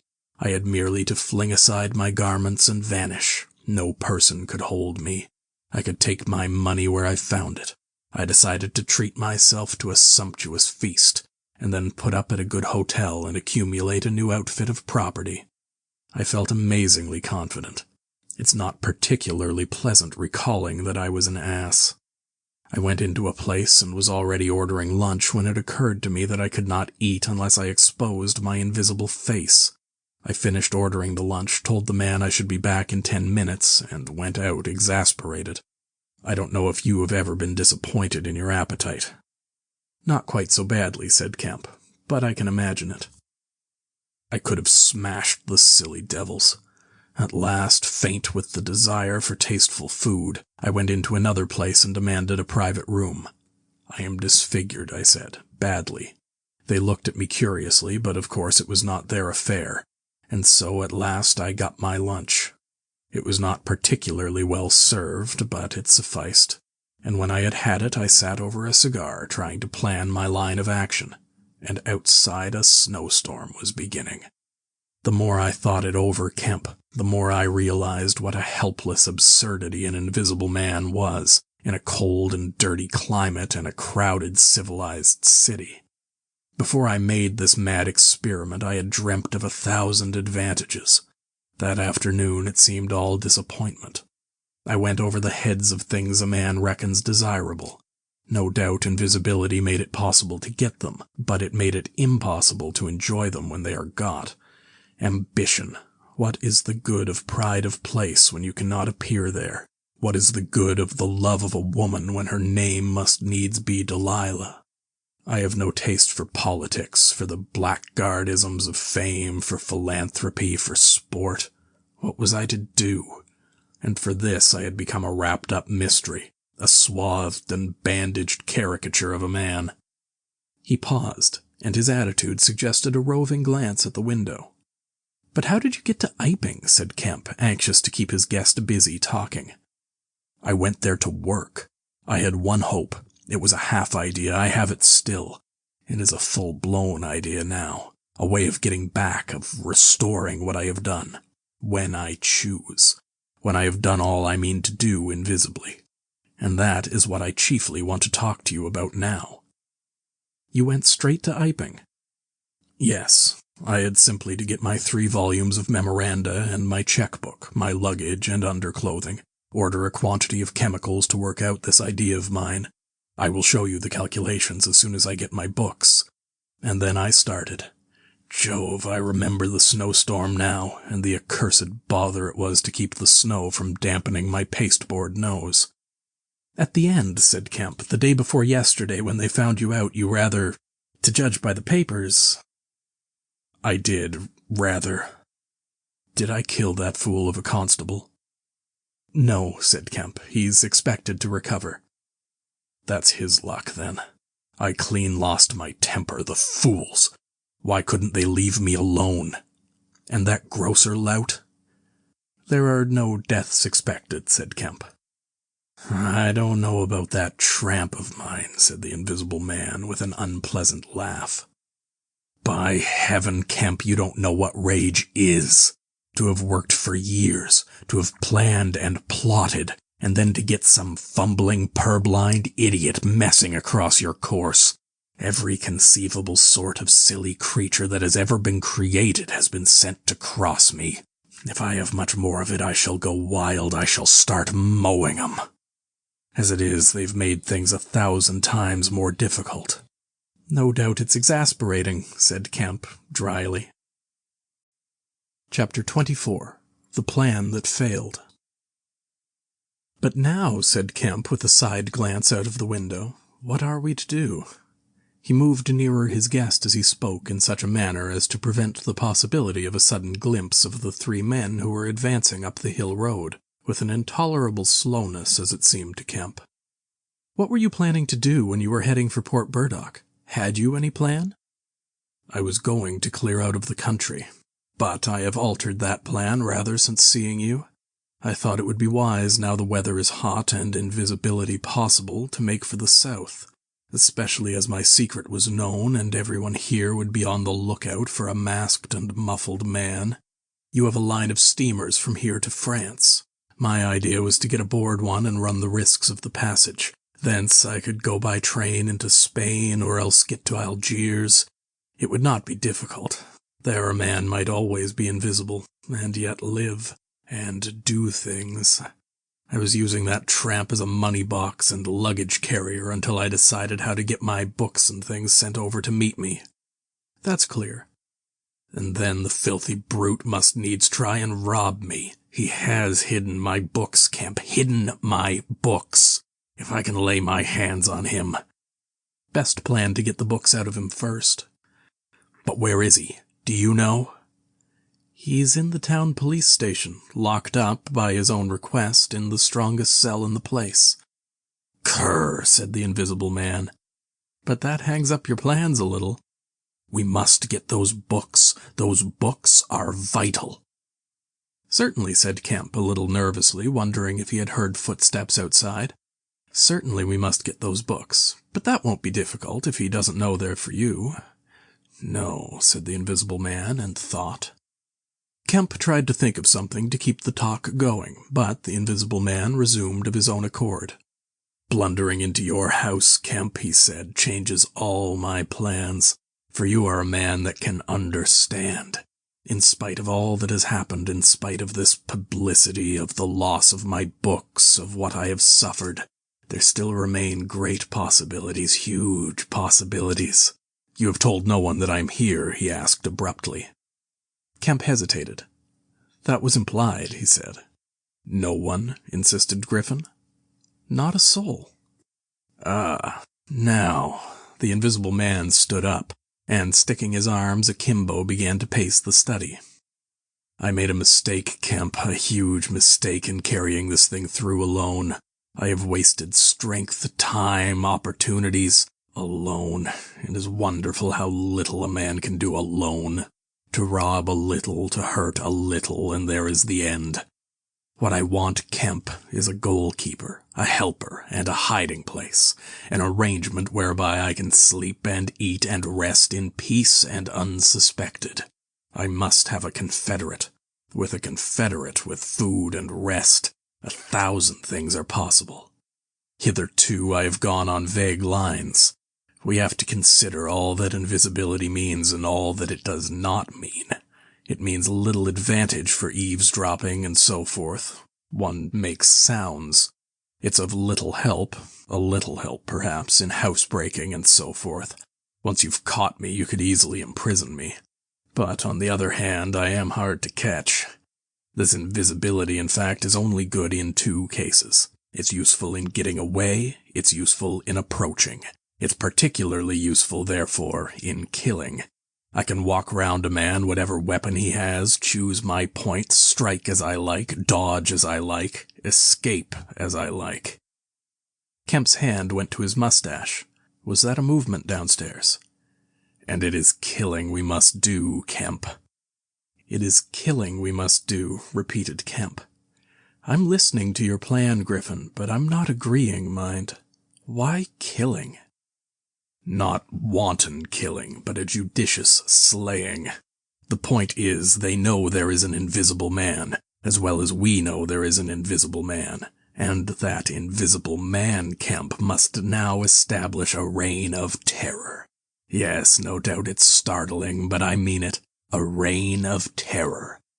He must take some town like your Burdock and terrify and dominate it. He must issue his orders. He can do that in 1,000 ways. Scraps of paper thrust under doors would suffice. And all who disobey his orders he must kill, and kill all who would defend them. Humph, said Kemp, no longer listening to Griffin, but to the sound of his front door opening and closing. It seems to me, Griffin, he said, to cover his wandering attention, that your confederate would be in a difficult position. No one would know he was a confederate, said the Invisible Man eagerly, and then suddenly, hush, what's that downstairs? Nothing, said Kemp, and suddenly began to speak loud and fast. I don't agree to this, Griffin, he said. Understand me, I don't agree to this. Why dream of playing a game against the race? How can you hope to gain happiness? Don't be a lone wolf. Publish your results. Take the world, take the nation at least, into your confidence. Think what you might do with 1,000,000 helpers. The Invisible Man interrupted, arm extended. There are footsteps coming upstairs, he said in a low voice. Nonsense, said Kemp. Let me see, said the Invisible Man, and advanced, arm extended, to the door. And then things happened very swiftly. Kemp hesitated for a second and then moved to intercept him. The Invisible Man started and stood still. Traitor, cried the voice, and suddenly the dressing-gown opened, and sitting down the unseen began to disrobe. Kemp made 3 swift steps to the door, and forthwith the Invisible Man, his legs had vanished, sprang to his feet with a shout. Kemp flung the door open. As it opened, there came a sound of hurrying feet downstairs and voices. With a quick movement, Kemp thrust the Invisible Man back, sprang aside, and slammed the door. The key was outside and ready. In another moment, Griffin would have been alone in the Belvedere's study, a prisoner, save for one little thing. The key had been slipped in hastily that morning. As Kemp slammed the door, it fell noisily upon the carpet. Kemp's face became white. He tried to grip the door handle with both hands. For a moment he stood lugging. Then the door gave 6 inches, but he got it closed again.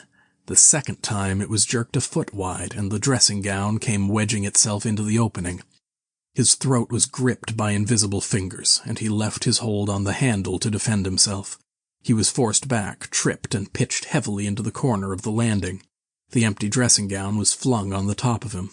Halfway up the staircase was Colonel Adee, the recipient of Kemp's letter, the chief of the Burdock police. He was staring aghast at the sudden appearance of Kemp, followed by the extraordinary sight of clothing tossing empty in the air. He saw Kemp felled and struggling to his feet. He saw him rush forward and go down again, felled like an ox. Then, suddenly, he was struck violently by nothing. A vast weight, it seemed, leapt upon him, and he was hurled headlong down the staircase with a grip on his throat and a knee in his groin. An invisible foot trod on his back, a ghostly patter passed downstairs, and he heard the 2 police officers in the hall shout and run, and the front door of the house slammed violently. He rolled over and sat up, staring. He saw, staggering down the staircase, Kemp, dusty and disheveled, one side of his face white from a blow, his lip bleeding, and a pink dressing gown and some underclothing held in his arms. "My God," cried Kemp, "the game's up, he's gone." Chapter 25. The Hunting of the Invisible Man. For a space, Kemp was too inarticulate to make Adee understand the swift things that had just happened. They stood on the landing, Kemp speaking swiftly, the grotesque swathings of Griffin still on his arm. But presently Adee began to grasp something of the situation. "He is mad," said Kemp, "inhuman. He is pure selfishness. He thinks of nothing but his own advantage, his own safety. I have listened to such a story this morning of brutal self-seeking. He has wounded men. He will kill them unless we can prevent him. He will create a panic. Nothing can stop him. He is going out now furious." "He must be caught," said Adee. "That is certain." "But how?" cried Kemp, and suddenly became full of ideas. "You must begin at once. You must set every available man to work. You must prevent his leaving this district. Once he gets away, he may go through the countryside as he wills, killing and maiming. He dreams of a reign of terror. A reign of terror, I tell you. You must set a watch on trains and roads and shipping. The garrison must help. You must wire for help. The only thing that may keep him here is the thought of recovering some books of notes he counts of value. I will tell you of that. There is a man in your police station, Marvel." "I know," said Adee, "I know. Those books, yes, but the tramp says he hasn't them. But he thinks the tramp has. And you must prevent him from eating or sleeping. Day and night the country must be astir for him. Food must be locked up and secured, all food, so that he will have to break his way to it. The houses everywhere must be barred against him.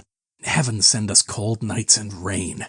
The whole countryside must begin hunting and keep hunting. I tell you, Adee, he is a danger, a disaster. Unless he is pinned and secured, it is frightful to think of the things that may happen." "What else can we do?" said Adee. "I must go down at once," and began organizing. "But why not come? Yes, you come too. Come, and we must hold a sort of council of war, get Hops to help, and the railway managers.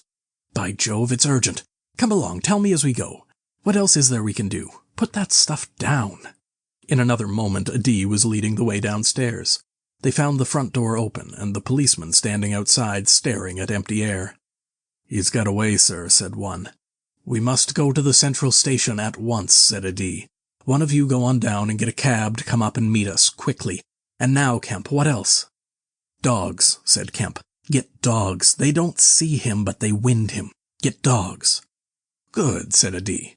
"It's not generally known, but the prison officials over at Halstead know a man with bloodhounds. Dogs. What else?" "Bear in mind," said Kemp, "his food shows.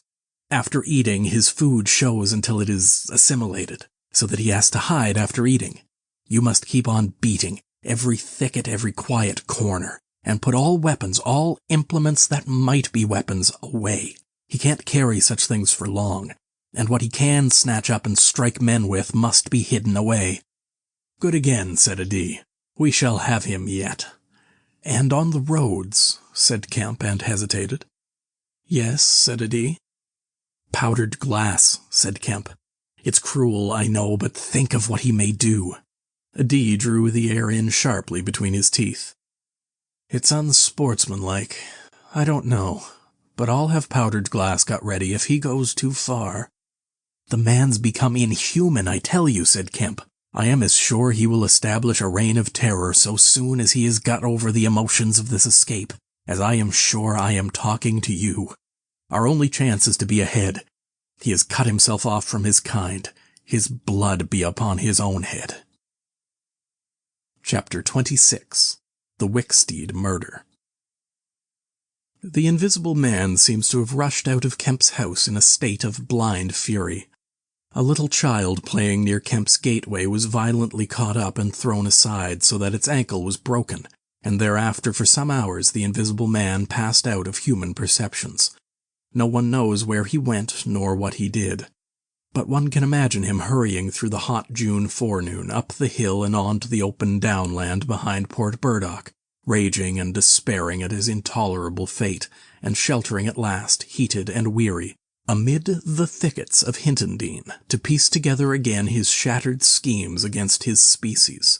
That seems the most probable refuge for him, for there it was he reasserted himself in a grimly tragical manner about 2 in the afternoon.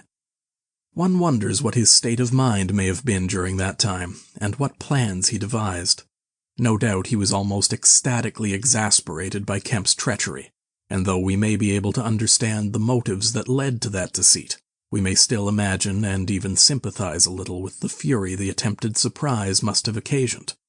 Perhaps something of the stunned astonishment of his Oxford Street experiences may have returned to him, for he had evidently counted on Kemp's cooperation in his brutal dream of a terrorized world. At any rate, he vanished from human ken about midday, and no living witness can tell what he did until about 2:30. It was a fortunate thing, perhaps, for humanity, but for him it was a fatal inaction. During that time, a growing multitude of men scattered over the countryside were busy.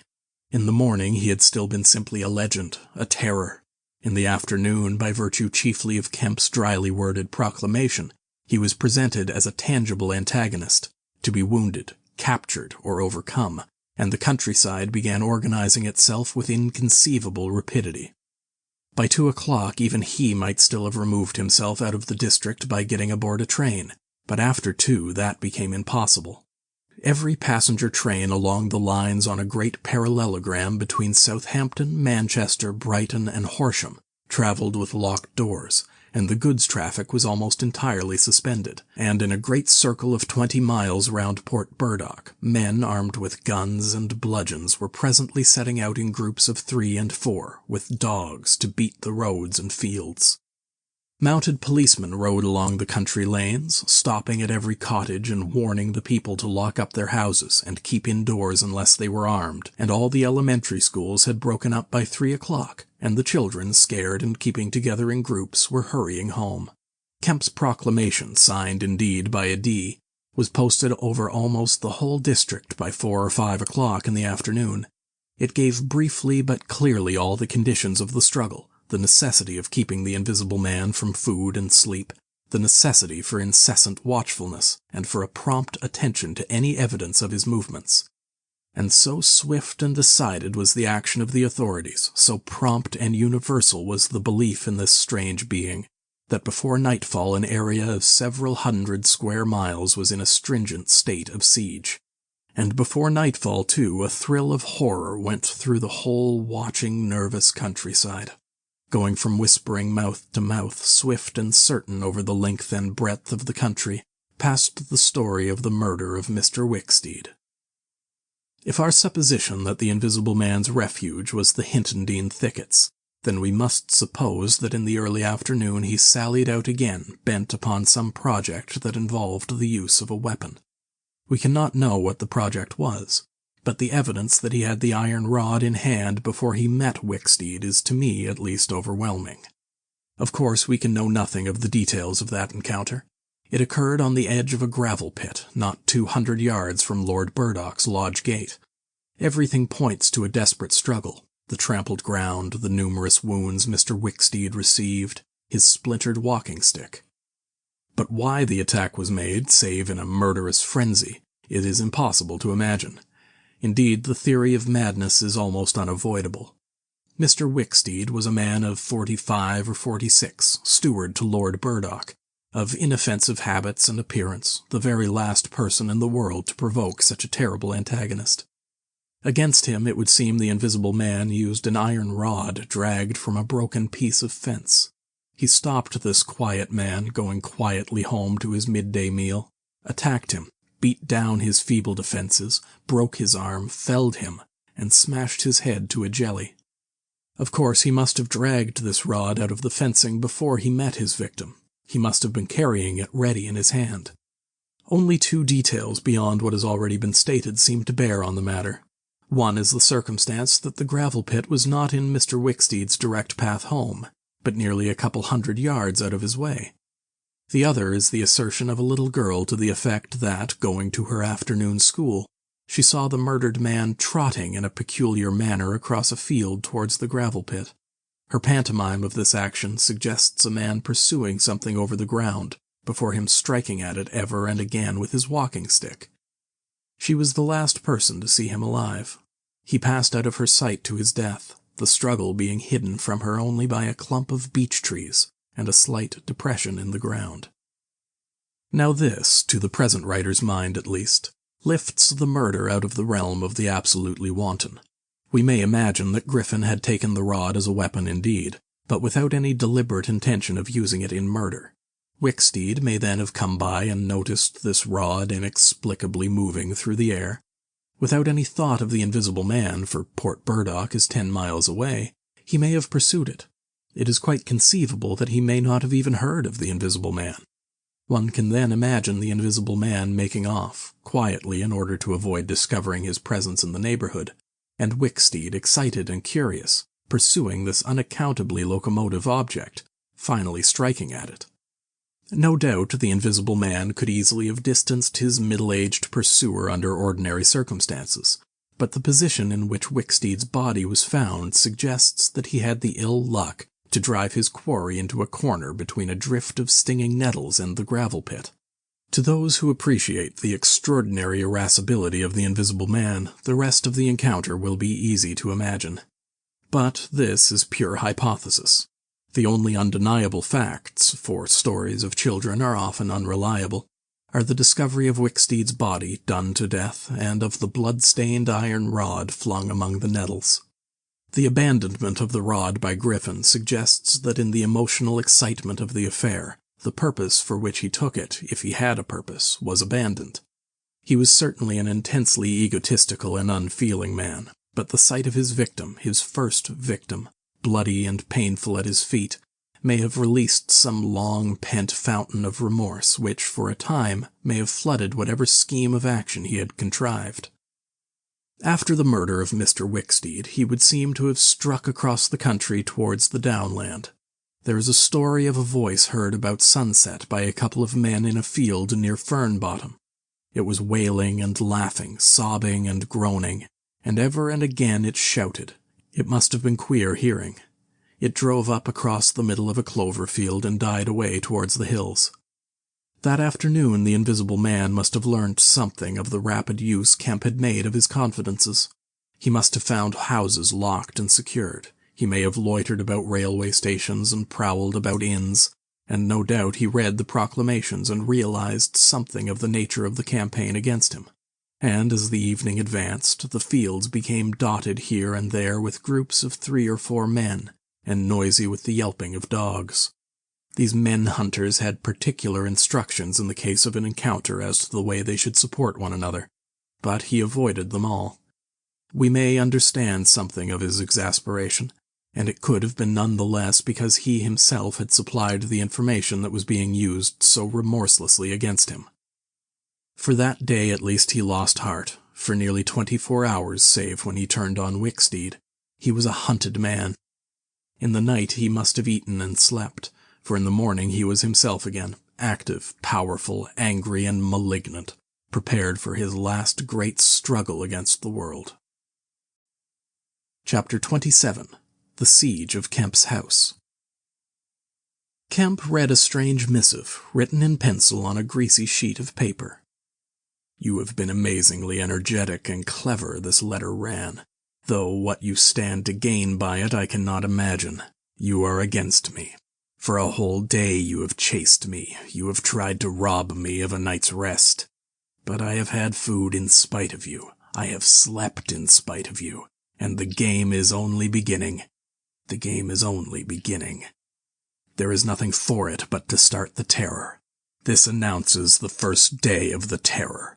Port Burdock is no longer under the Queen. Tell your colonel of police and the rest of them. It is under me, the Terror.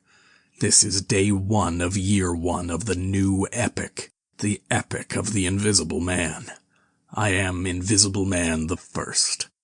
To begin with, the rule will be easy. The first day there will be one execution for the sake of example. A man named Kemp. Death starts for him today. He may lock himself away, hide himself away, get guards about him, put on armor if he likes. Death, the unseen death, is coming. Let him take precautions. It will impress my people. Death starts from the pillar box by midday. The letter will fall in as the postman comes along, then off. The game begins. Death starts. Help him not, my people, lest death fall upon you also. Today Kemp is to die. Kemp read this letter twice. It's no hoax, he said. That's his voice, and he means it. He turned the folded sheet over, and saw on the addressed side of it the postmark Hintondean, and the prosaic detail, 2 pence to pay. He got up slowly, leaving his lunch unfinished. The letter had come by the 1 o'clock post, and went into his study. He rang for his housekeeper and told her to go around the house at once, examine all the fastenings of the windows, and close all the shutters. He closed the shutters of his study himself. From a locked drawer in his bedroom he took a little revolver, examined it carefully, and put it into the pocket of his lounge jacket. He wrote a number of brief notes, one to Colonel Adee, gave them to his servant to take with explicit instructions as to her way of leaving the house. There is no danger, he said, and added a mental reservation, to you. He remained meditative for a space after doing this, and then returned to his cooling lunch. He ate with gaps of thought. Finally he struck the table sharply. We'll have him, he said, and I am the bait. He will come too far. He went up to the belvedere, carefully shutting every door after him. It's a game, he said, an odd game, but the chances are all for me, Mr. Griffin, in spite of your invisibility. Griffin contra mundum, with a vengeance. He stood at the window staring at the hot hillside. He must get food every day, and I don't envy him. Did he really sleep last night? Out in the open somewhere, secure from collisions? I wish we could get some good cold wet weather instead of the heat. He may be watching me now. He went to close the window. Something rapped smartly against the brickwork over the frame and made him start violently back. I'm getting nervous, said Kemp. But it was 5 minutes before he went to the window again. It must have been a sparrow, he said. Presently he heard the front doorbell ringing and hurried downstairs. He unbolted and unlocked the door, examined the chain, put it up, and opened cautiously without showing himself. A familiar voice hailed him. It was Adee. Your servant's been assaulted, Kemp, he said round the door. What? Exclaimed Kemp. Had that note of yours taken away from her. He's close about here. Let me in. Kemp released the chain, and Adee entered through as narrow an opening as possible. He stood in the hall, looking with infinite relief at Kemp refastening the door. Note was snatched out of her hand, scared her horribly. She's down at the station, hysterics. He's close here. What was it about? Kemp swore. What a fool I was, said Kemp. I might have known. It's not an hour's walk from Hintondean. Already. What's up? Said Adee. Look here, said Kemp, and led the way into his study. He handed Adee the Invisible Man's letter. Adee read it and whistled softly. And you? Said Adee. Proposed a trap, like a fool, said Kemp, and sent my proposal out by a maidservant. To him. Adee followed Kemp's profanity. He'll clear out, said Adee. Not he, said Kemp. A resounding smash of glass came from upstairs. Adi had a silvery glimpse of a little revolver half out of Kemp's pocket. "It's a window upstairs," said Kemp, and led the way up. There came a second smash while they were still on the staircase. When they reached the study, they found 2 of the 3 windows smashed, half the room littered with splintered glass, and one big flint lying on the writing table. The 2 men stopped in the doorway, contemplating the wreckage. Kemp swore again, and as he did so, the 3rd window went with a snap like a pistol, hung starred for a moment, and collapsed in jagged, shivering triangles into the room. "What's this for?" said Adi. "It's a beginning," said Kemp. "There's no way of climbing up here." "Not for a cat," said Kemp. "No shutters?" "Not here. All the downstairs rooms—" "Hullo!" Smash, and then whack of boards hit hard came from downstairs. "Confound him," said Kemp. "That must be— Yes, it's one of the bedrooms. He's going to do all the house. But he's a fool. The shutters are up and the glass will fall outside. He'll cut his feet." Another window proclaimed its destruction. The 2 men stood on the landing, perplexed. "I have it," said Adi. "Let me have a stick or something, and I'll go down to the station and get the bloodhounds put on. That ought to settle him. They're hard by, not 10 minutes. Another window went the way of its fellows. "You haven't a revolver?" asked Adi. Kemp's hand went to his pocket. Then he hesitated. "I haven't one. At least, to spare." "I'll bring it back," said Adi. "You'll be safe here." Kemp, ashamed of his momentary lapse from truthfulness, handed him the weapon. "Now for the door," said Adi. As they stood hesitating in the hall, they heard one of the first-floor bedroom windows crack and clash. Kemp went to the door and began to slip the bolts as silently as possible. His face was a little paler than usual. "You must step straight out," said Kemp. In another moment Adi was on the doorstep and the bolts were dropping back into the staples. He hesitated for a moment, feeling more comfortable with his back against the door. Then he marched upright and square down the steps. He crossed the lawn and approached the gate. A little breeze seemed to ripple over the grass. Something moved near him. "Stop a bit," said a voice, and Adi stopped dead and his hand tightened on the revolver. "Well?" said Adi, white and grim and every nerve tense. "Oblige me by going back to the house," said the voice, as tense and grim as Adi's. "Sorry," said Adi, a little hoarsely, and moistened his lips with his tongue. The voice was on his left front, he thought. Suppose he were to take his luck with a shot. "What are you going for?" said the voice, and there was a quick movement of the 2 and a flash of sunlight from the open lip of Adi's pocket. Adi desisted and thought. "Where I go," he said slowly, "is my own business." The words were still on his lips when an arm came round his neck, his back felt a knee, and he was sprawling backward. He drew clumsily and fired absurdly, and in another moment he was struck in the mouth and the revolver wrested from his grip. He made a vain clutch at a slippery limb, tried to struggle up, and fell back. "Damn," said Adi. The voice laughed. "I'd kill you now if it wasn't the waste of a bullet," it said. He saw the revolver in midair, 6 feet off, covering him. "Well?" said Adi, sitting up. "Get up," said the voice. Adi stood up. "Attention," said the voice, and then fiercely, "Don't try any games. Remember, I can see your face if you can't see mine. You've got to go back to the house." "He won't let me in," said Adi. "That's a pity," said the invisible man. "I've got no quarrel with you." Adi moistened his lips again. He glanced away from the barrel of the revolver and saw the sea far off, very blue and dark under the midday sun, the smooth green down, the white cliff of the head, and the multitudinous town, and suddenly he knew that life was very sweet. His eyes came back to this little metal thing hanging between heaven and earth 6 yards away. "What am I to do?" he said sullenly. "What am I to do?" asked the invisible man. "You will get help. The only thing for you is to go back." "I will try. If he lets me in, will you promise not to rush the door?" "I've got no quarrel with you," said the voice. Kemp had hurried upstairs after letting Adi out. and now, crouching among the broken glass and peering cautiously over the edge of the study windowsill, he saw Adee stand parleying with the unseen. "Why doesn't he fire?" whispered Kemp to himself. Then the revolver moved a little, and the glint of sunlight flashed in Kemp's eyes. He shaded his eyes and tried to see the source of the blinding beam.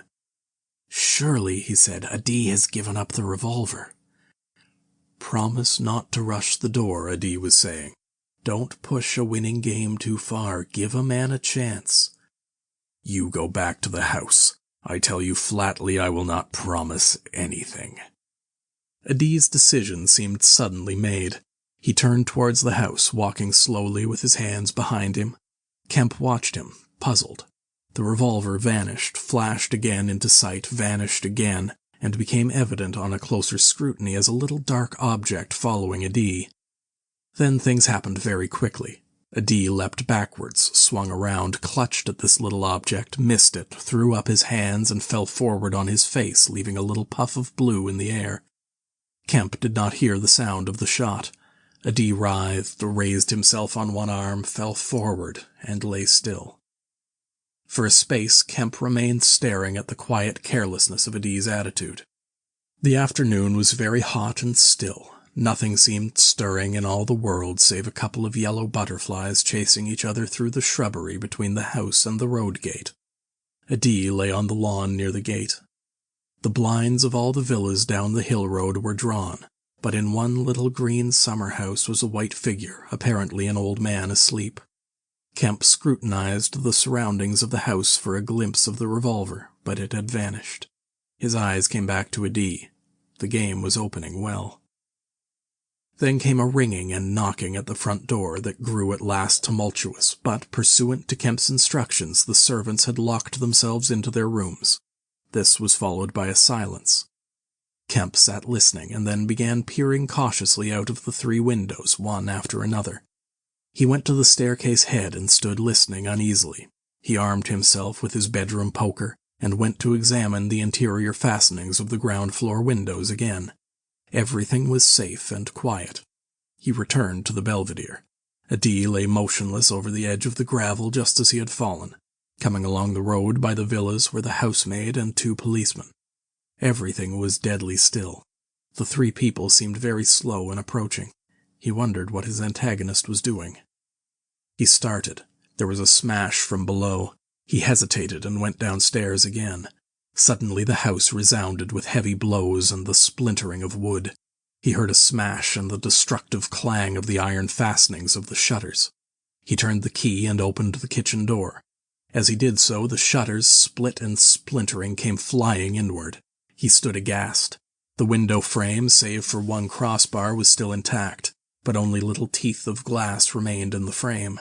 The shutters had been driven in with an axe, and now the axe was descending in sweeping blows upon the window frame and the iron bars defending it. Then suddenly it leapt aside and vanished. He saw the revolver lying on the path outside, and the little weapon sprang into the air. He dodged back. The revolver cracked just too late, and a splinter from the edge of the closing door flashed over his head. He slammed and locked the door, and as he stood outside he heard Griffin shouting and laughing. Then the blows of the axe with its splitting and smashing consequences were resumed. Kemp stood in the passage trying to think. In a moment the invisible man would be in the kitchen. This door would not keep him a moment, and then... A ringing came at the front door again. It would be the policeman. He ran into the hall, put up the chain, and drew the bolts. He made the girl speak before he dropped the chain, and the 3 people blundered into the house in a heap, and Kemp slammed the door again. "The invisible man," said Kemp. "He has a revolver with 2 shots left. He's killed Adee. Shot him anyhow. Didn't you see him on the lawn? He's lying there." "Who?" said one of the policemen. "Adee," said Kemp. "We came in the back way," said the girl. "What's that smashing?" asked one of the policemen. "He's in the kitchen, or will be. He has found an axe." Suddenly the house was full of the invisible man's resounding blows on the kitchen door. The girl stared towards the kitchen, shuddered, and retreated into the dining room. Kemp tried to explain in broken sentences. They heard the kitchen door give. "This way," said Kemp, starting into activity, and bundled the policeman into the dining room doorway. "Poker," said Kemp, and rushed to the fender. He handed the poker he had carried to the policeman and the dining room one to the other. He suddenly flung himself backwards. "Whoop," said one policeman, ducked and caught the axe on his poker. The pistol snapped its penultimate shot and ripped a valuable Sidney Cooper. The second policeman brought his poker down on the little weapon, as one might knock down a wasp, and sent it rattling to the floor. At the first clash, the girl screamed, stood screaming for a moment by the fireplace, and then ran to open the shutters, possibly with an idea of escaping by the shattered window. The axe receded into the passage and fell to a position about 2 feet from the ground. They could hear the invisible man breathing. "Stand away, you two," he said. "I want that man Kemp." "We want you," said the first policeman, making a quick step forward and wiping with his poker at the voice. The invisible man must have started back, and he blundered into the umbrella stand. Then, as the policeman staggered with the swing of the blow he had aimed, the invisible man countered with the axe. The helmet crumpled like paper, and the blow sent the man spinning to the floor at the head of the kitchen stairs. But the second policeman, aiming behind the axe with his poker, hit something soft that snapped. There was a sharp exclamation of pain, and then the axe fell to the ground. The policeman wiped again at vacancy and hit nothing. He put his foot on the axe and struck again. Then he stood, poker clubbed, listening intent for the slightest movement. He heard the dining room window open, and a quick rush of feet within. His companion rolled over and sat up, with the blood running down between his eye and ear. "Where is he?" asked the man on the floor. "Don't know. I've hit him. He's standing somewhere in the hall, unless he slipped past you. Dr. Kemp. Sir." Pause. "Dr. Kemp!" cried the policeman again. The second policeman began struggling to his feet. He stood up. Suddenly, the faint pad of bare feet on the kitchen stairs could be heard. "Yap!" cried the first policeman, and incontinently flung his poker. It smashed a little gas bracket. He made as if he would pursue the invisible man downstairs. Then he thought better of it and stepped into the dining room. "Dr. Kemp," he began, and stopped short. "Dr. Kemp's a hero," he said as his companion looked over his shoulder. The dining room window was wide open, and neither housemaid nor Kemp was to be seen. The second policeman's opinion of Kemp was terse and vivid. Chapter 28. The Hunter Hunted. Mr. Heelis, Mr. Kemp's nearest neighbor among the villa holders, was asleep in his summer house when the siege of Kemp's house began. Mr. Heelis was one of the sturdy minority who refused to believe in all this nonsense about an invisible man. His wife, however, as he was subsequently to be reminded, did. He insisted upon walking about his garden just as if nothing was the matter, and he went to sleep in the afternoon in accordance with the custom of years. He slept through the smashing of windows, and then woke up suddenly with a curious persuasion of something wrong. He looked across at Kemp's house, rubbed his eyes, and looked again. Then he put his feet to the ground and sat listening. He said he was damned, but still the strange thing was visible. The house looked as though it had been deserted for weeks after a violent riot. Every window was broken, and every window, save those of the Belvedere study, was blinded by the internal shutters. "I could have sworn it was all right," he looked at his watch, 20 minutes ago. He became aware of a measured concussion and the clash of glass far away in the distance. And then, as he sat open-mouthed, came a still more wonderful thing. The shutters of the drawing-room window were flung open violently, and the housemaid in her outdoor hat and garments appeared struggling in a frantic manner to throw up the sash. Suddenly a man appeared beside her, helping her, Dr. Kemp. In another moment the window was open, and the housemaid was struggling out. She pitched forward and vanished among the shrubs. Mr. Heelis stood up, exclaiming vaguely and vehemently at all these wonderful things. He saw Kemp stand on the sill, spring from the window, and reappear almost instantaneously running along a path in the shrubbery and stooping as he ran, like a man who evades observation. He vanished behind a laburnum, and appeared again clambering over a fence that abutted on the open down.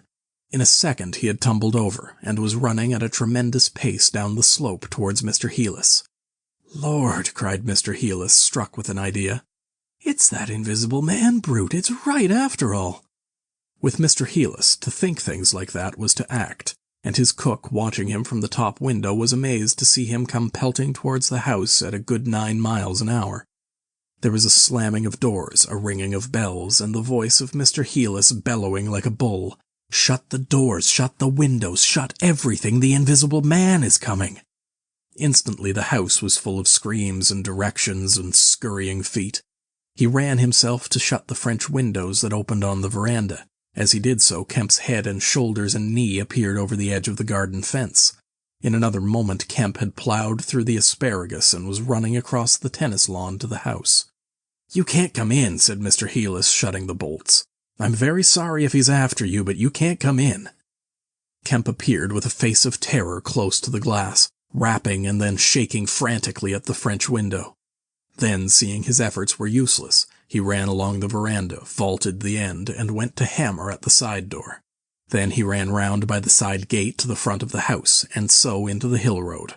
And Mr. Heelis, staring from his window, a face of horror, had scarcely witnessed Kemp vanish ere the asparagus was being trampled this way and that by feet unseen.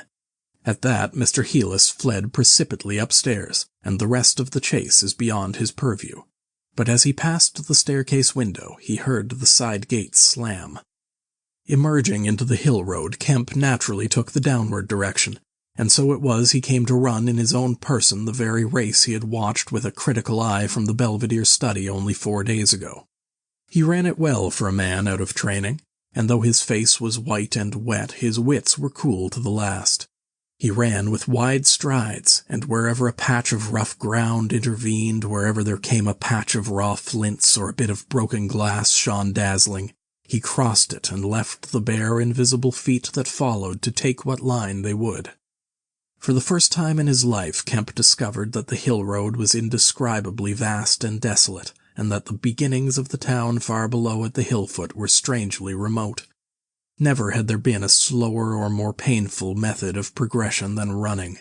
All the gaunt villas sleeping in the afternoon sun looked locked and barred. No doubt they were locked and barred by his own orders, but at any rate they might have kept a lookout for an eventuality like this. The town was rising up now, the sea had dropped out of sight behind it, and people down below were stirring. A tram was just arriving at the hill foot. Beyond that was the police station. Was that footsteps he heard behind him? Spurt. The people below were staring at him, 1 or 2 were running, and his breath was beginning to saw in his throat. The tram was quite near now, and the Jolly Cricketers was noisily barring its doors. Beyond the tram were posts and heaps of gravel, the drainage works. He had a transitory idea of jumping into the tram and slamming the doors, and then he resolved to go for the police station. In another moment he had passed the door of the Jolly Cricketers, and was in the blistering fag end of the street with human beings about him. The tram driver and his helper, arrested by the sight of his furious haste, stood staring with the tram horses unhitched. Further on, the astonished features of navvies appeared above the mounds of gravel. His pace broke a little, and then he heard the swift pad of his pursuer and leapt forward again.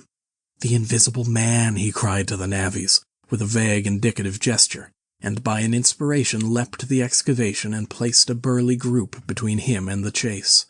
Then, abandoning the idea of the police station, he turned into a little side street, rushed by a greengrocer's cart, hesitated for the 10th of a second at the door of a sweetstuff shop, and then made for the mouth of an alley that ran back into the main hill street again.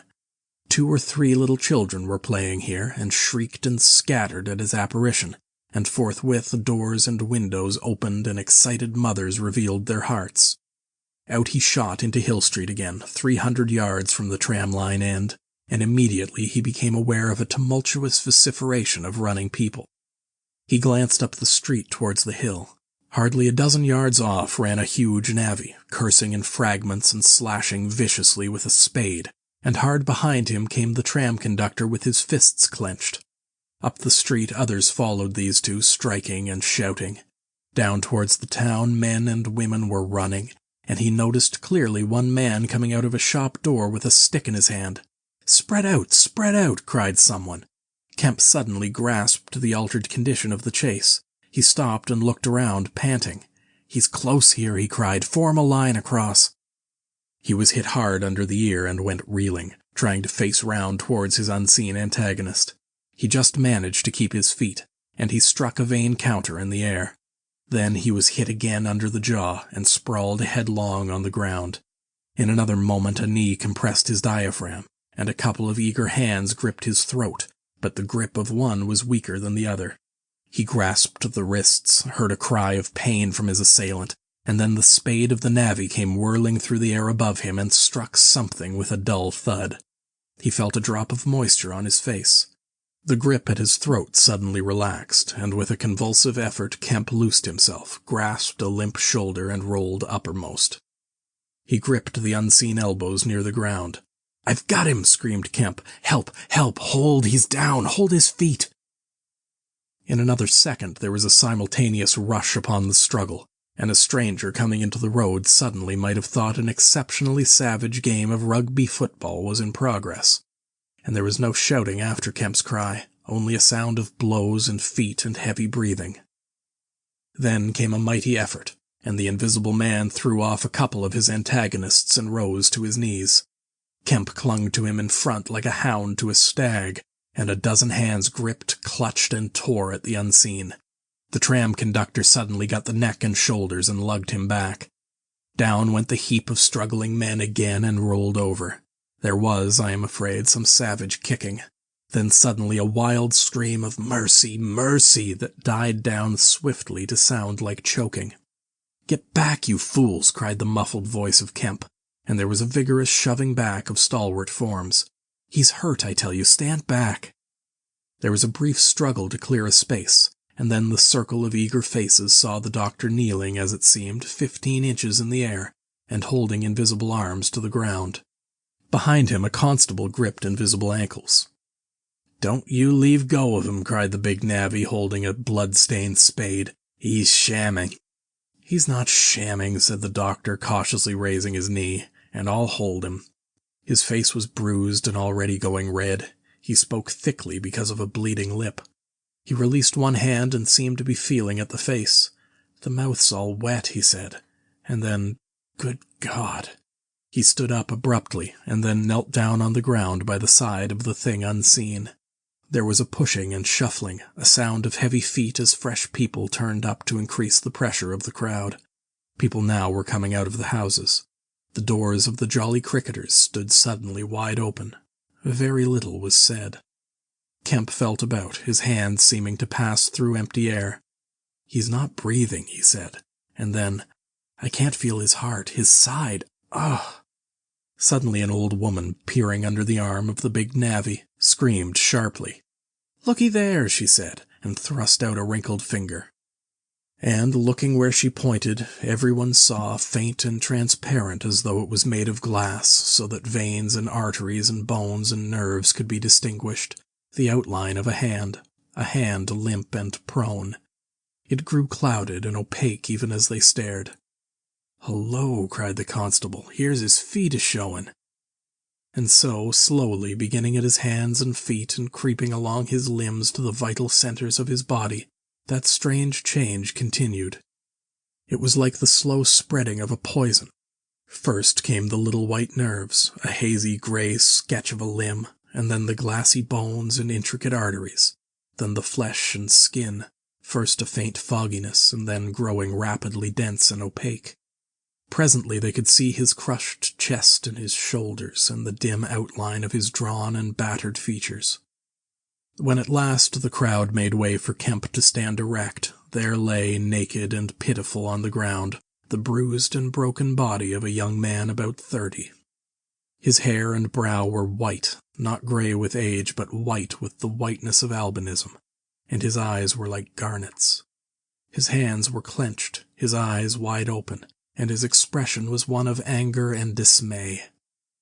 "Cover his face," said a man. "For God's sake, cover that face." And 3 little children, pushing forward through the crowd, were suddenly twisted round and sent packing off again.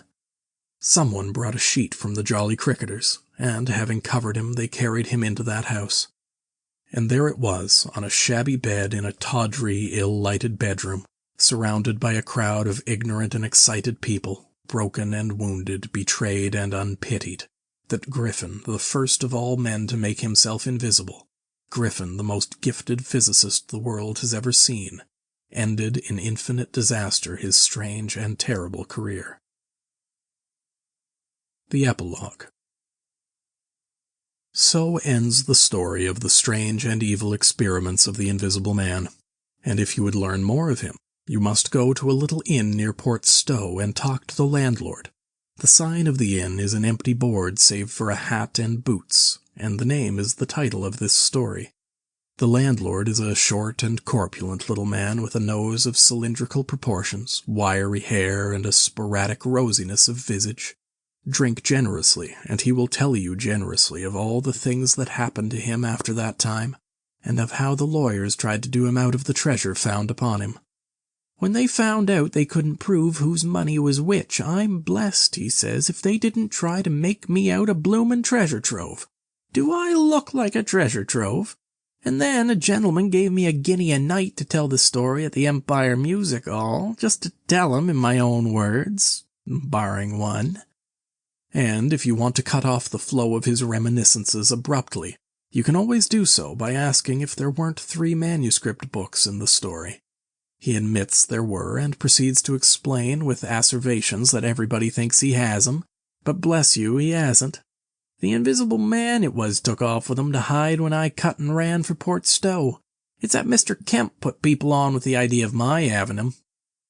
And then he subsides into a pensive state, watches you furtively, bustles nervously with glasses, and pretends to leave the bar. He is a bachelor man. His tastes were ever bachelor, and there are no women folk in the house. Outwardly he buttons, it is expected of him, but in his more vital privacies, in the matter of braces, for example, he still turns to string. He conducts his house without enterprise, but with eminent decorum.